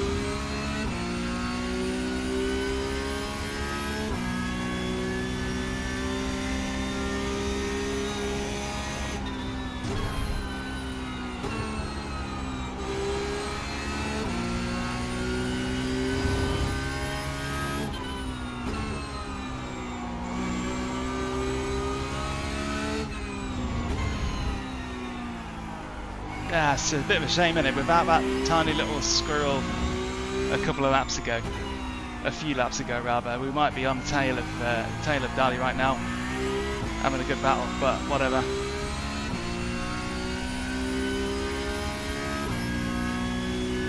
He earned the right to keep that 9th place.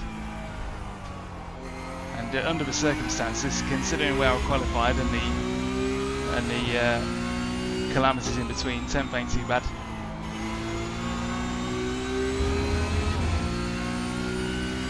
Yeah, enjoyable, especially that bit in the middle, going side by side through that really fast section. Yeah, tyre check. Let's have a look and see what. 10th position. How much fat's left on the tyres here.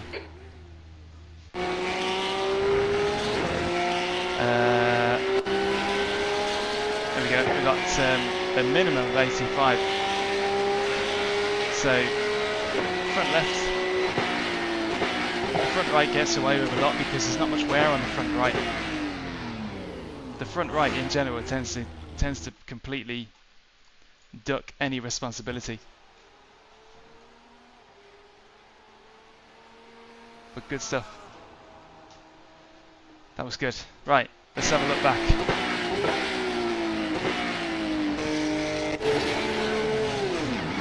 Anything interesting at the start? I can't see it. Great blimp placement.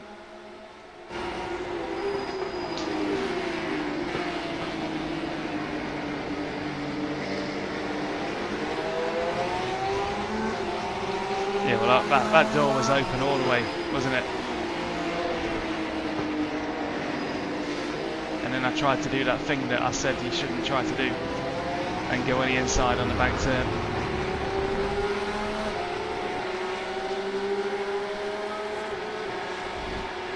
Side by side through there. There's that little jump. You would have seen that.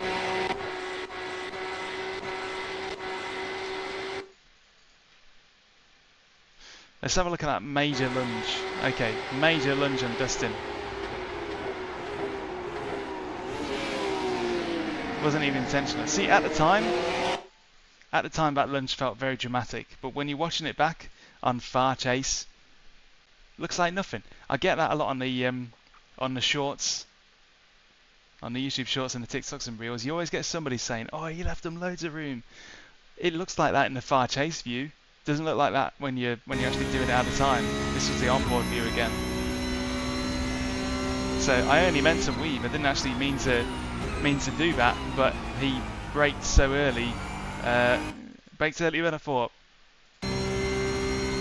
So when I was out here, when I was doing the first part of the weave, he was coming towards me and I'm thinking, well, I can't weave back because I'm going to hit him. So just had to commit.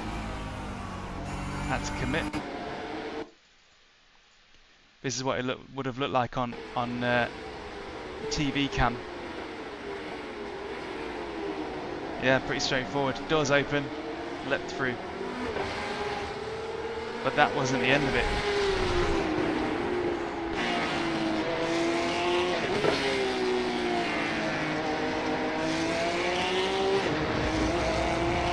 Yeah, you got a great run on me here, and then we ended up going side by side through here. And take a look now. Yeah, there's that big jump.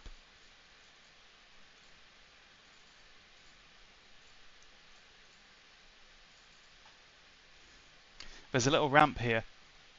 So if you end up on that curb, you're going to get a minor launch in the air. There you go. A little bit of air time.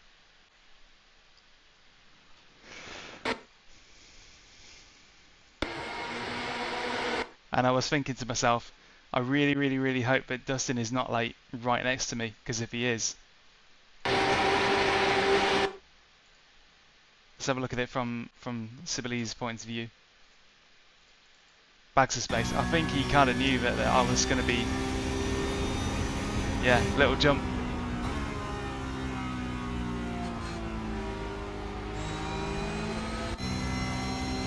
And then something happened. Did he get taken out?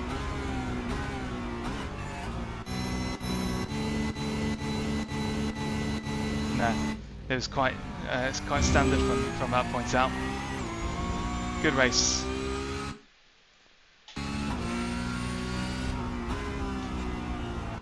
Okay, I'm gonna step away. For a mo before the next race. So the next race session is gonna start at 13:45. I'm gonna step away for 10 minutes, and I will be back with you. But yeah, if you're with us, don't go anywhere far. It will only be 10 minutes. I'll leave you on the break screen now, and I'll be back for the 1:45 race, and then there's a 1:45, 2:45, 3:45. So we've got 3 more races left to go on the hour until the end of the stream. I'm having a good time so far. We're at a first, a second, a third, and a 10th. Not bad. But I will leave you on the break screen until 13:45. Good excuse to get a cuppa if you get one. And I'll be back with you very shortly. Well, that's not it. There we go. There's the break screen. See you in a mo, folks.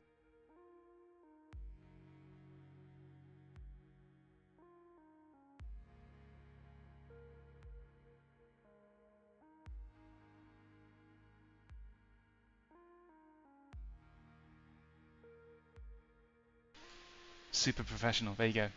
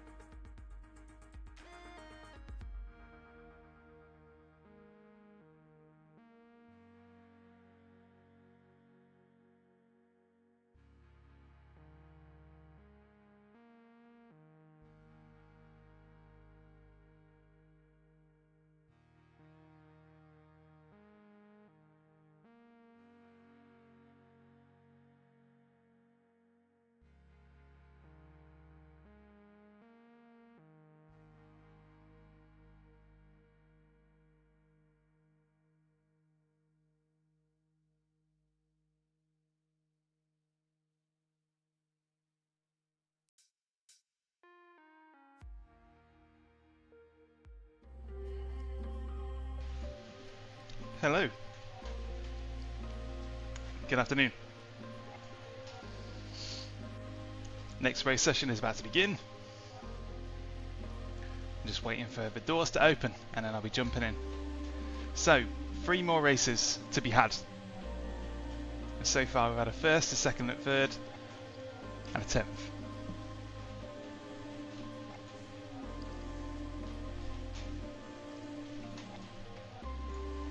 I've just had what I can only describe as a fast omelette.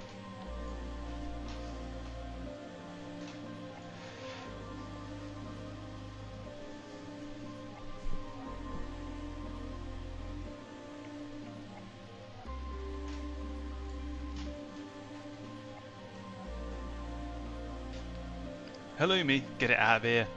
I don't understand the hype.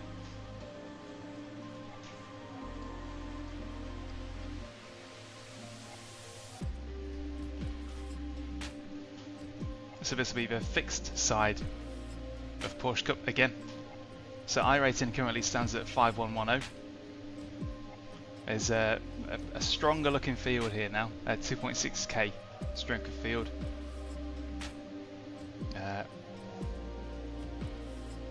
A lot of names that I've not raced against before, so I don't know where they are in relation to me.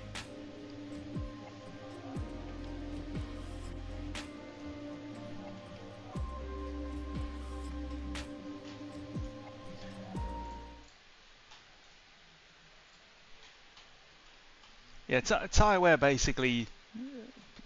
basically how much life is in the tyre, whereas tyre temperature has a more direct correlation to how your grip levels are corner by corner. You'll see this in ACC, for example, because they try to demonstrate the same, but they can do it visually at the time. You can see it as you drive. The exit's clear. But tyre temperature is much more. Tread temperature is much more fluid and can change corner by corner, whereas tyre internal temperature is more ambient.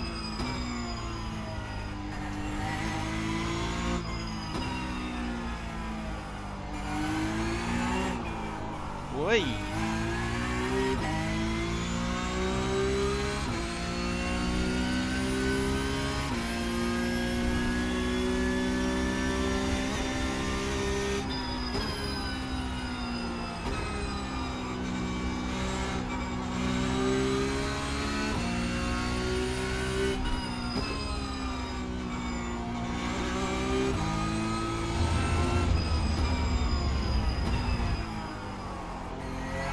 Yeah, there's potential, but Le Mans isn't actually that tough on tyres in terms of time. So if you imagine a Le Mans lap takes about 3 minutes, and in that, well, call it 4 minutes. Where am I going?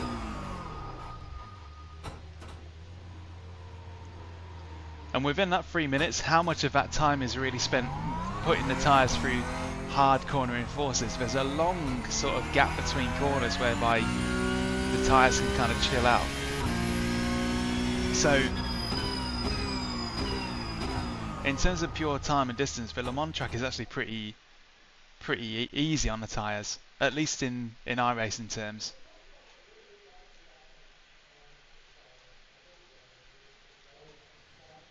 So this is the fixed setup side of Porsche Cup. So this race will be on the fixed side, next race on the open side, and the final race will be on the fixed side again. 2 laps to get the job done, mate. I'm just hoping for a bit of rain. That would be great. Had a great time in the one that was wet.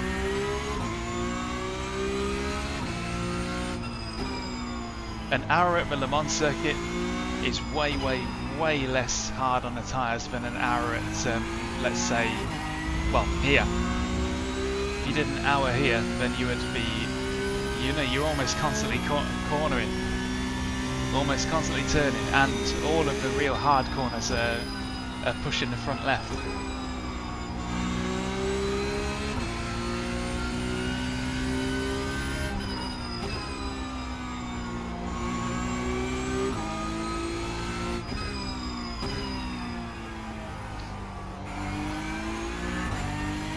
Yeah, I'd probably say try not to overthink it too much when it comes to the tyre as to how they kind of interplay, because ultimately your best bet is to remember that tyre wear happens over time, but tyre grip can change corner by corner depending on how much heat you put through them. So if you do a burnout and then try and turn a corner, you'll find that there's no grip, but you haven't actually worn the tyres down that much. It's just that you've scorched the temperature of the tyre tread, and that's the bit that meets the track. Here we go.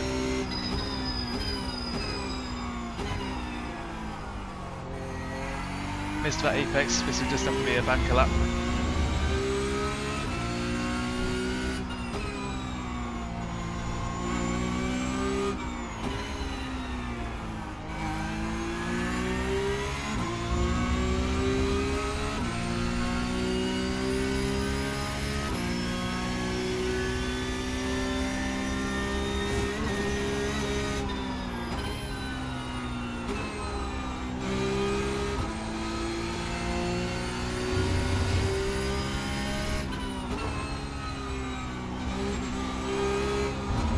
Too much of that curb, just completely ate that curb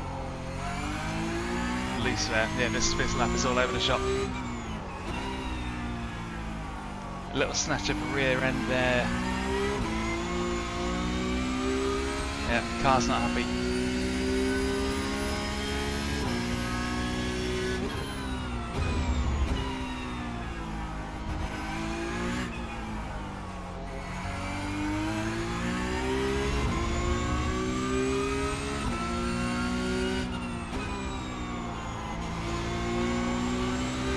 The lap's still valid, it just won't be much good. So, we'll go again.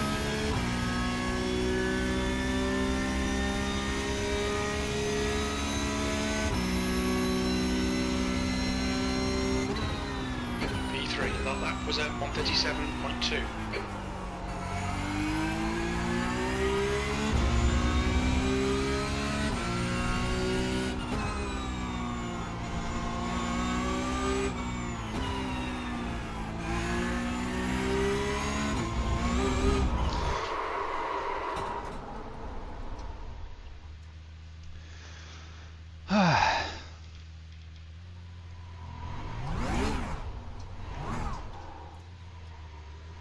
It happened again, didn't it? Right. Yeah, that lap time is going to be a solid 11th, 12th. Easy. Damn. I was quite far up on the lap there. That could have put me back into third. Ah, well, there you go.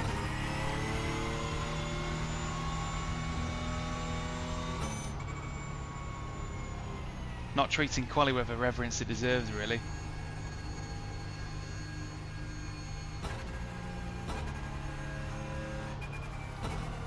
That's what you get.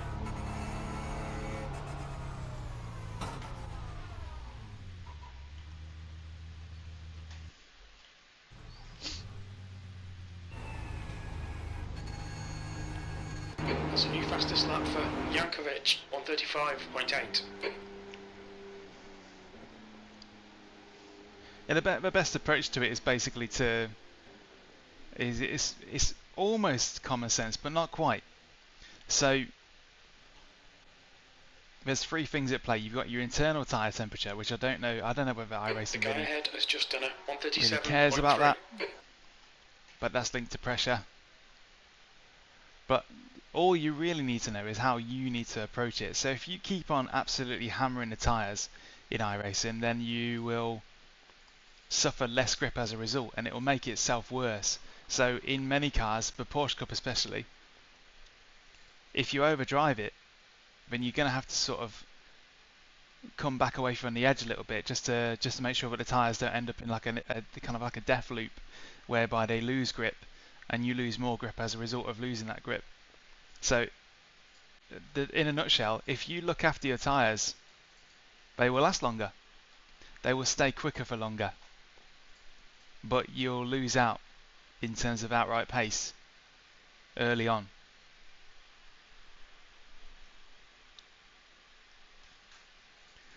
best thing to do is, there are cars that have a live temperature readout. In iRacing especially, there are cars that have a live temperature readout.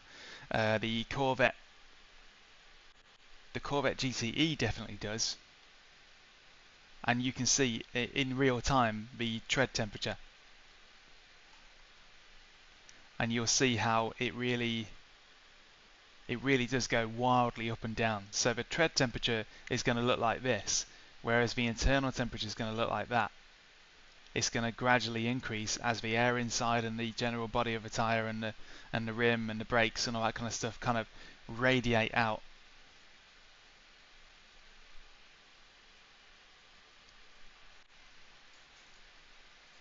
But don't worry too much about the technicals, just worry about how you should approach it, and it kind of makes sense. If you look after your tyres early on, then they'll be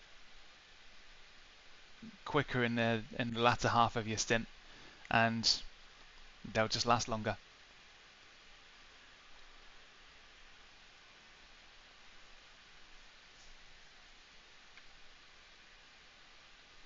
And whenever you slide the tyres, you make the problem worse, and you'll only slide the tyres if there's already a problem.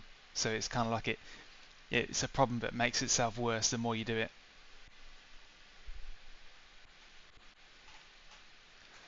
It's basically a lesson in restraint. Right, where are we? Ninth on the grid. It's not as bad as I feared, but it's in the middle of a pain sandwich, isn't it? Were it not for that, probably would line up fifth, I reckon. I reckon fifth would have been where we were at. But as it stands, I've got to pull myself up a few places to avoid losing. Yeah. To avoid the downward slide.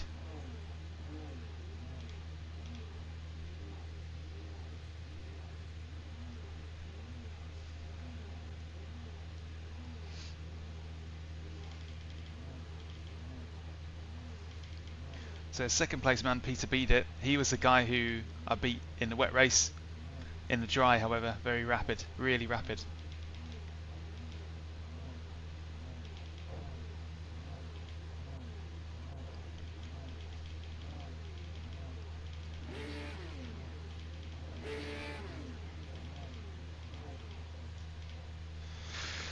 There we go.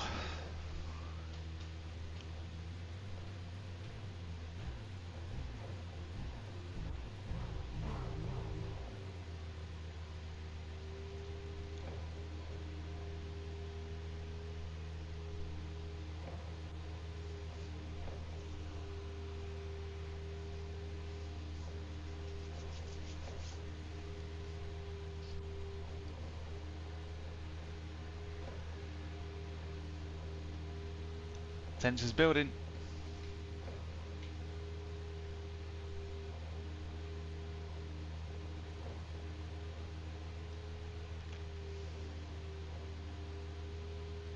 Somebody's taking ages to grid.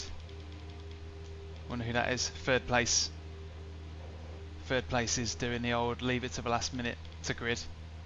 I don't think that does anything. The track temp is 22 Here we go. Celsius. Alright Daniel, get ready. Go. Whoa, basic start.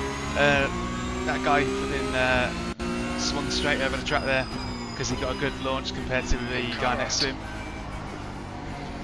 He's still there. Still there. Clear right. Just got to hope for a bit of reservation here.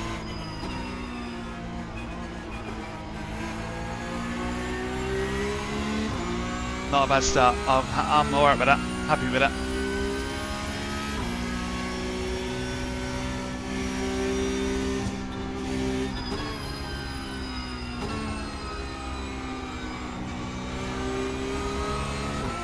Great start. Well done.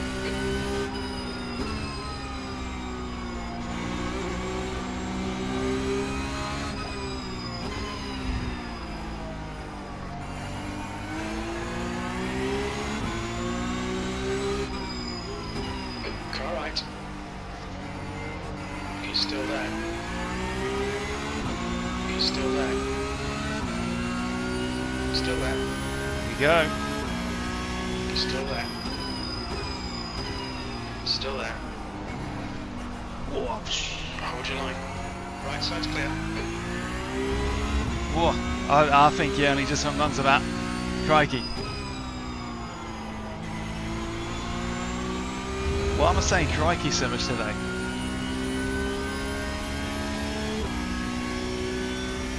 Where are we? Are we 5th?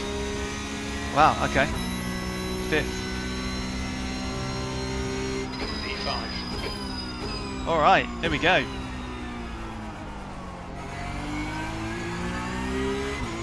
It's on.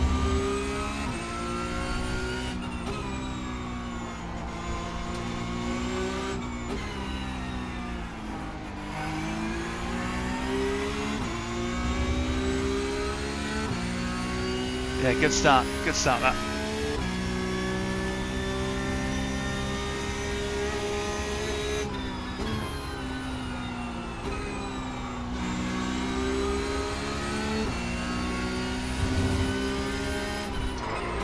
Oh, that's really early braking. Really early braking for that. Christ.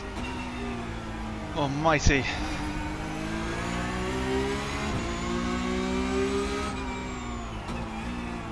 Car right, clear right, car right. Oh! Clear right. What am I doing, rallying? Flipping heck. Oh. That caught me out mega big time. That fast right hand corner. Yeah. See, from his perspective, that made me look like an absolute maniac. So, yeah.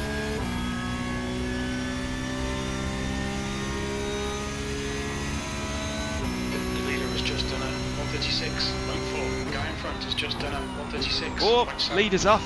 Someone else is off. There's oil on the track. Left side, clear left. Sector one time. I mean, I know there isn't, but you know, that's what it looks like. What's happening, man? Everything's coming like towards me. It's amazing.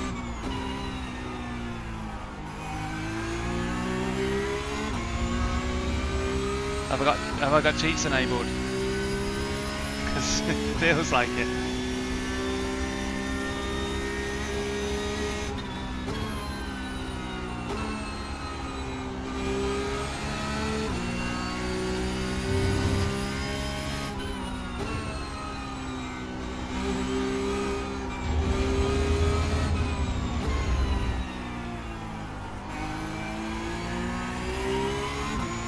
Find ourselves third somehow.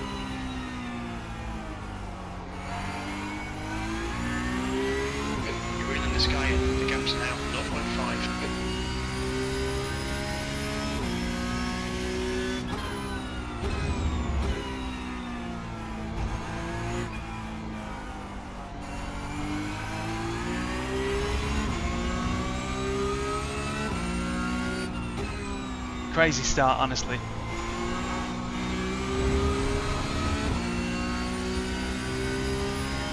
This guy has self-esteem issues because he's got AM on the back of his car. Where's he? Daniel, there's a car exiting the pits, heads up. Where's he going? P3, fastest lap. That lap time was Oh, he's 36. really all over the shop. Watch.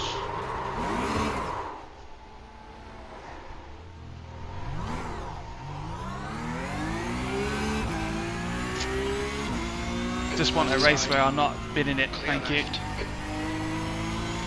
Ah, dear me.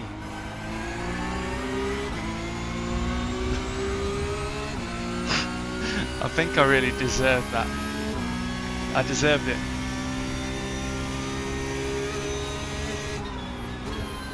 Pure hubris. Here we go again then.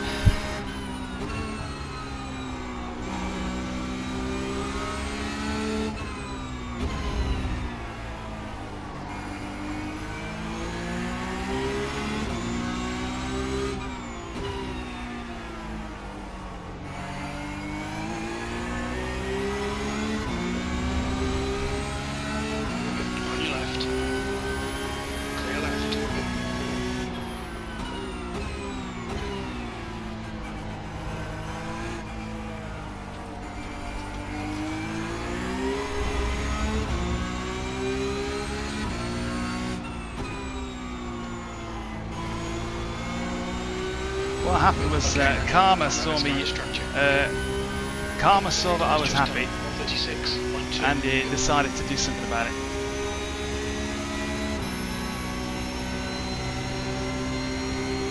Car left. Clear left. E7. Oh, absolutely. Well done, fella. That was a massive outbreak. I'm happy with that.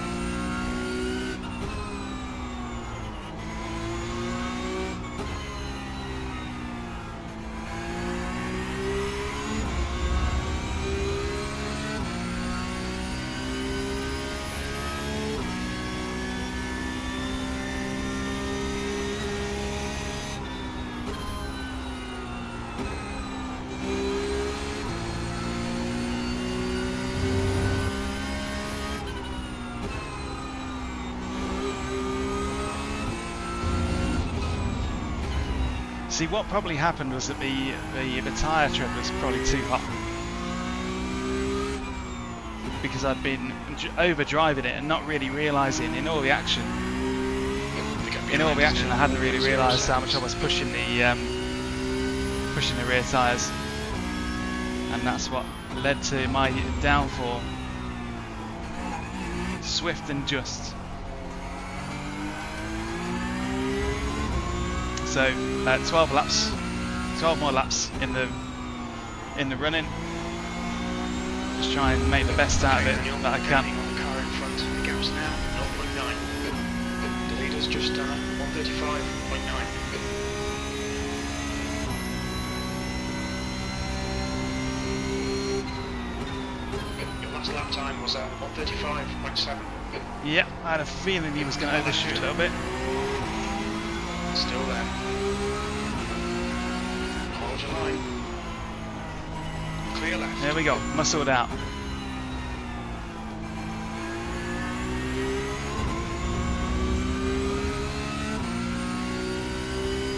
I'm not here to hang around, that's for sure.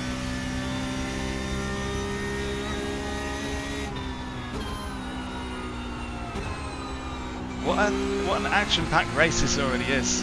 Not even halfway through. It's been brilliant.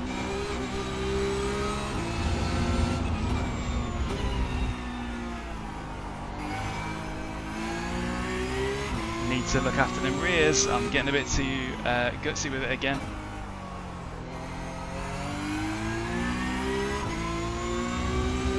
Need to let them cool down a bit.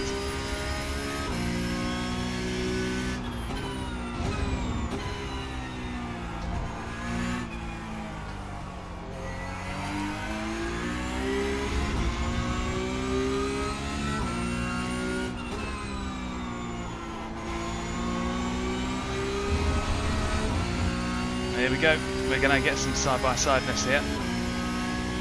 That'll slow them both down and bring them closer to me. That's what I want.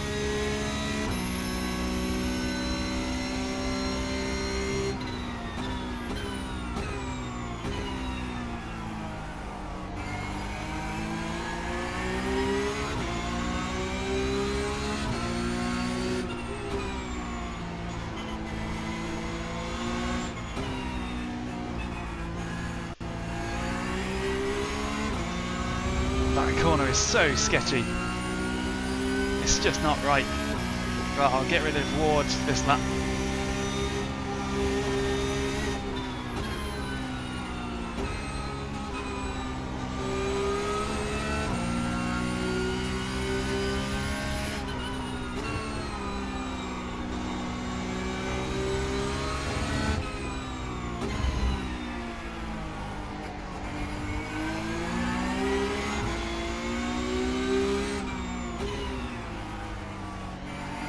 On your right.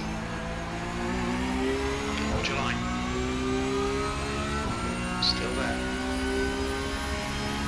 Still there. Still there. He's still there.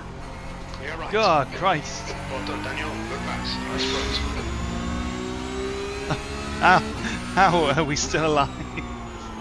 How are we still alive? That was crazy. Gotta be nice catching. Right, let's catch Thomas.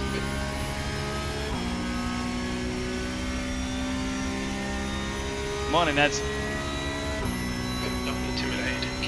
behind you. E6.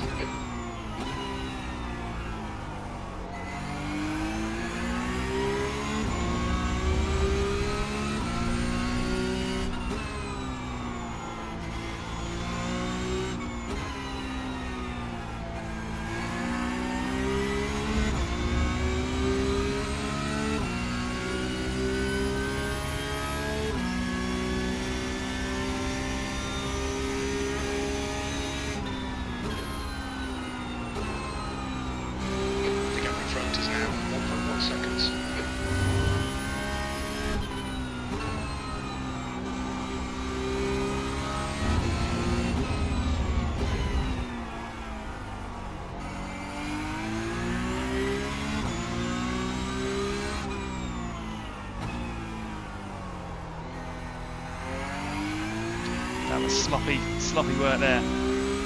Right, now we're basically halfway through.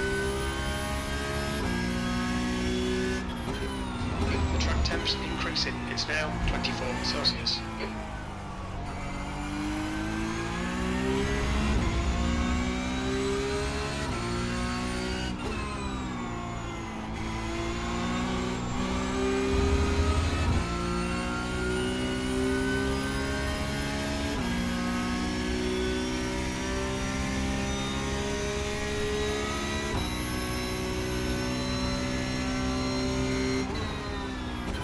That lap was at 136.4.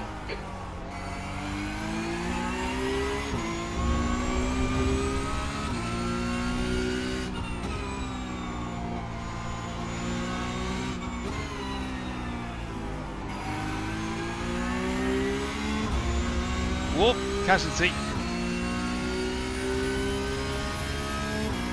I'll take a freebie.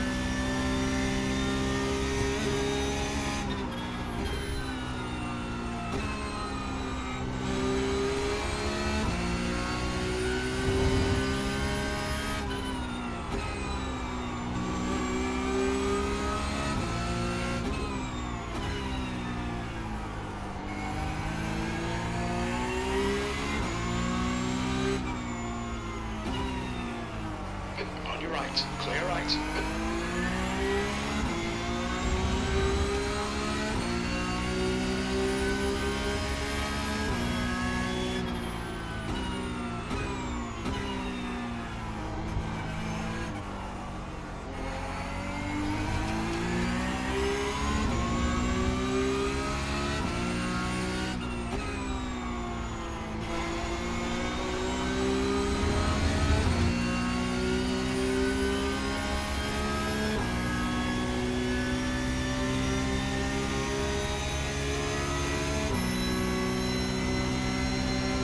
Well done, Daniel. You're looking really good. Come on, keep your focus. On your left.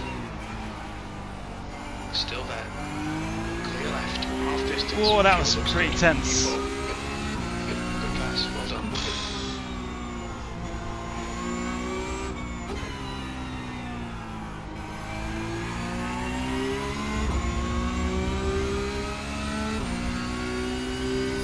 Back to fourth. There we go.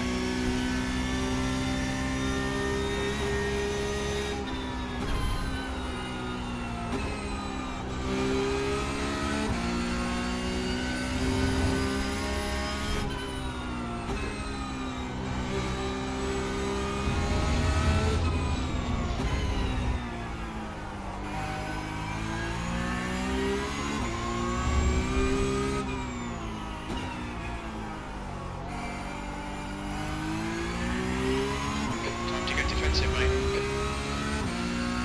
Here we are again. Approximately 2 seconds behind Dali Jankovic and not likely to close that gap because he's quick.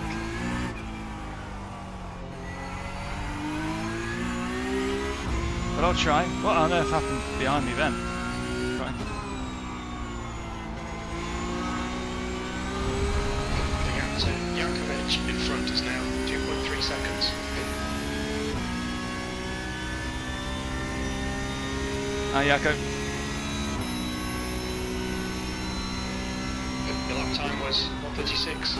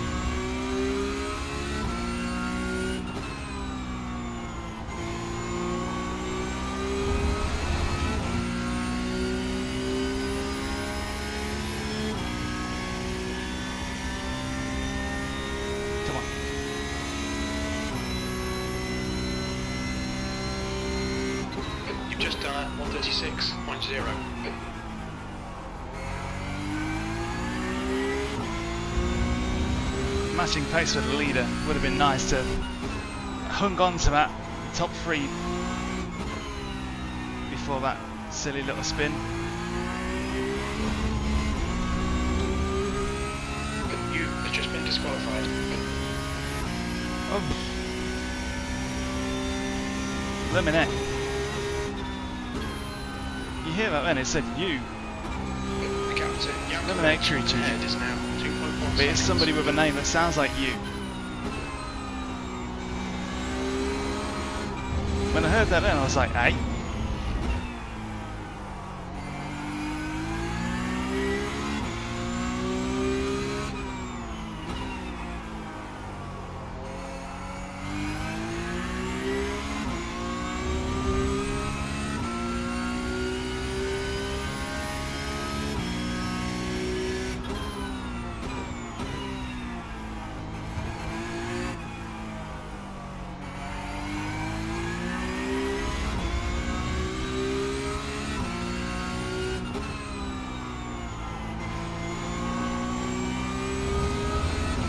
Yeah, I thought disqualified for what?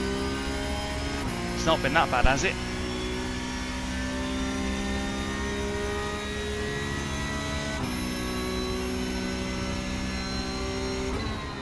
That last lap was at 136.7.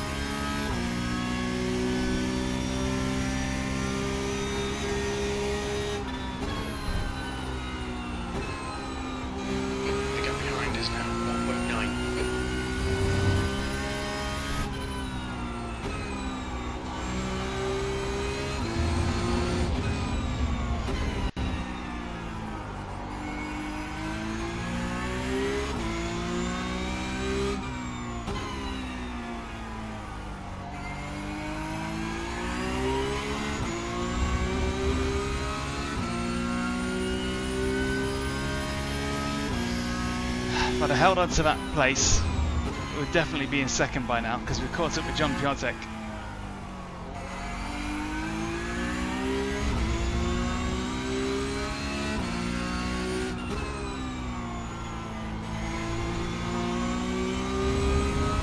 Maybe first might have folded if he was put under some pressure, I don't know. But definitely second place could have had.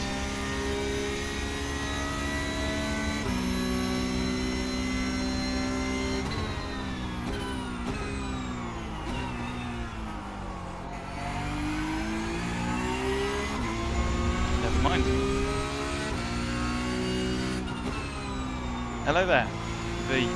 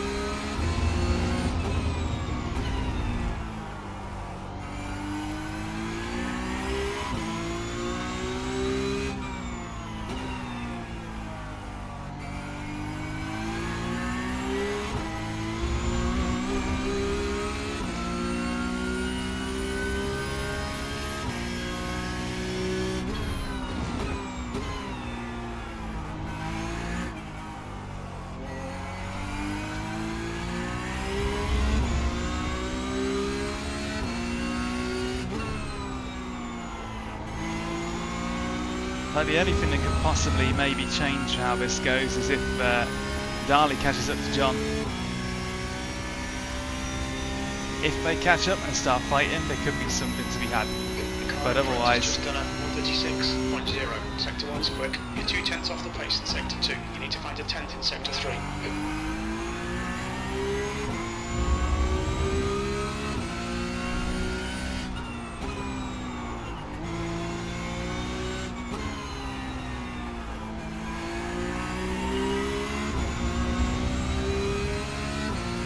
try and stay in range as best I can. I do think Dali's going to catch him up, maybe on the last lap, maybe it'll be something.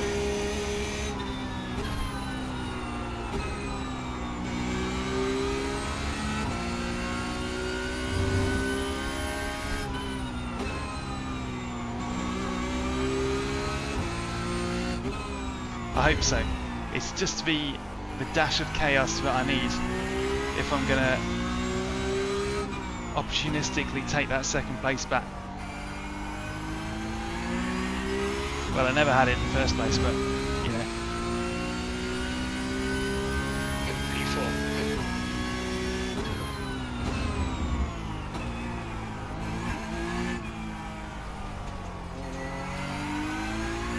Here's hoping.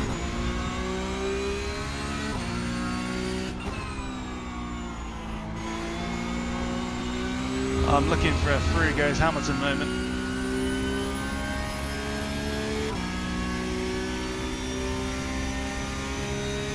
Two more laps, including the one we're on now. So 2 more laps for Dali to catch up and for them to start fighting. I'd really love it. Alright Daniel, the next car is Jankovic.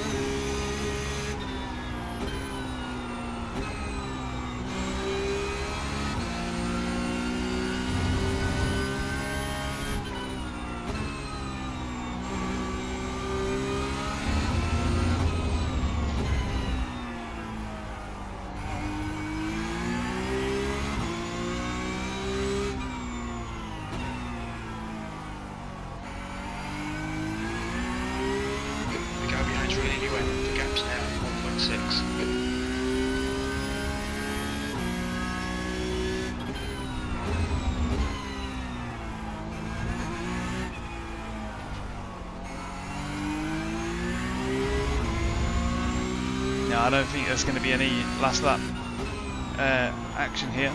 I don't think Dali's got the pace. John's done a good job of just holding his sports.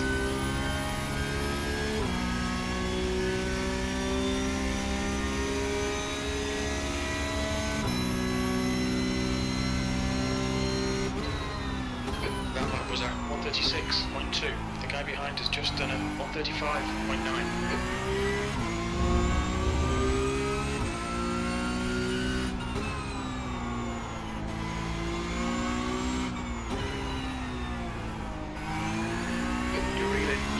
In the gap is 1.6.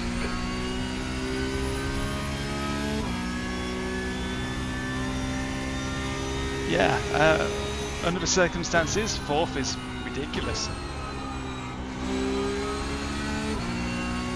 To qualify that far down and then have a spin in the recovery. It was a really mad kind of initial couple of laps. Oh, how I would love just like 3 more laps tacked onto the end of this. Just to let me and John and Dali just, you know, trade salvos a bit. Would be awesome. But it's not to be.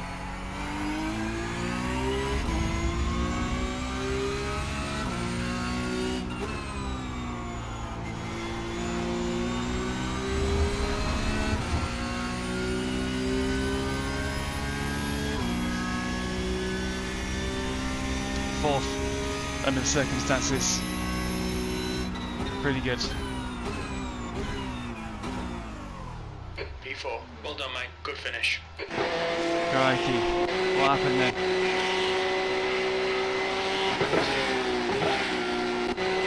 Yeah, in 4th place, 1st and 2nd are almost close enough to touch. And I don't know, that's just a really weird. It's a really weird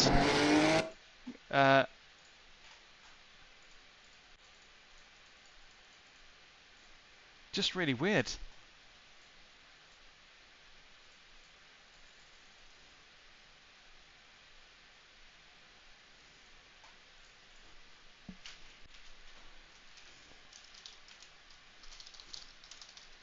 We think about 2 laps of fuel remaining, 2.5 litres per lap. That was the action pack race at the very least. Like, so yeah, I'm becoming Dali's rear gunner. Just an odd incident, very uncharacteristic of me. I mean, I say that having spun like the last couple of races, but that especially was just a bit odd. It's almost like I was looking over here because I knew that there was a car coming out of the pits. So it's almost like my head wasn't focusing. I was probably chatting at the time and all.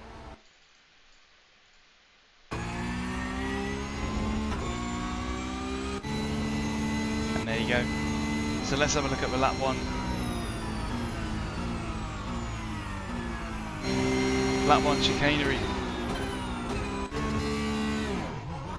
Yeah, just to get on the power. Bad start from the blue car. Here, like I say, the far chase camera does you dirty because it feels like there's not much space there, but there's so much. Get in front of the blue and grey car, and he holds his ground. So that's up to 7th right there.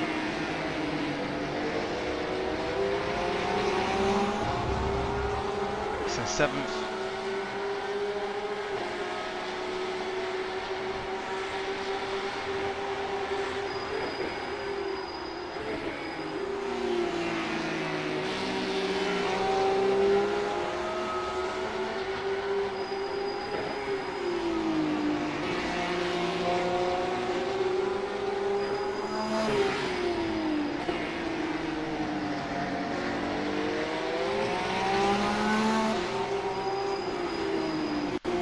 That's just me being annoying.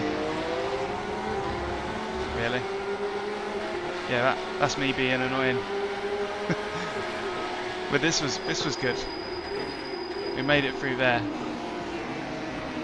Oh yeah, a little bit of contact because he was launching it in there, trying to hold the place, and it wasn't happening. I remember the overtake on this. The overtake on the green guy was pretty pushy, so he brakes way earlier than I expect here, like way earlier and way harder, and I just get caught out completely. So he probably thinks, what on earth is this guy doing behind me?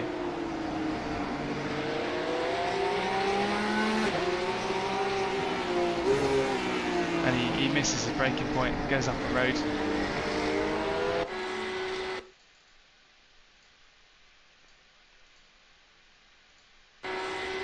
Yeah.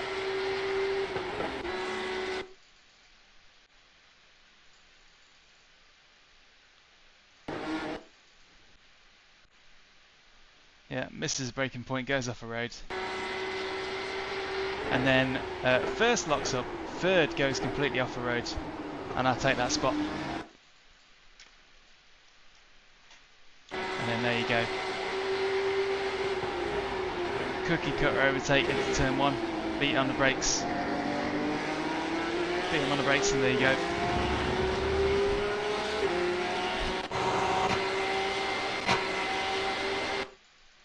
This one was good, or am I misremembering it? Yeah, that's me being annoying again, isn't it?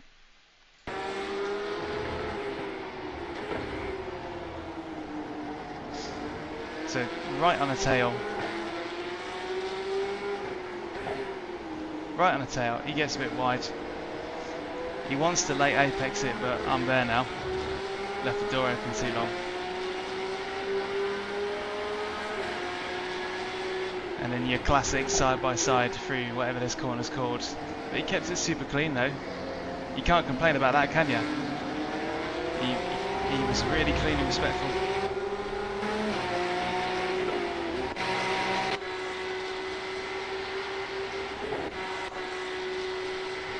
Good stuff. Save worthy, basically.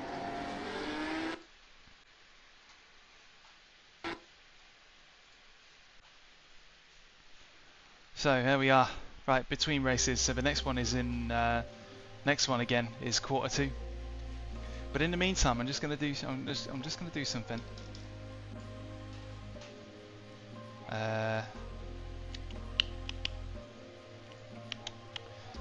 try something. So while I'm looking for this stuff, should be about 2 laps remaining on this tank. I'll disable crew chief because crew chief gives me a fuel rundown every time I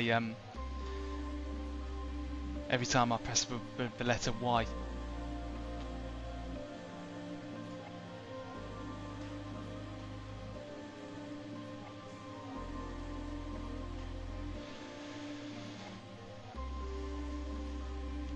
So you can't see this, but what I'm basically looking for is graphical trophy assets, so I can start keeping like a almost like a trophy wall when I do these streams, just to note what's happened.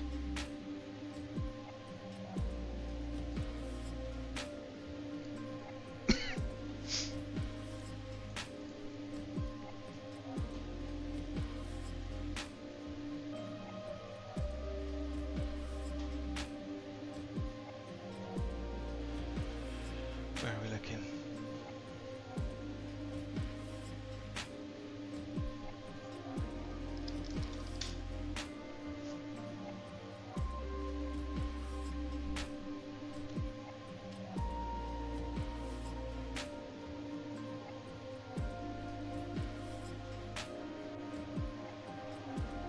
Why is this so difficult? The problem with stock graphics is that you'll search for trophy and it will give you like 100 pack of assorted trophies, but they all look the same. So it's sort of like,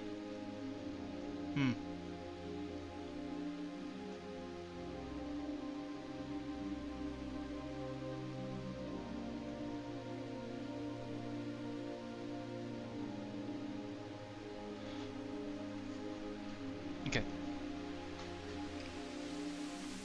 Maybe I'll sort that out afterwards. Oh no, here we go. That kind of works. Here we go, here we go, here we go.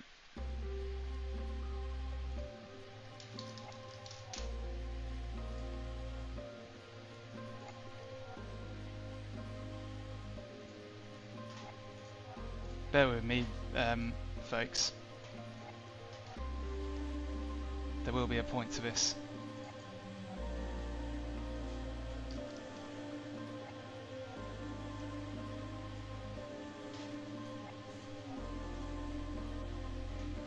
So, I hope you're all doing good, those of you who are with us. Next race is in 10 minutes time. So in the meantime, I'm just sorting out the trophy wall.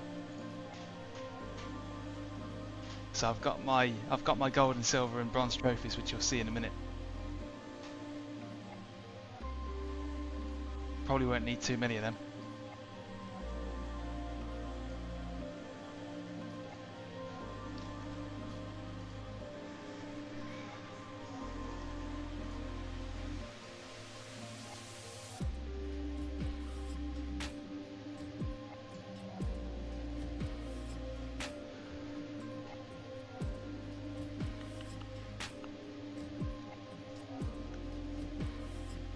Come on.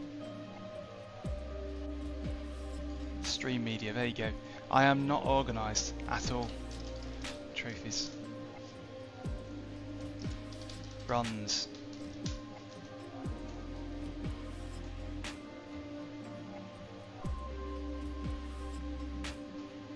.8 megabytes is way too big for this.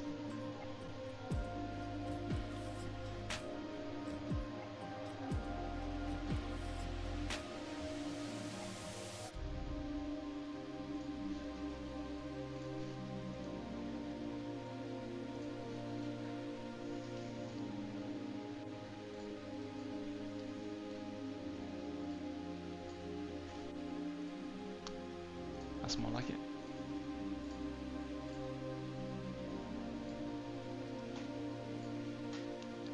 Here we go. You're about to see the fruits of your labour and the reward for your patience here. One sec.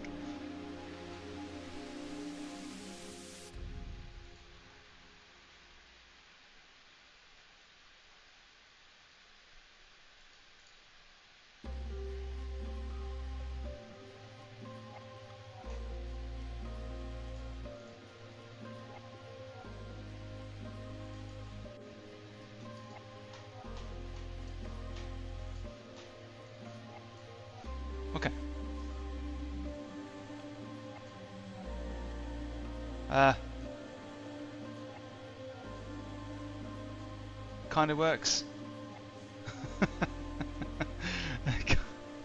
Kind of works. Hang on a minute. So I got a first, a second, and a third in today's races, and like a 10th and a 4th. So I'm just sorting out the silver. Crop to selection, scale image.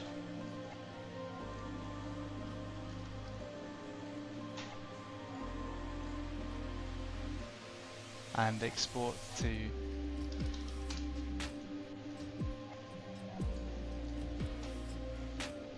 there we go, and again, got one. No!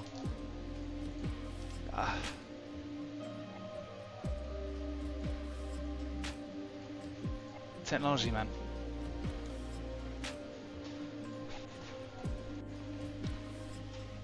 Doing stream stuff like this is worse than like Microsoft Word or whatever.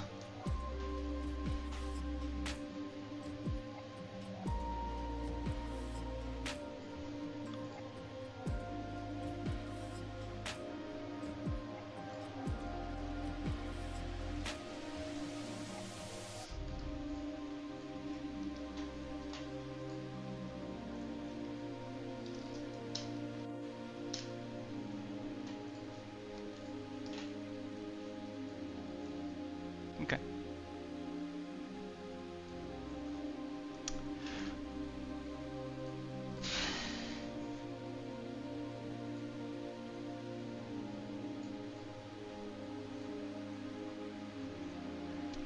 There we go. Bit cheesy. But that gives me something to focus on, don't it? And all I need now is like some rosette type things with a number in the middle to say like 10th and 4th as like consolations. But I'll do that. I'll do that between now and next stream. It's too much hassle to do now. So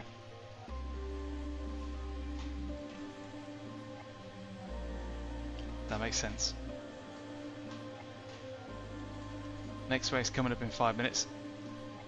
So thank you very much if you're with us. Appreciate your company through the races. So results so far today have been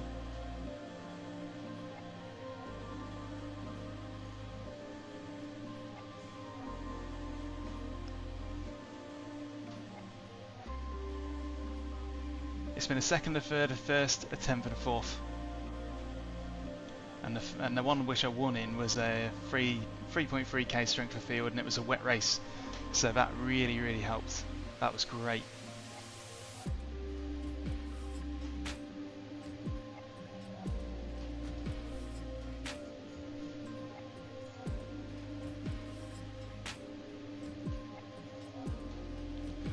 And that's put me third. That's crazy. I'm now third in the season standings for the fixed Porsche Cup. That's brilliant.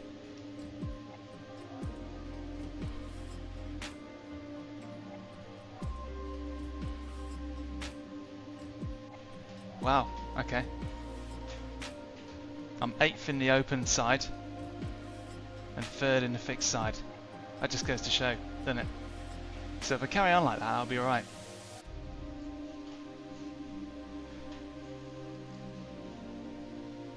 Yeah, I hope you're all good. Doing what you're doing. So as I mentioned earlier, this is the wheel I'm using today. The Asetek Formula Wheel, but we've got the LMP handles on it. Normally I'd use the button box with an open D suede wheel on it. But this is what I'm using today to basically test out these LMP handles, because when I took them out of the box, I wasn't impressed. So I'm giving them a real chance to kind of let them bed in, let them rough up a bit, and kind of grip up. Because when you take them out of the box brand new, it's like they're crazy. Very slippery feeling. I thought, hang on a minute, how am I supposed to keep hold of a wheel when they're like this? They're just so slippery. So 3 minutes to go till the next session starts.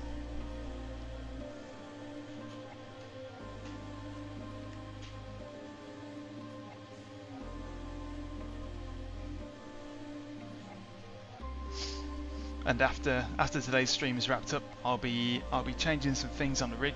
Got a Moser R3 basically waiting to be tested and reviewed, and a long form video done about that.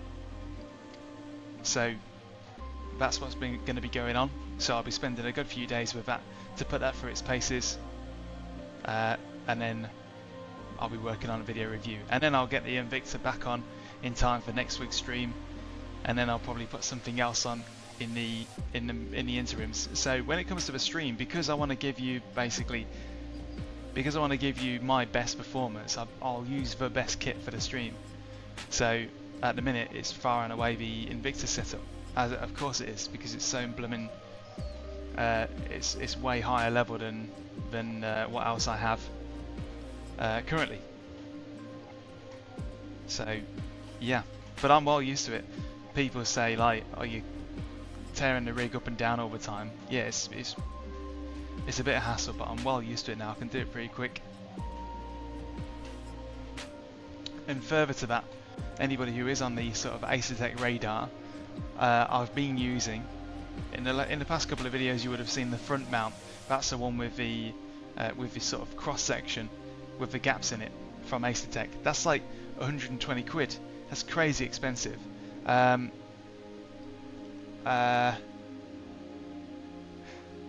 replaced that front mount with the original wheel deck, but there's a GT Omega adapter plate in it that basically means you can mount the Asetek wheelbases to your rig. So that's way less expensive.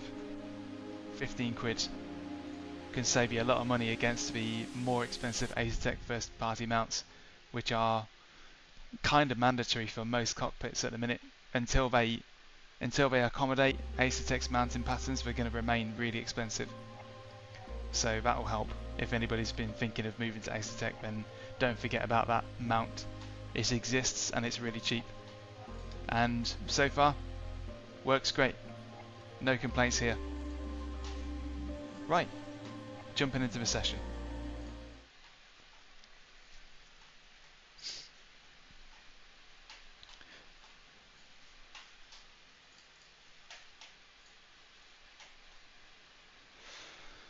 Oh, that was what I was going to do. I was going to copy these.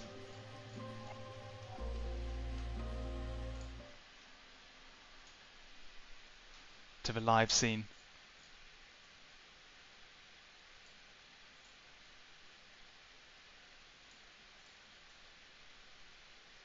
There we go.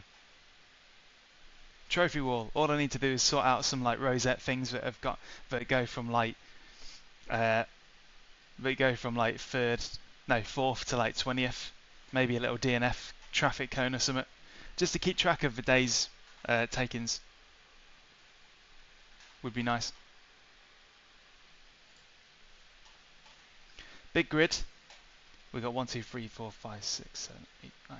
Ah. iRacing's just took it down. We'll be able to see in a minute, but now it's going to be a big packed grid now. No rain. Sad about that.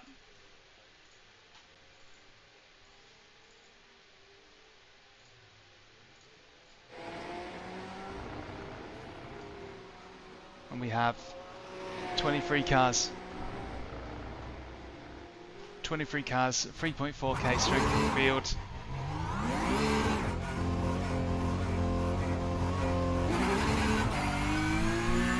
All I want to do is not spin.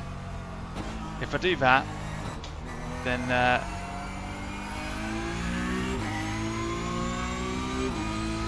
I should get the result I want.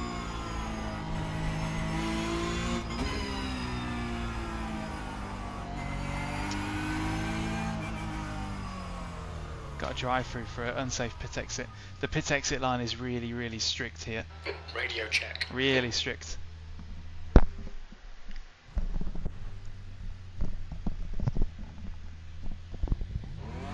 Pit lane speed limit is 60 kilometers per hour. exit's clear. Push.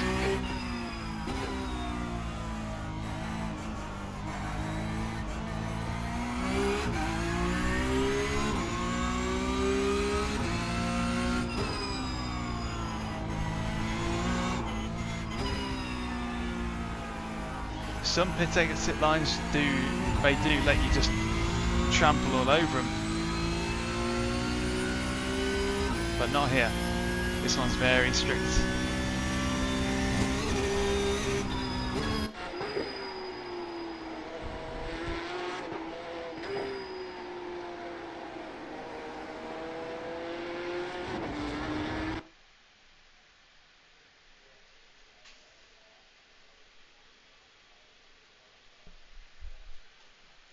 Okay, let's go, Wally.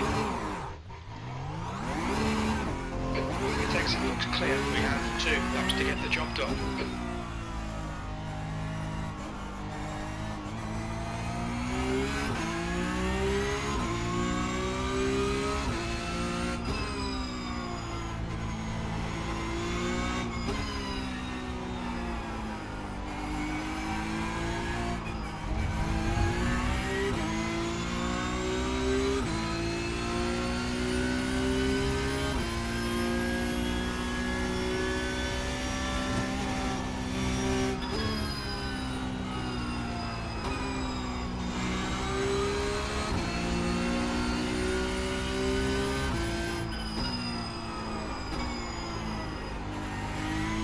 Track temperature's rising. It's now 29 Celsius.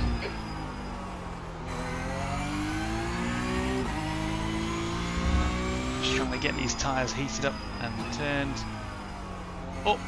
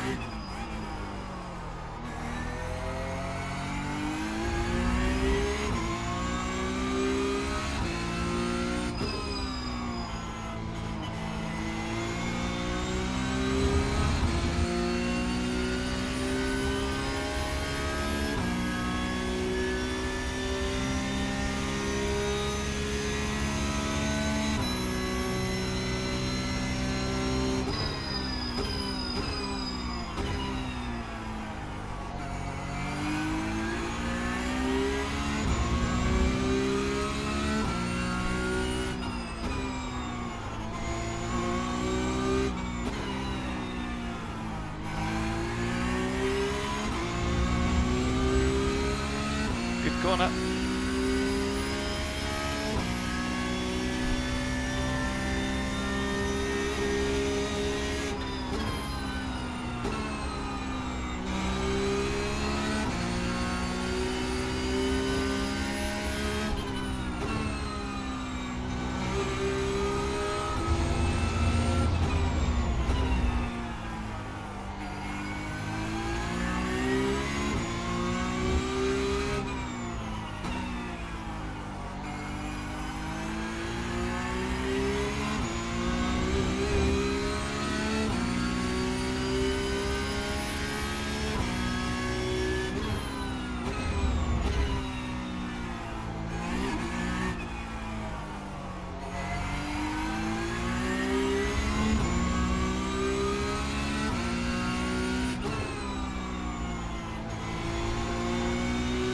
Not a bad lap. Not a bad lap at all. Almost level with my all-time best. Quite happy with that.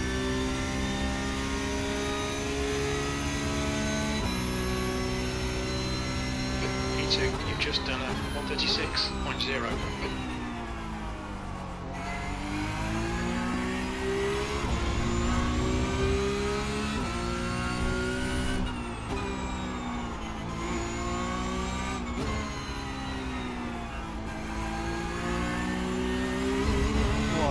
Missed that sort of bit in the middle which gives you all of the speed around there, so yeah, it won't be faster, but I'll carry on going just in case the rest of the lap comes to me.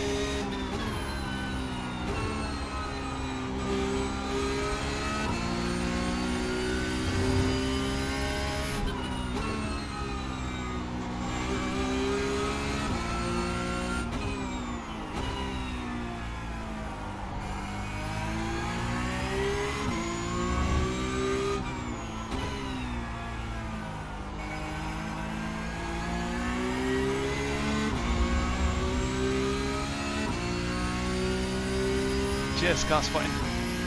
Appreciate it.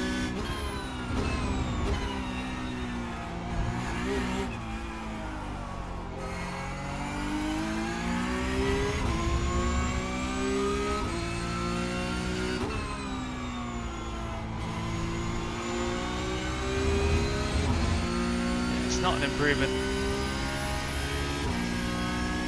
think I'm going to end up staying where I am. The leader is just on Could be, 135.2. if I was to guess, I reckon it's going to end up being 8th. Some fast folks out.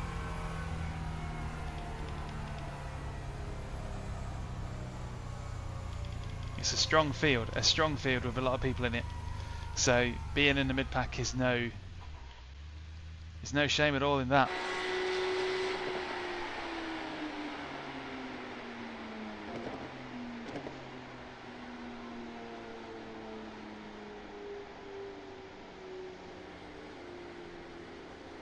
Right, bear with me a second.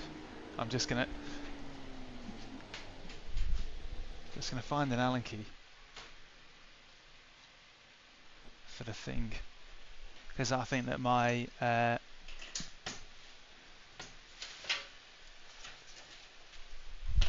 reckon my upshift paddle might be slightly loose, only slightly.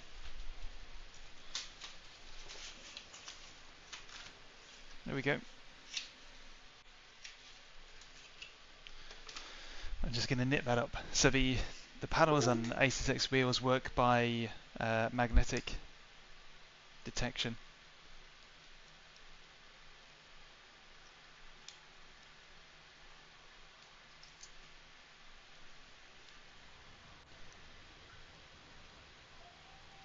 No, it's all fine.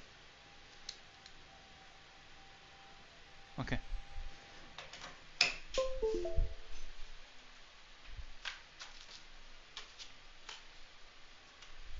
Right. Back in a sec, folks.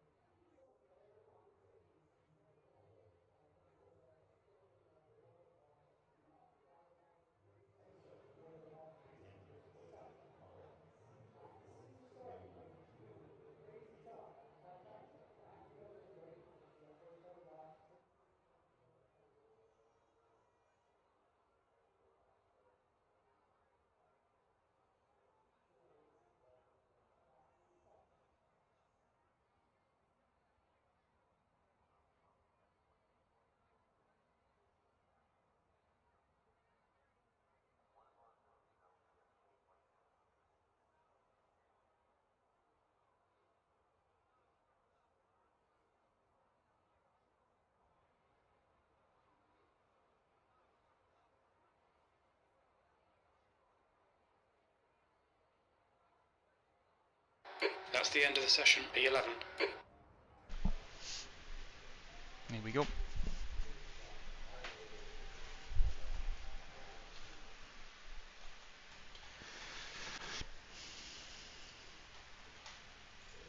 Change setup. Let's not forget that.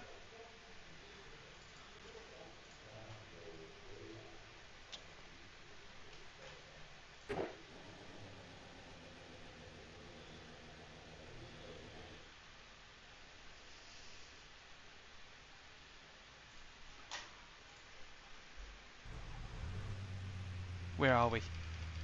11th. It's a strong grid.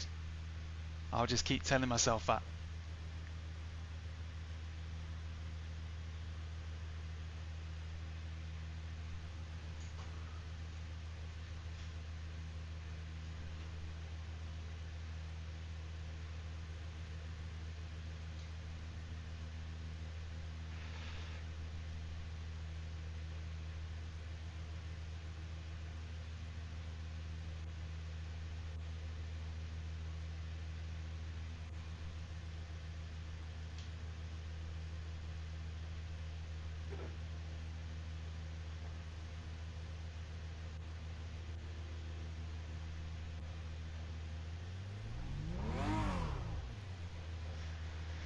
Oh boy. It's going to be tough.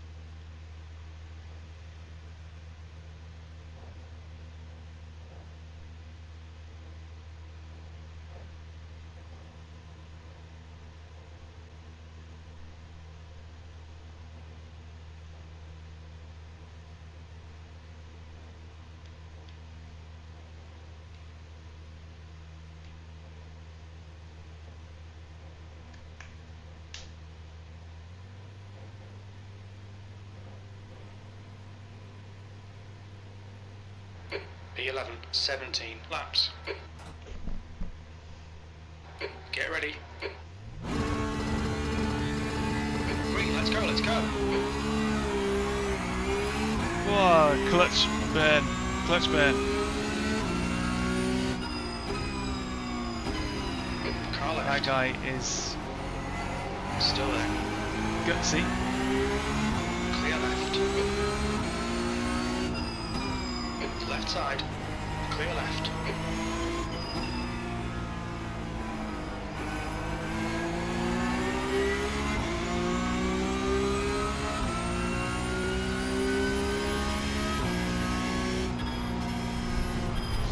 No! Oh dear. Somebody. Well done, Ah, good man. start.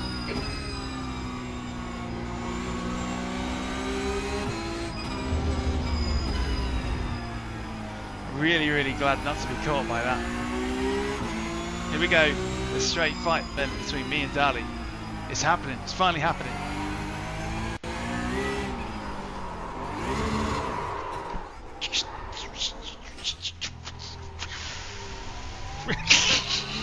It's not happening anymore. What are you doing? Stay there. Good Lord.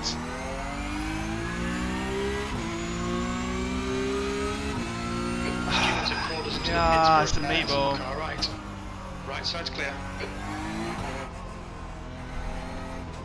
Right side. Clear right.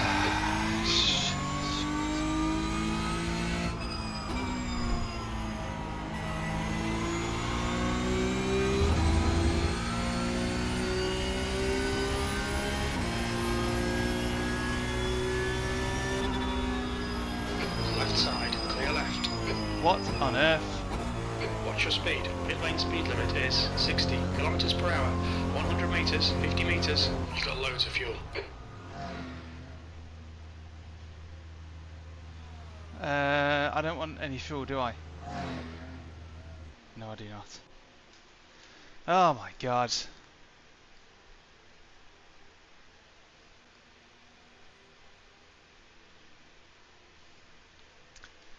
Six minutes for required repairs.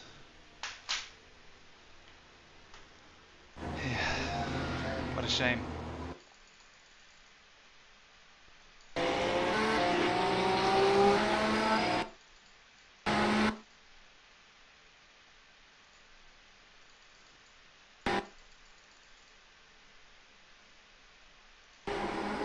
That's so annoying. That's so annoying. That's so annoying.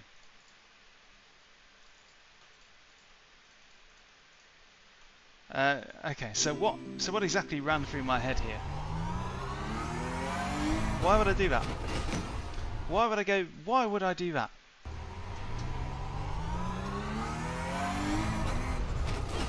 What was going on behind me that would cause me to think that that was a good idea?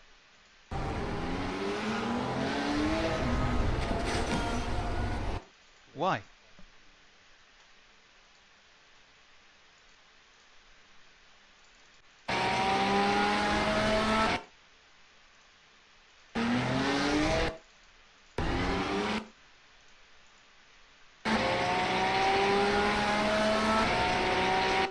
And was I already due for the meatball? Anyway.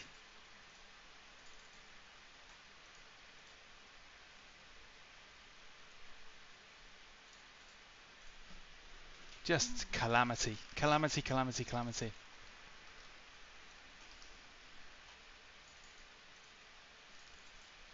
Was I already due for the... yeah, that's basically what came to it. I thought, yeah, I'll just hang about here. Yeah, that's what did it. That's what did the meatball.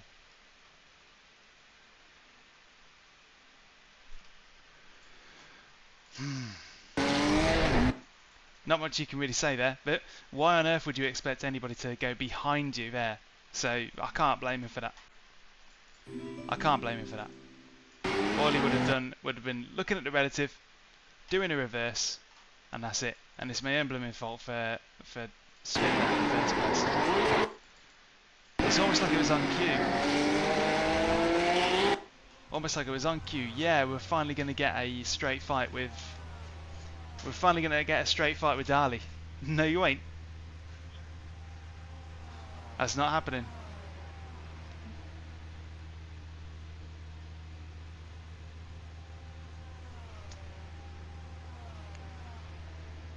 Ah. Well, there you go. 4 minutes then.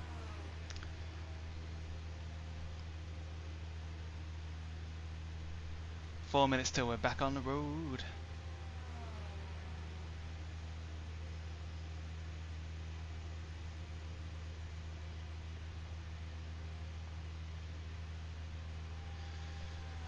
So I hope you're already done. I hope you're all doing good, whatever you're doing.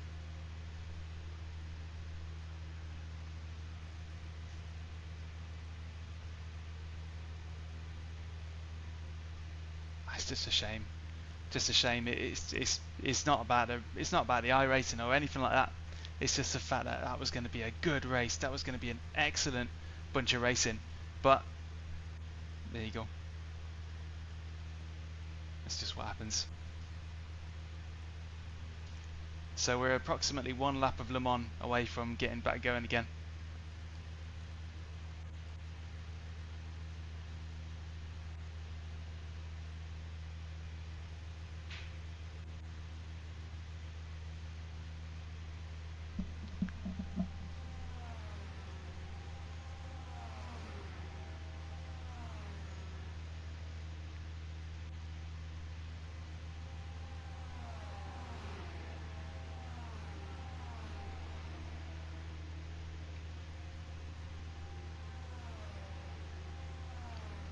Ah, it's fine, Ed. It's just, you know, imagine you go to,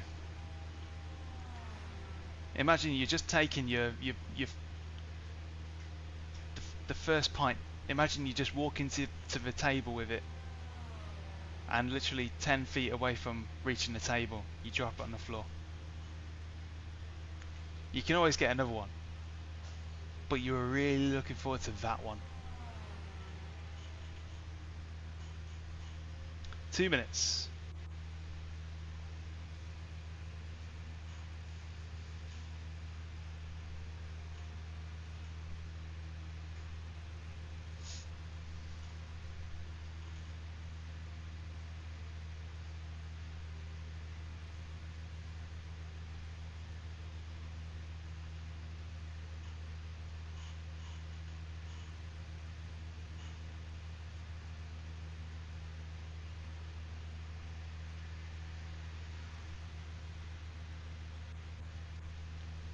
There may yet still be a couple of late freebies here.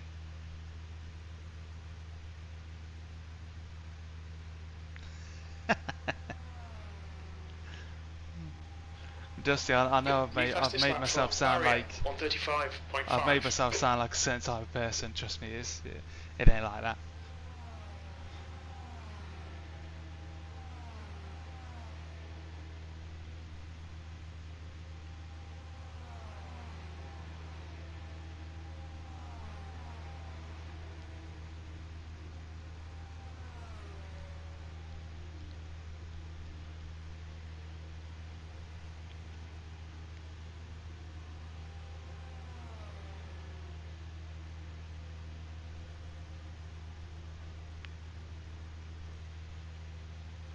"30 seconds. 30 seconds, and I bet you it will still drive like a blooming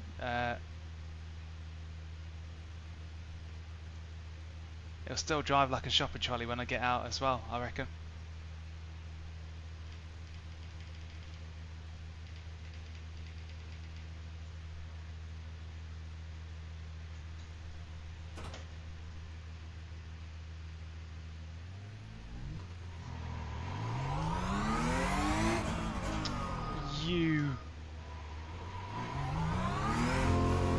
Oh no, we got some other casual. Hey, we've got people to race against. Looks like you're clear on pit exit. Okay, alright then. Looks like there's still something in this. Oh, a little contact with the barrier, just for good measure. What would make me laugh is if Dali Jankovic had gotten damage and he came out of the pits at the same time as me. That'd have been typical. So what are we looking at? It's a little bit wonky.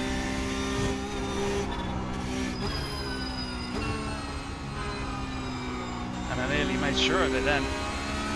Blimey. Yeah, it ain't driving the best, but it's drivable.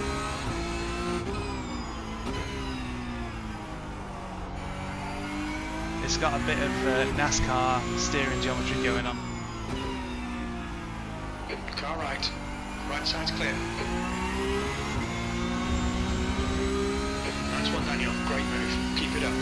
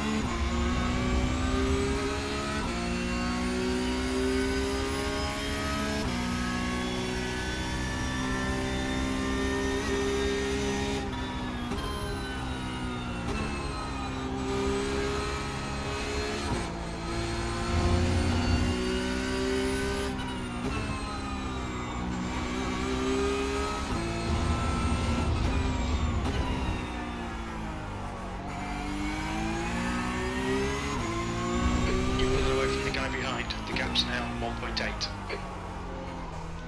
Right.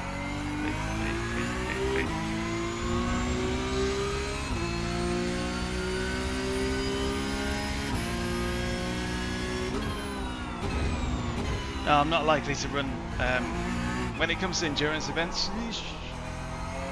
When it comes to iRacing endurance events and stuff like that, it's very unlikely. It's only a special kind of scenario whereby I will take part in them. It just doesn't work with the way I run things. Yeah.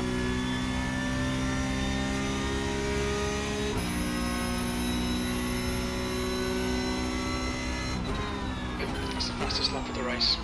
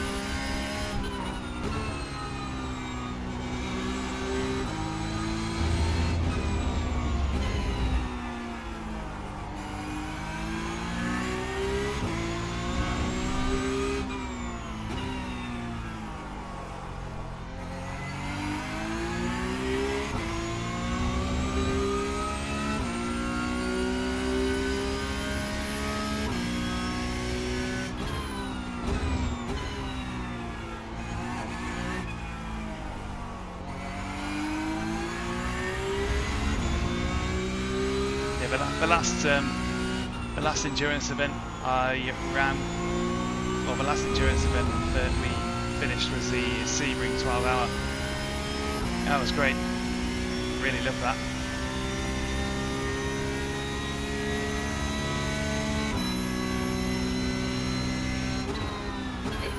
19.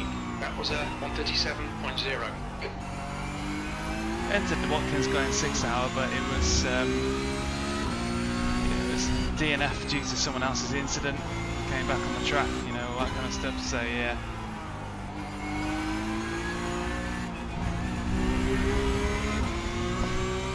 Stay between the lines, please, Daniel. Yeah, our Sebring race was awesome. Loved it.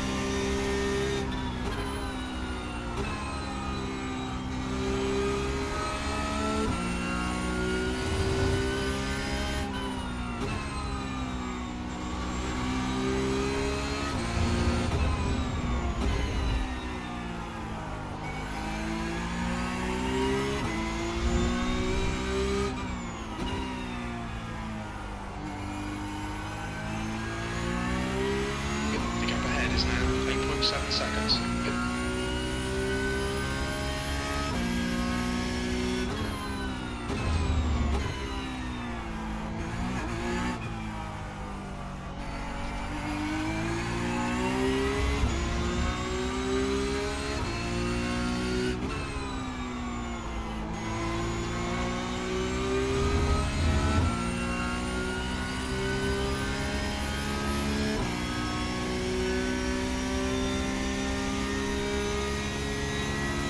You're pulling away. The gap behind is now 1.2 seconds.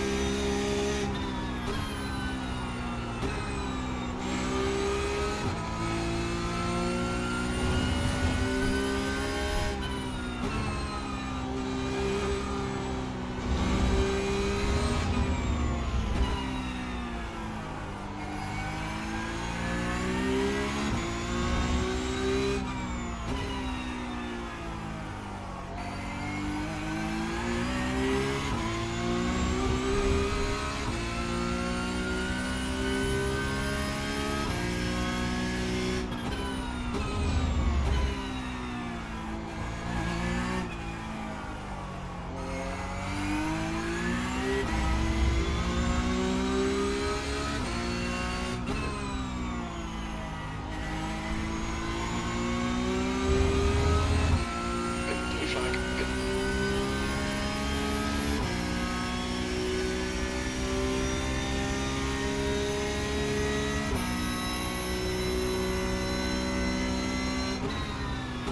That was 137.3. The track temp's increasing. It's now 30 Celsius. Blue flag.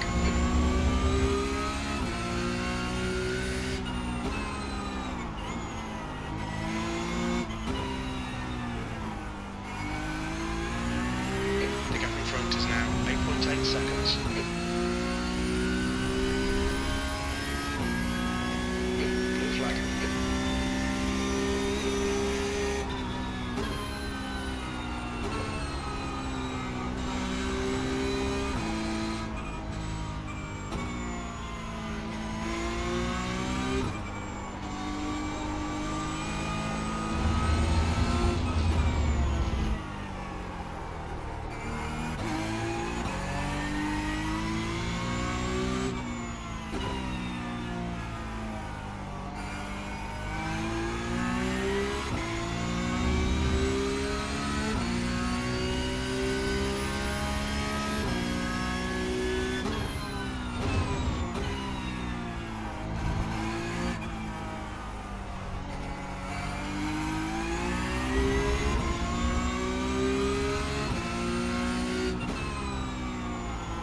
Blue flag.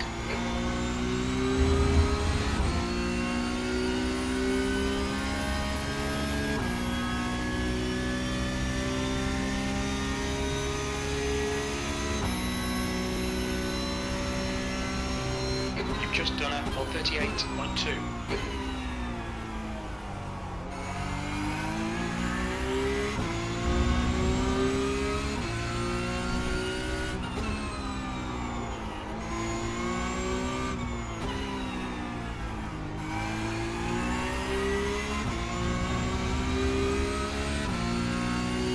So 18th man is just a few short seconds up the road. I'm now in top 2.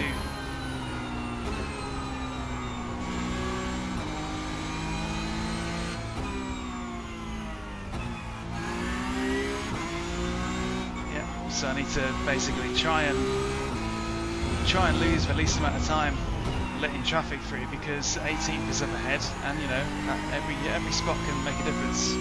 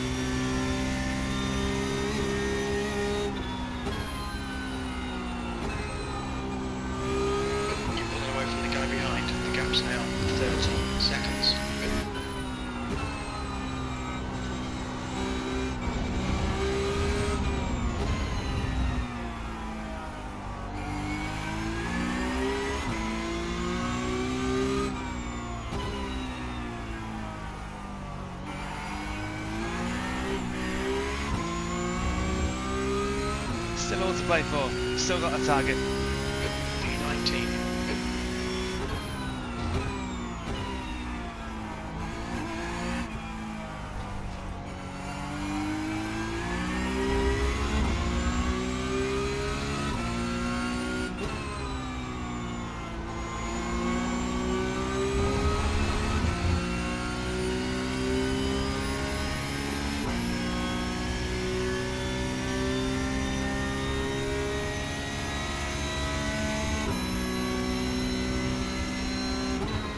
Okay, Daniel, we're halfway through. We think about 9 laps of fuel left.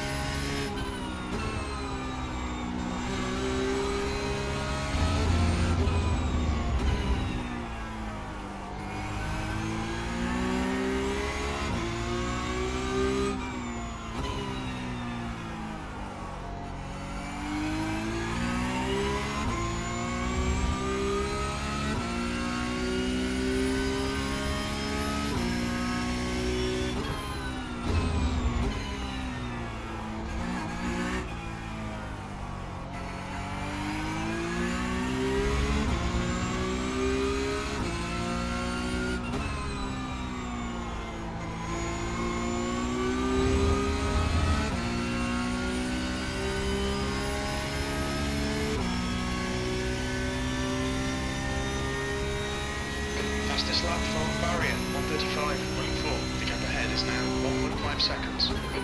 2 to go. The lap time was at 1:36.3. Good lap. That's your quickest so far. This is only 2 to go. Merciful.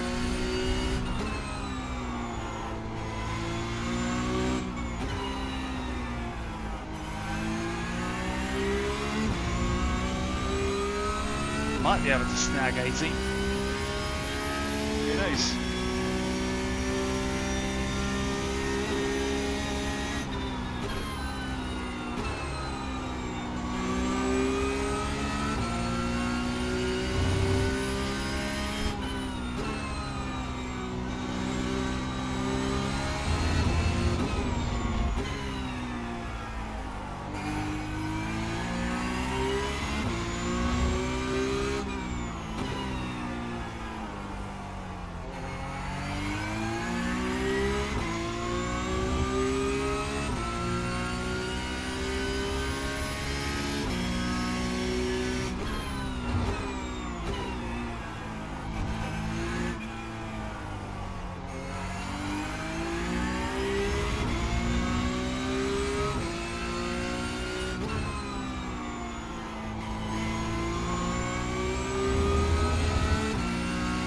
this one's for the bin. Hopefully the next and final race will be more like representative, because this one was one more to go. You're 2/10 off the pace in sector 1. Sector 2 is 0.5 this one was a real off the pace. what could have been kind of race. 3 off the pace. Still, that's that. We're in a second of a car ahead of us.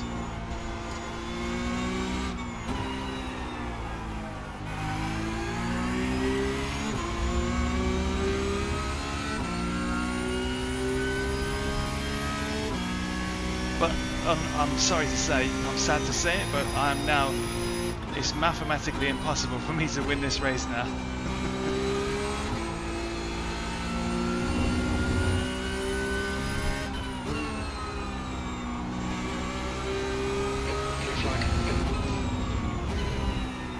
I know you might have been holding out hope, but it's now literally impossible.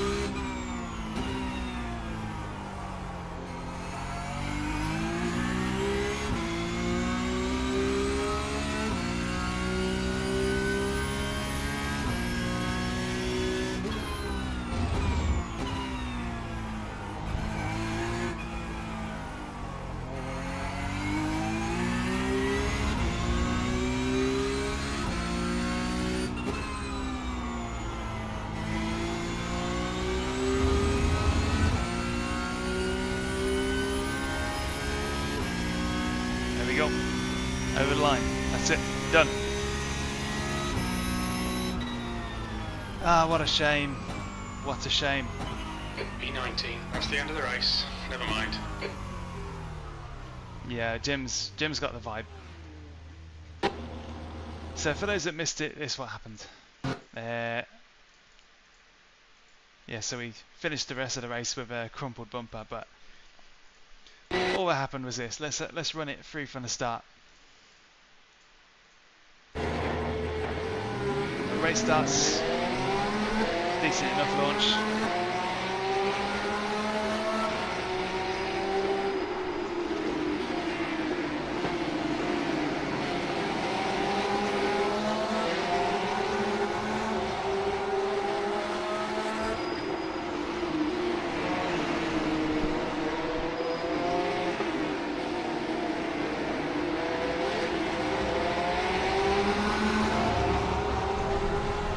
Folks got side by side there.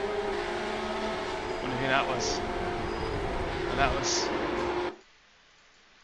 man, I wonder who got collected in that. Oh man, gutting. Truly gutting. And then we got rollbacks, all sorts. What a catastrophe. What an absolute catastrophe. And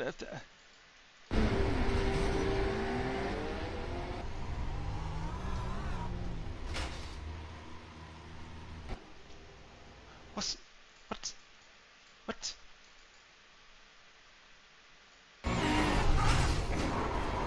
Why would you do that?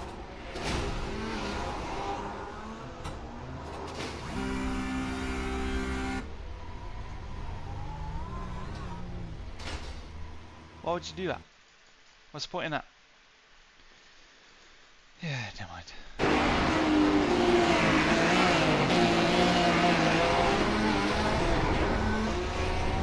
A mess all around, and it's all. You know what? I propose a ban on. I propose a ban on barriers. The way I see it, because it's sim racing and no one's going to get actually hurt. If you go off track, see you in the next county. Safer for everyone, surely. Anyway, back to me. Back to me and my troubles. So here we go. This is where, probably if you watch back on stream, this is where I go, oh, finally, a race with Dali after basically shadowing him the past two races. Finally, it's going to happen, a real race. And then, bingo, immediately. And Tim did the same thing. So it ain't just me. So Tim did the same thing. And Well, it was just reversing to get himself back on track, and then I come along with an extremely logical decision. I make a very logical and normal decision to go on the grass instead of on the track, which nobody would be expecting anybody to do. So it's my own fault. It's my own fault for applying wacky cartoon logic to something like that. On to the next one. So the next race will be the last. 15:45. So 15 minutes from now.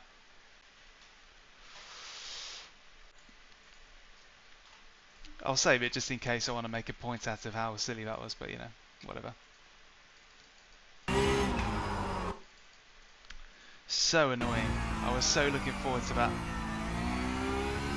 No, there are no tyre warmers in Porsche Cup. I mean, from this guy's point of view, double freebie. Wonderful.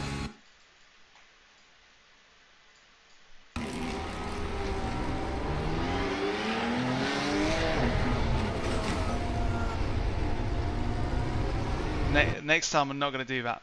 That will never ever be something I do. Well, I tell a lie. I just thought he was going to go forward. I thought he was going to try and go forward.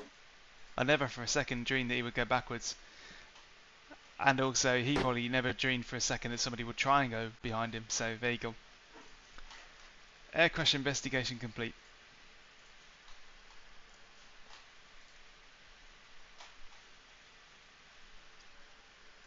So the last race will be in a few minutes. Not a few minutes, about 15 minutes.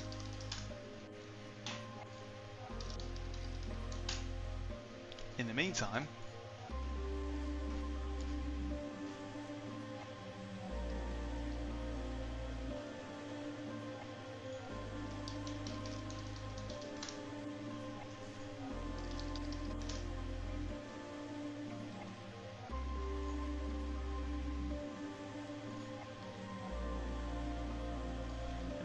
let's shop around for some graphics.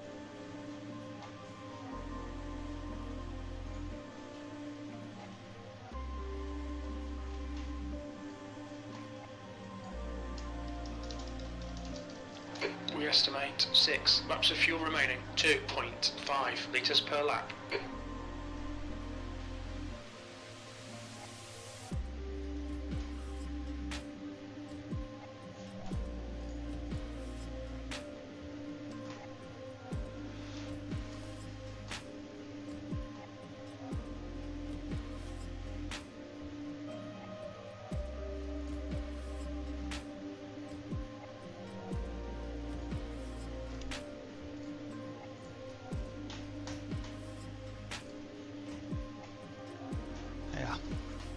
Hope you're all doing good. Those of you watching, thank you for doing so. Hopefully the last race coming up in about 15 minutes will give us a nice big lovely serving of the racing that we expect.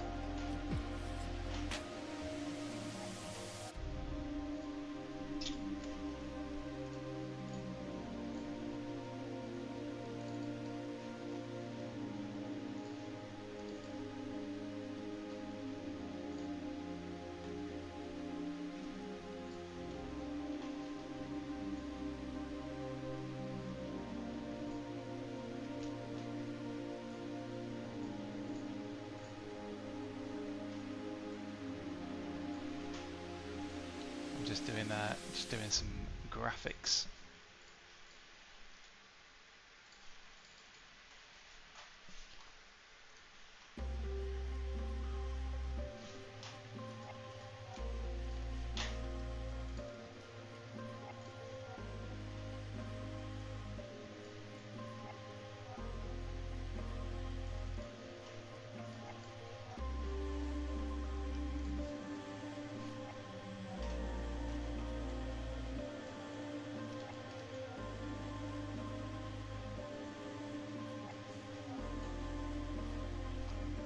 So, what results have I had today, besides the first, second and third? there's been a fourth attempt and whatever that was just then.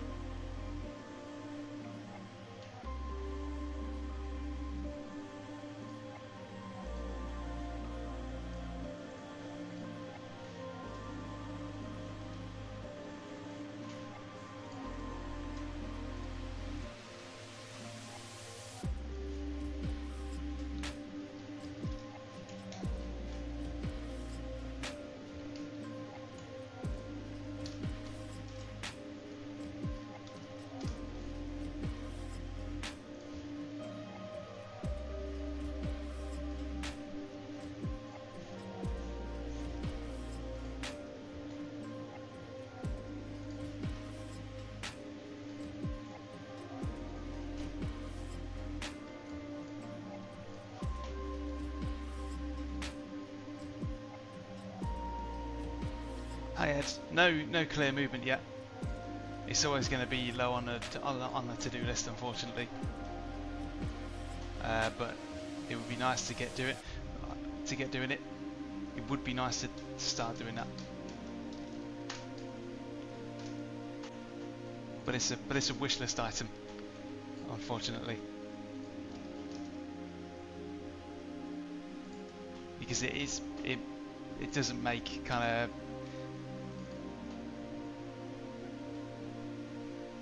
not economical sense. Yeah, but yeah, I understand what you're saying.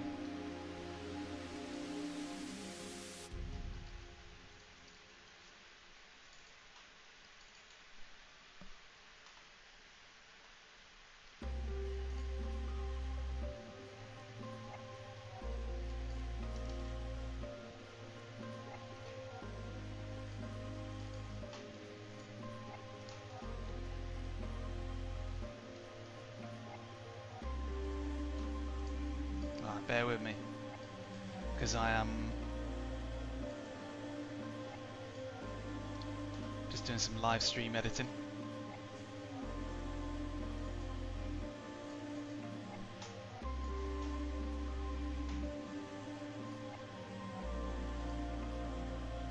Ah, crew chief voice pack, I'd love to do that. I'd say I'd love to do it, but I reckon it'd be a mountain of work. I'd love to do it if it was basically like, come to this booth and read out all of these lines. I'd love to do that. Hey Oliver, so we're just waiting on basically the next race, which will be in about 8 minutes time. But in the meantime, I'm just doing some little tweaks to the stream. Just trying to kill the time until then. It's always a silly thing about the gaps between the races on iRacing is the only annoying thing about it, really.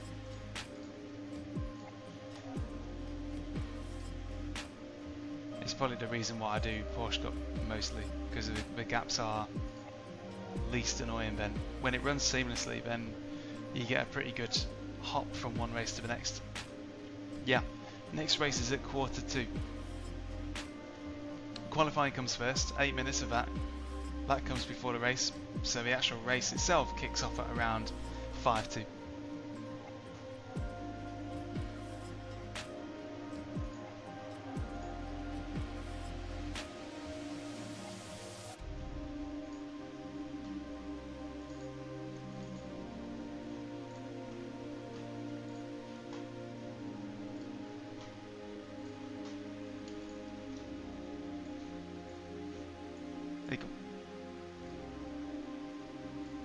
Number 4. Oh!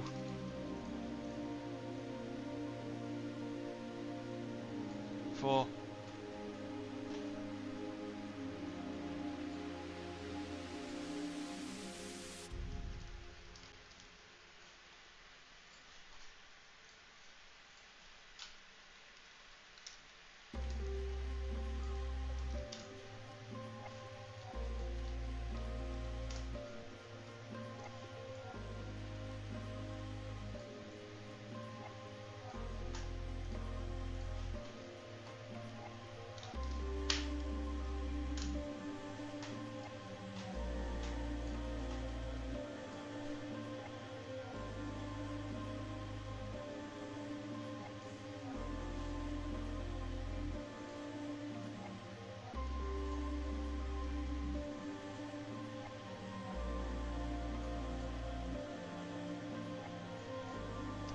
Maybe this is a dead end gimmick.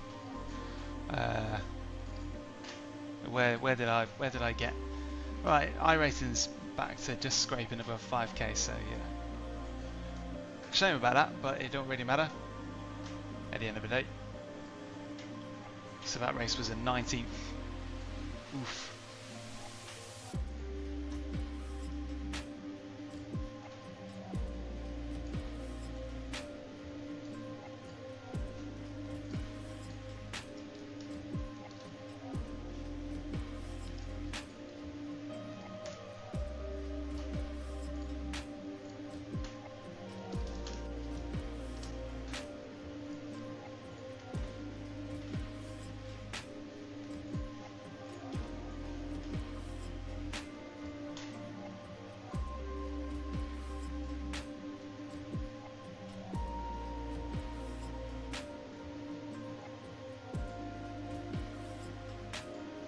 There we go.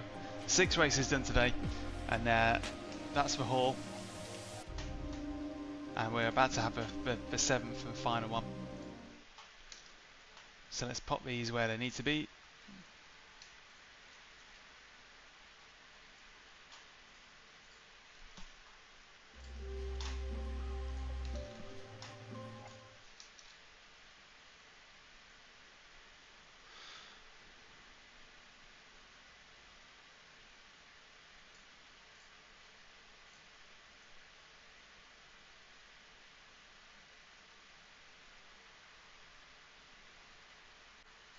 Yeah, that'll do. There you go.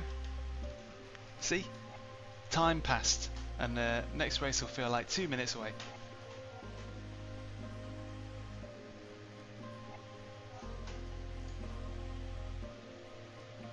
Yeah, the Porsche Cup at Zandvoort has been good.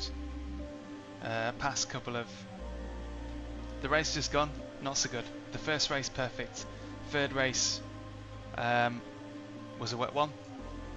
I loved it. So I'm really hoping for a rainy final race. Won that one.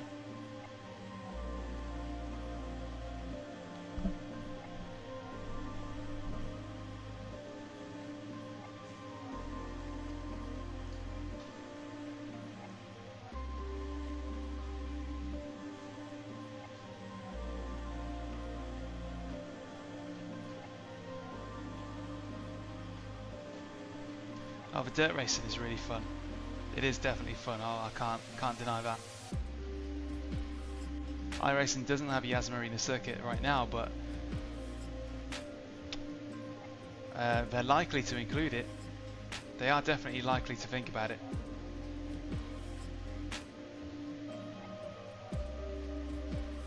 So at present, the butt kicker, I use it for engine vibration and gear shifts. So when the engine is going, when I put power down, it tends to vibrate more, and when I shift gears, it will give you a quick jolt through the rig. It's very addictive. I hate racing without it. Makes it feel a lot more immersive and alive.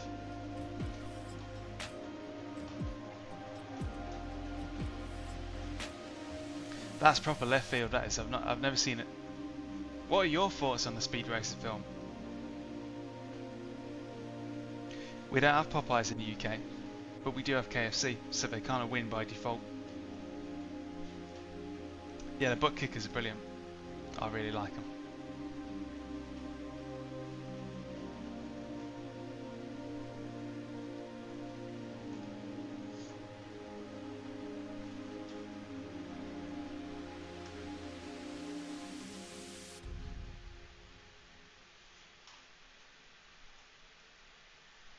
Good.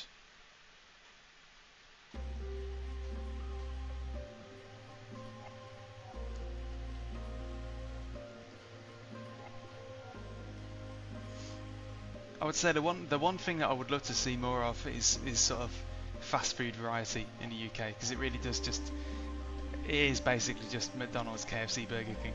That's it. You don't get any weirdo left field things coming out of the woodwork anywhere. None of that. It's just the big three, basically. I can't think of any others.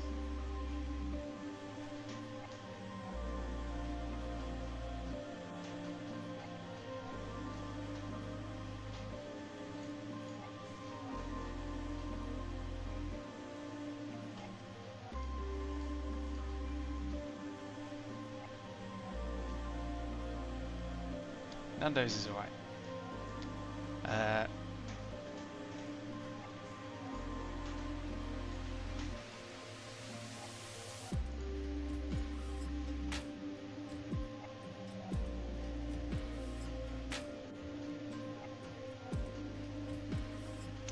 We don't do the old newspaper thing anymore. Some of them do. Some of them do, but it's sort of like ceremonial newspaper. It isn't actually newspaper. So they stopped doing that a while back. Now it's just in like grease, you know, the usual grease-proof paper. Or you'll get people that, like I say, ceremonial newspapers that look like newspapers but aren't. Okay, loading into the session now. But they used to do that. My granddad and grandma on my mum's side used to own a chippy. So it's in the blood. It's in the blood to have a chippy. But like anything, it tends to be something that I have few and far between, because if you eat a chippy, you're going to have to clear your schedule, because you're not going to want to move afterwards. You're not going to want to do anything. You're just going to want to sit and stodge, because that's what a chippy makes you feel like. It's very, it's not lean food.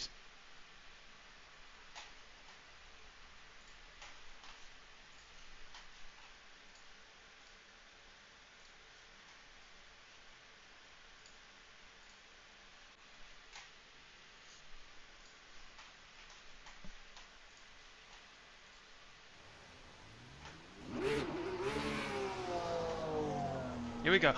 It's raining. It's raining. Yes. Yes. Yes, it's raining.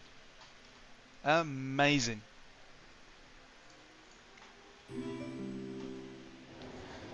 Oh boy.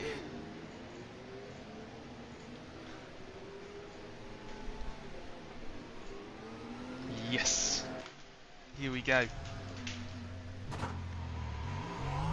Happy man. Very happy man now. Exit's clear, don't cross the white line. Yellow flag, caution.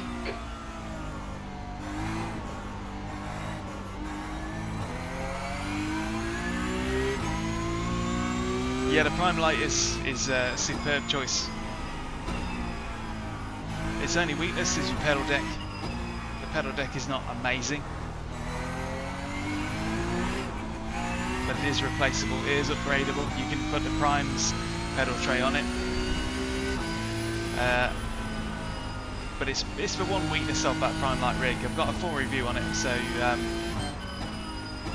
everything other than that is solid, it's golden.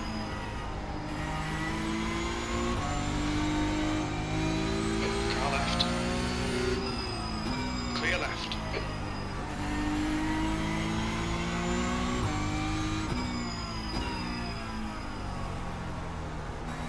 I am so happy it's raining. Look at this. Perfect.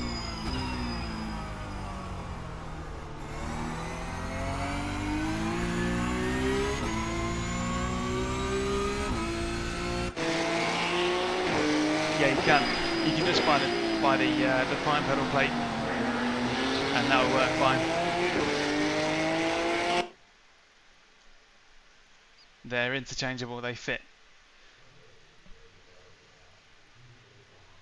Here we go then. Wet quali.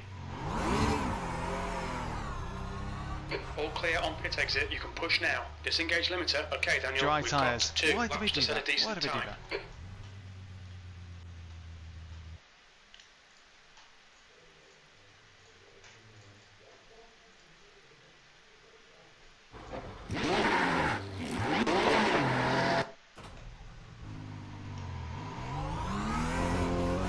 Pit exit's clear.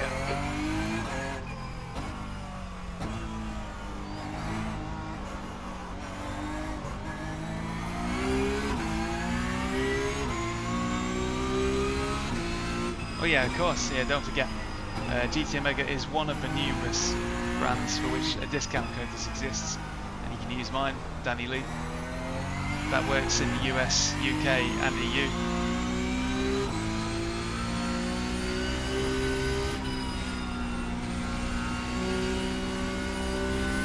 is a really distinct dry and wet line here, so this should play into my hands really well. I'm looking forward to this.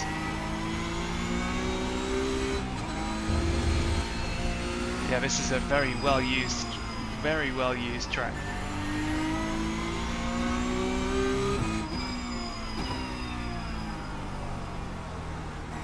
Waterlogged, almost.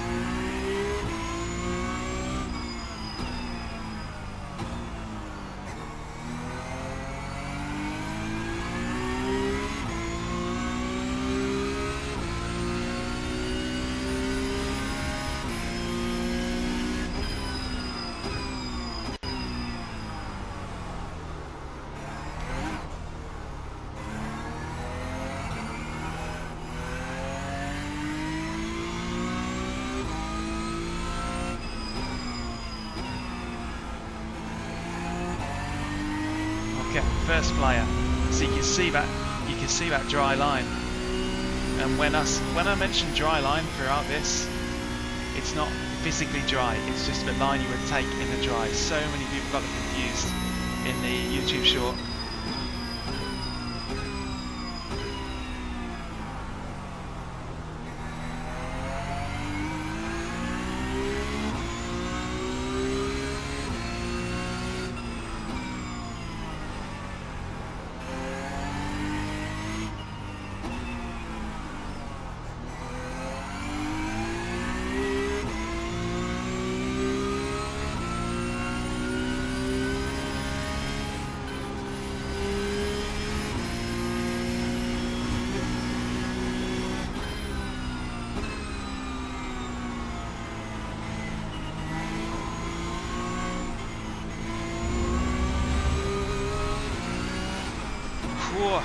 Ah, this is treacherous.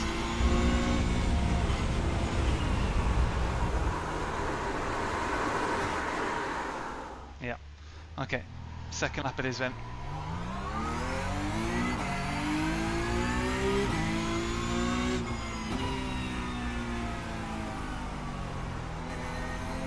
Yeah, these conditions are actually worse than the first wet race, so I need to adjust. And I really need a solid second lap.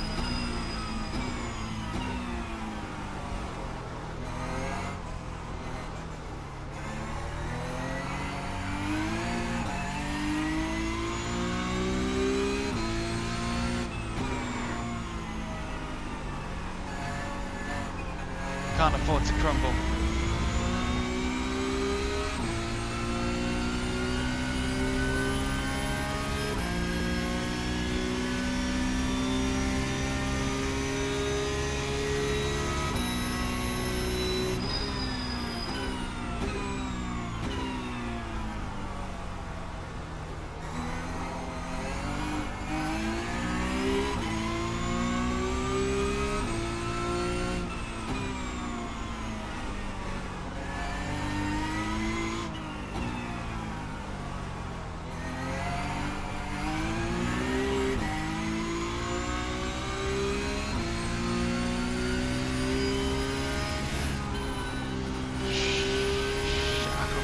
Aquaplane like mad then.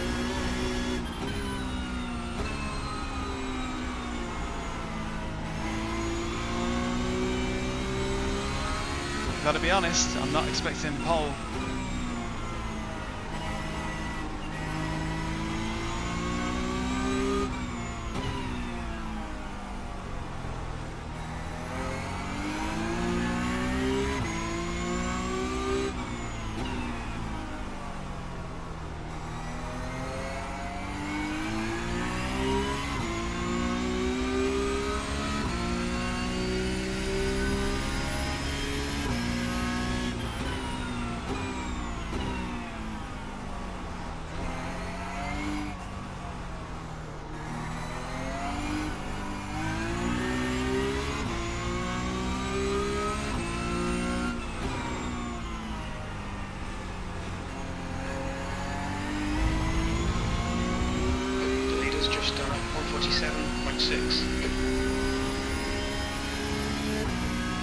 That's a good lap.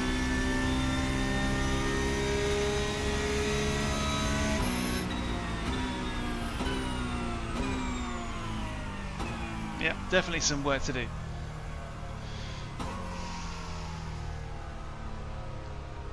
Roland is clearly a absolute wizard. First part of the lap was awful.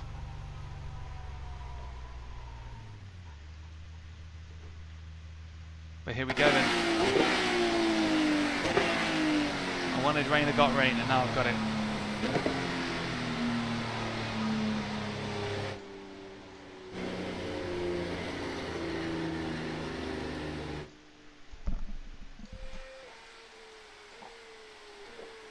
So far so good.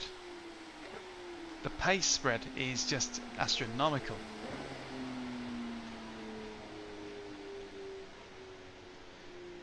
Any of these guys that are doing a 52 or above, they need to watch my video on this.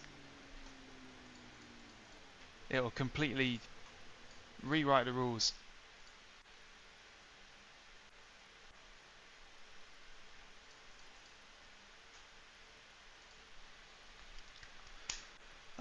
At least the last race of the day is going to be a pretty interesting one to watch. So thanks for sticking along. I hope it's awesome. And thanks for providing much needed company and entertainment and encouragement, admonishment.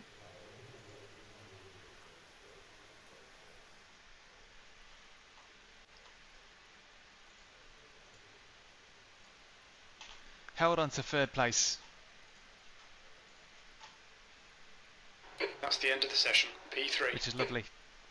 That's great.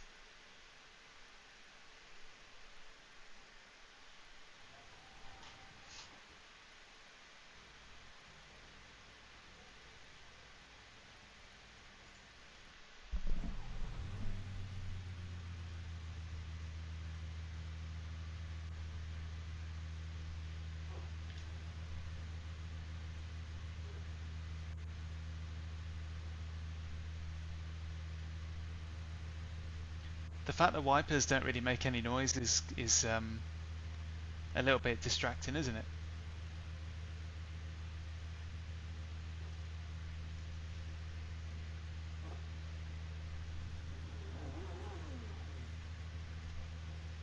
Don't bring on the carnage. I want the carnage to stay somewhere over there.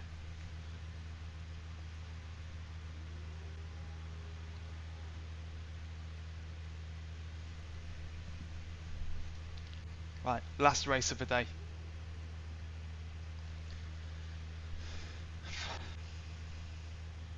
Let's have a good one.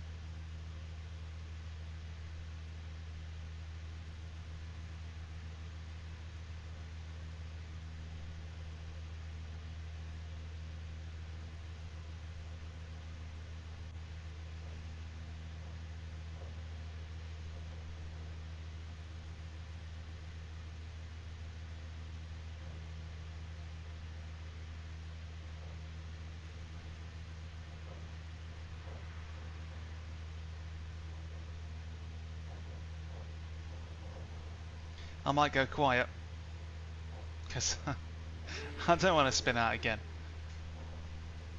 So I'm going to be in concentration mode for the first bit.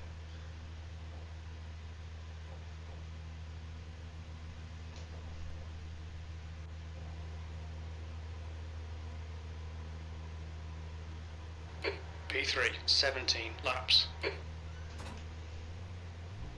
Okay, Daniel, here we go. Go, go, go.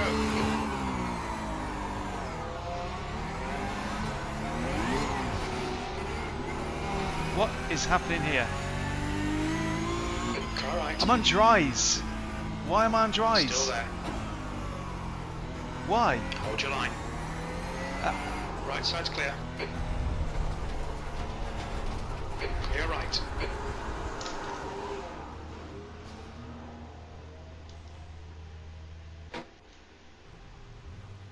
Barrier is now in the lead.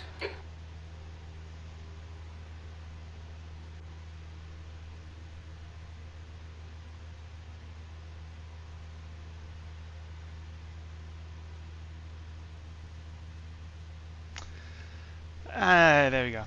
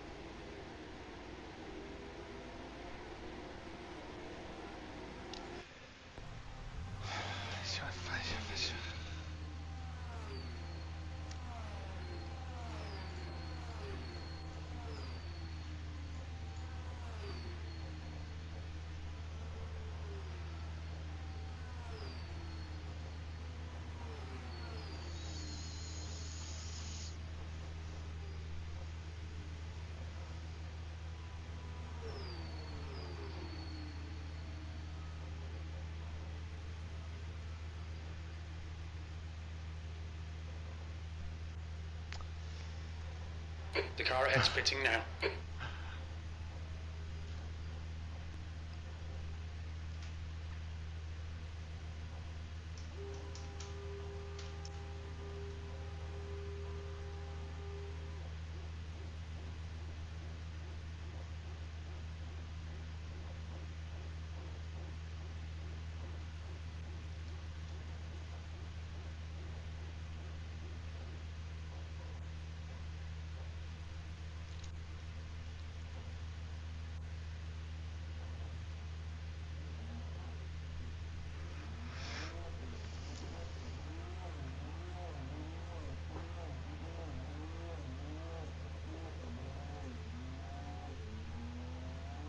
Unbelievable.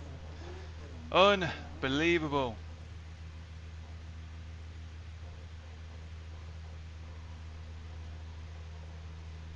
What an absolute catastrophe, and to make matters worse, by the time I get out these pits, it's going to be right in the middle of the grid. So The leader has just done a 147.8. you're supposed to switch to wets.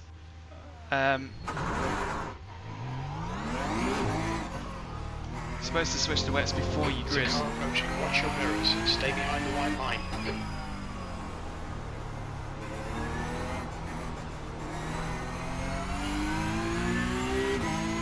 Blue flag.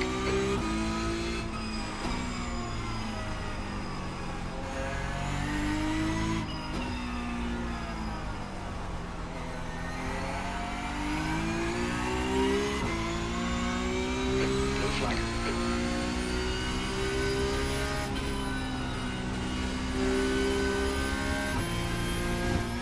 Can't believe that. Well, that's the first time I've done that, and it's going to be the last. Blue flag.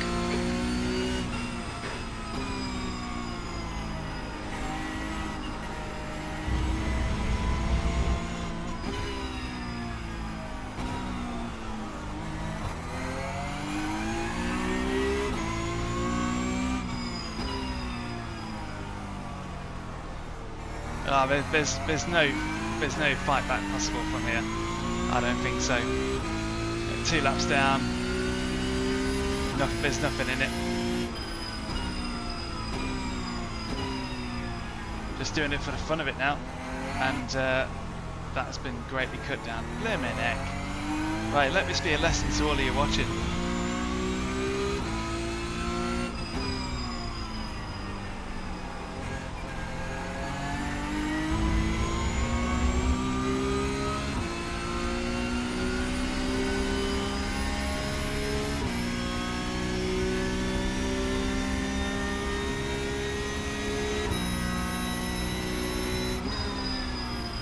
B17.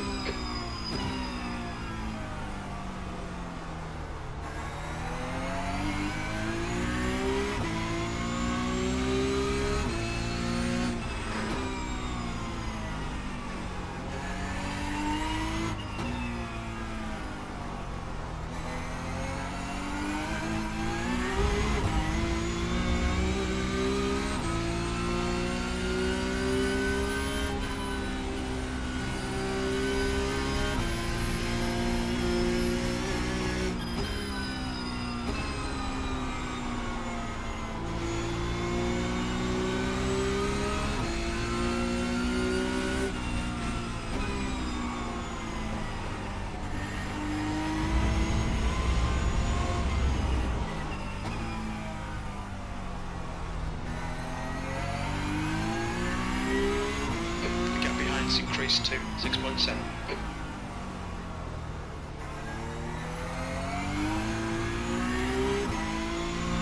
Like these guys are 7th, 6th and 5th and 4th. So at the very least would have been keeping ahead of them, you know? Oh, it's so frustrating.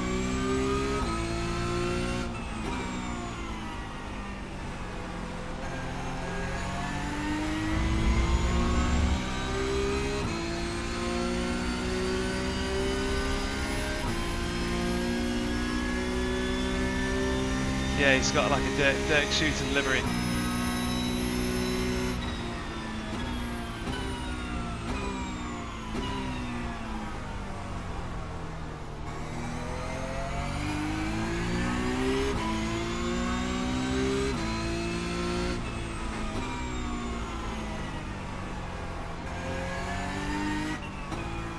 Yeah, there's a fight happening and I can't take part in it.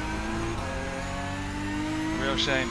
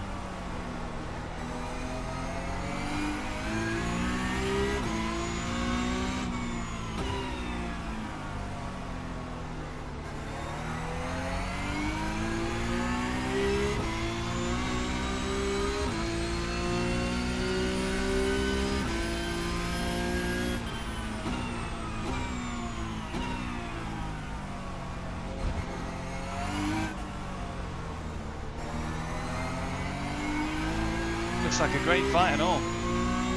If only I could get stuck in.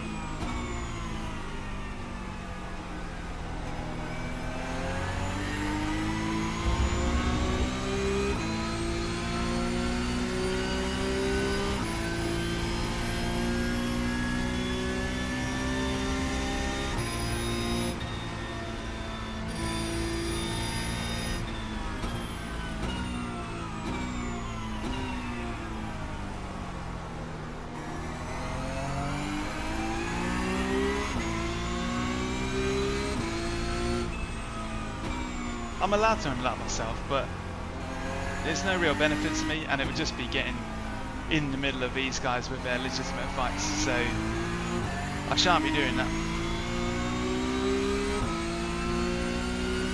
I just have to observe and pretend. I'm gonna have to role play. Not gonna get. I'm not gonna put my nose where it ain't really warranted.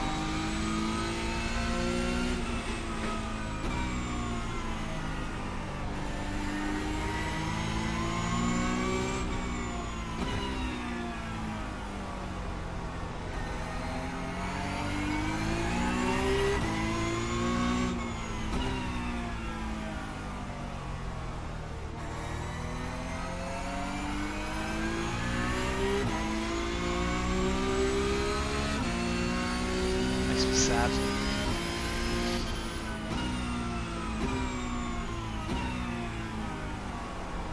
And he's off.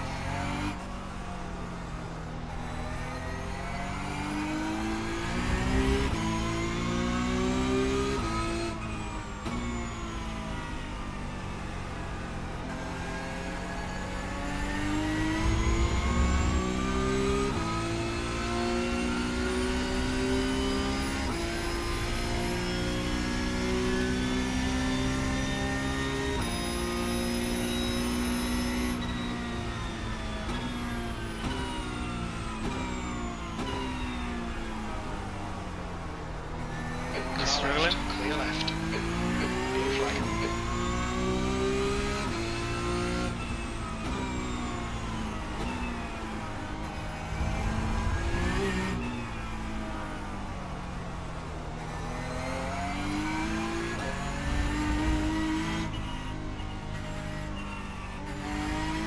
On your right. Clear right.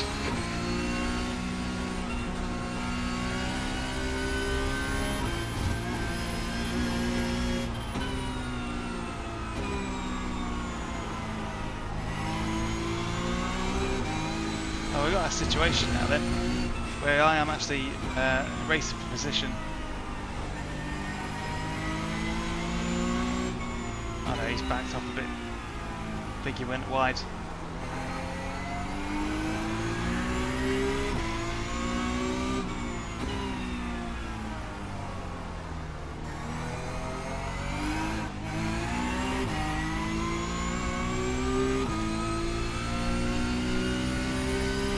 P17.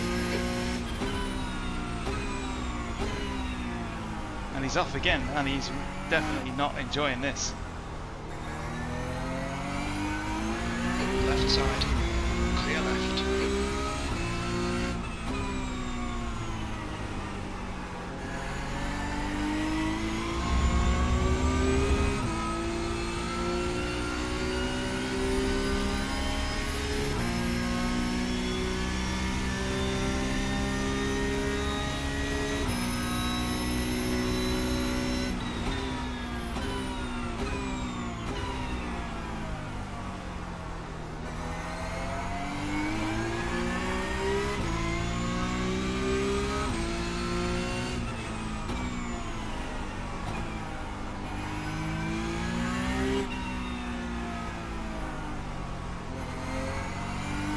The gap behind is now 3.9 seconds.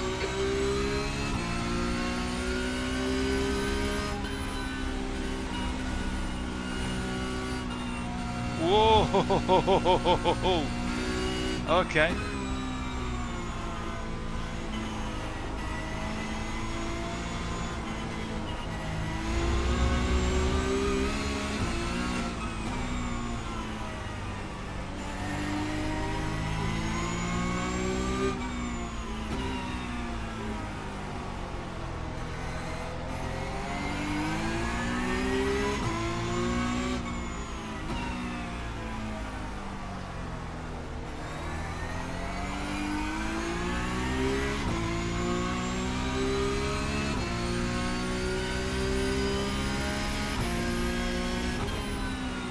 The car ahead's pitting.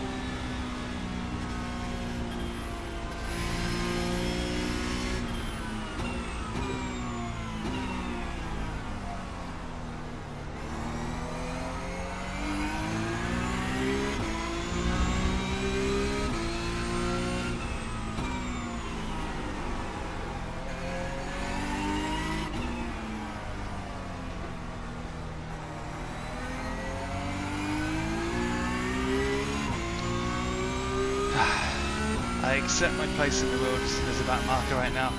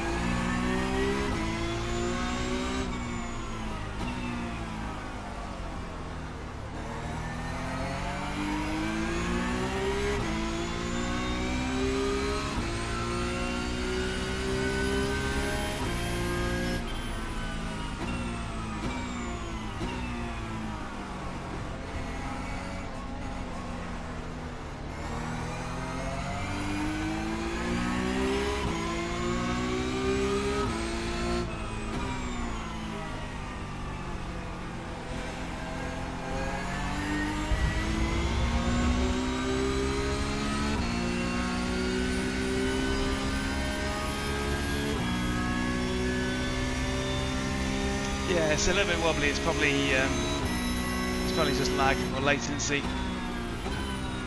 Okay, Daniel, halfway home. Fuel looks good. 16th place.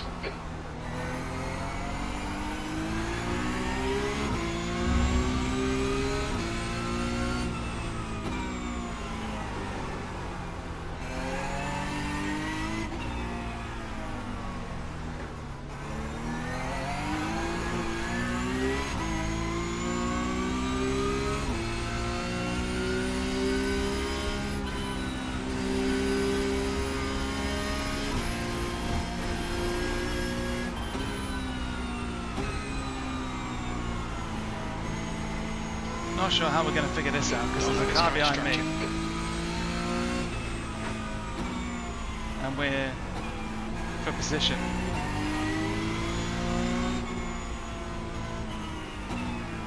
Car left. Clear left. It's all a big mess.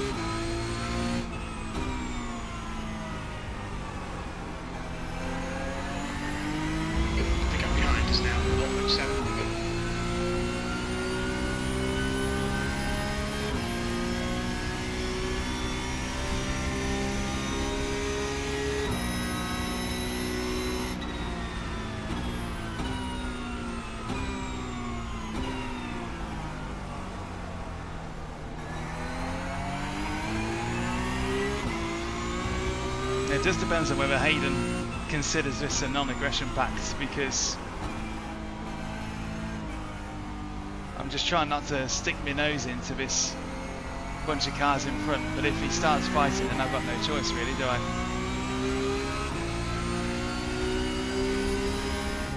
If he takes my place I will try to take it back, and to hell with people that are on the lead lap.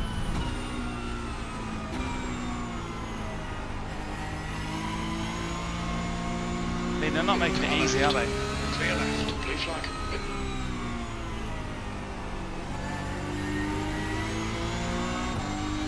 Basically, me and Hayden are completely out of sync in terms of pace for where we are.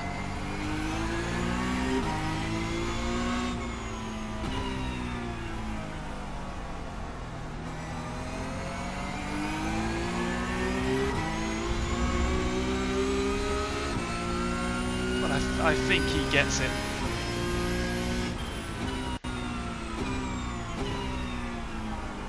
I mean, that guy, if he goes off any more times, it's like, come on now. I'm not letting him by again. Clear left. Not letting him by again. He's made his own bed, really.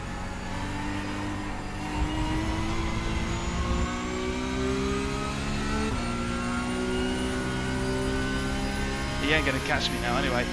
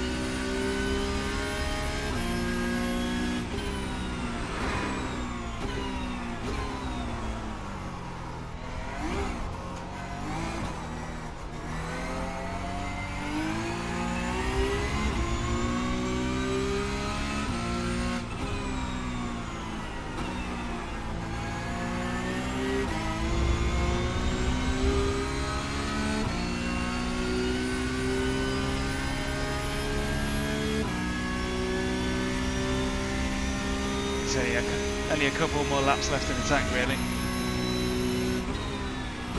P16, that's your quickest lap in this session.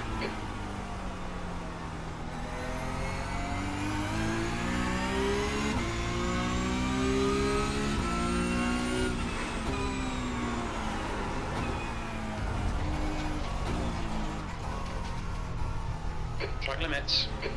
Just about sums it all up, don't it? Car right. To your right. There you go then. A golden morning and an afternoon of just pure discontent. Blue flag. Oh, it's so painful, especially a wet race like this. Just for it to be thrown away on a technicality is just gutting. I would have loved it. I'd have loved this. This would have been my element.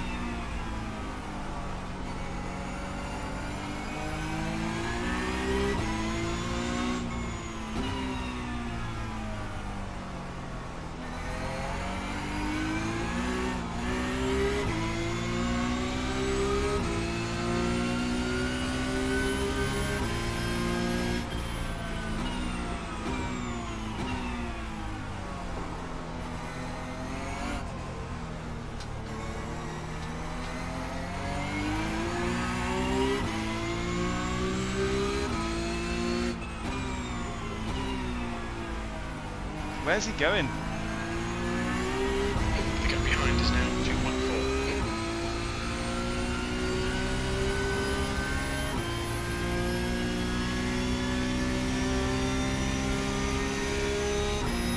Car right. Blue flag. Right side's clear.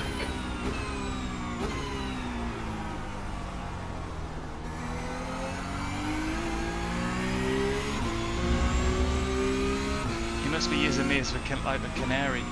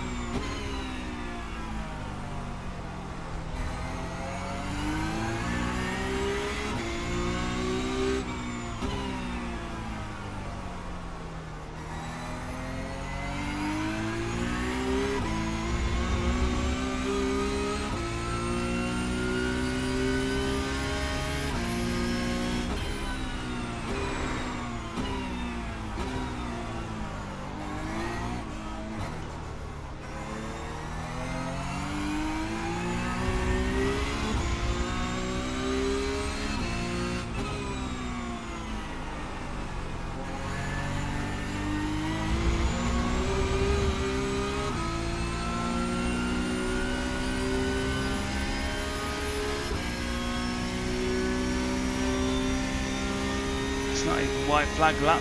Yes. Wait a minute. 2 laps left. Sector 1 is 0.6 off the pace. Sector 2 is 0.8 off the pace. Sector 3 is 0.5 off the pace.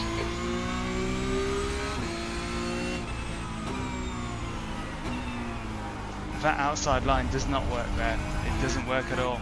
Need to stop doing that.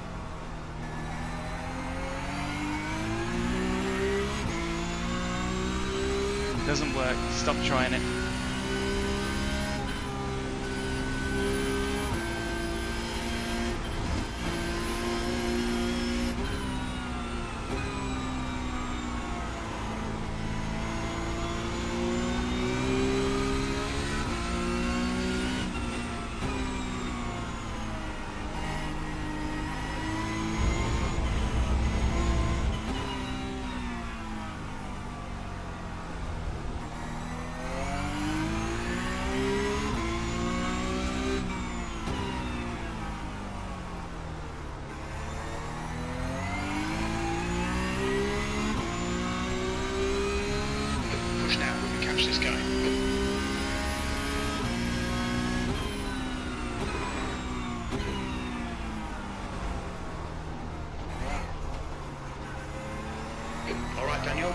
think track limits. Keep in to the hindsight, right. as soon as I realised I was on dries, I should have basically pulled off to the side and just tiptoed around to the pits. It would have been much quicker than what I did, and I might have even have stood a chance of remaining on the lead lap.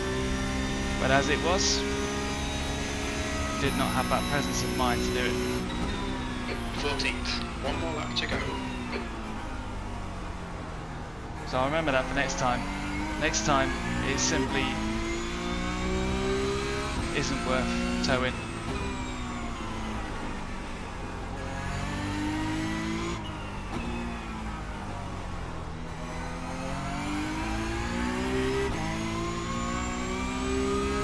So there's two distinct lessons for next time.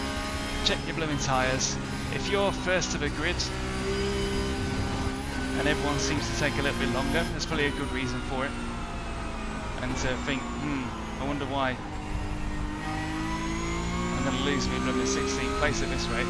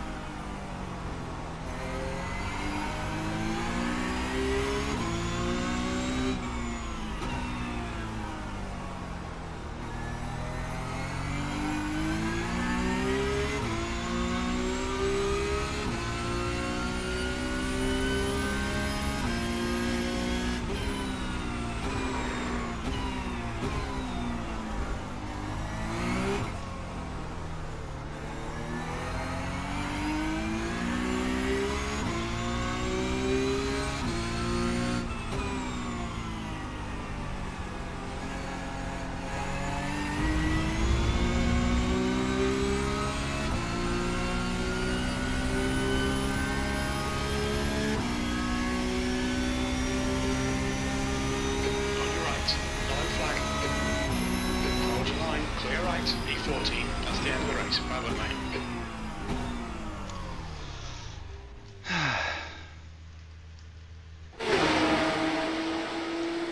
14th though, somehow.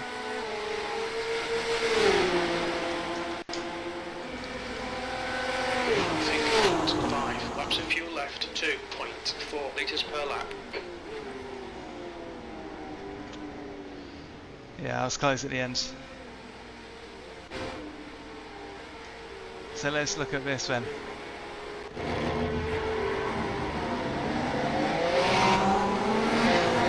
I was not the only one. I wasn't the only one here. Look at this. Still 5 laps remaining in this tank, 2.4 litres per lap.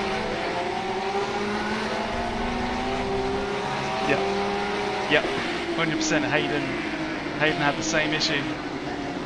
He started on dries. Yep. Yep, he was on dries.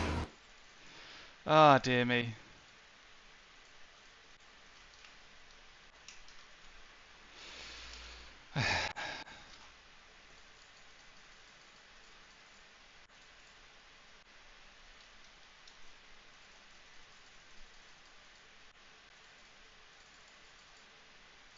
And Roy.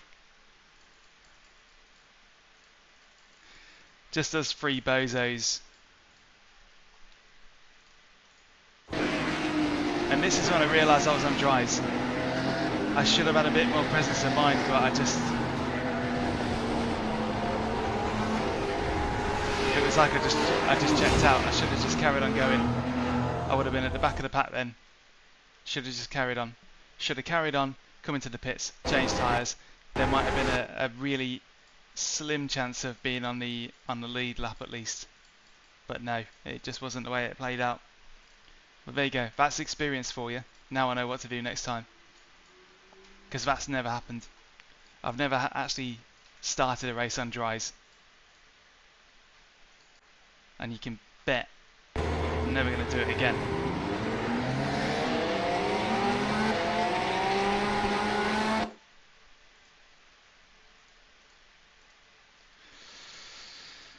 Ah, dear. Right then.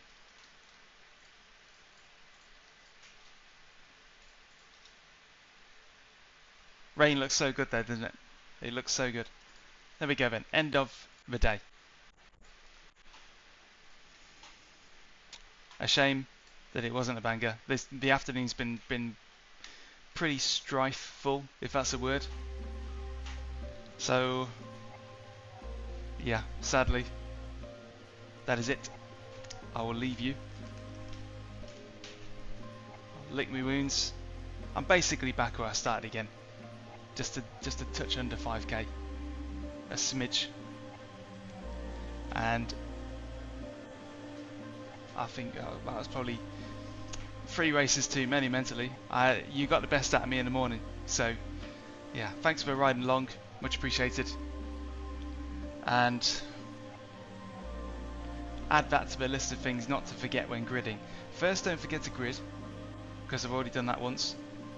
Second, don't forget your tyres. And third, don't forget your quali, your quali set. What a shame. Well, there you go. See you next week, where it will be the final race of the Porsche Cup season, the final week rather of the Porsche Cup season, and it appears to be at Monza. So that should be quite nice. That'd be cool. And yeah, I'll see you all next week. It might not be Tuesday, it might be Wednesday again because of the way that life just works. So keep an eye out, and I'll see you around the next time. But thank you very much for hanging on, and cheers for chivvying me along. There were some highly clippable things in that batch of races, so at least we got that. There we go.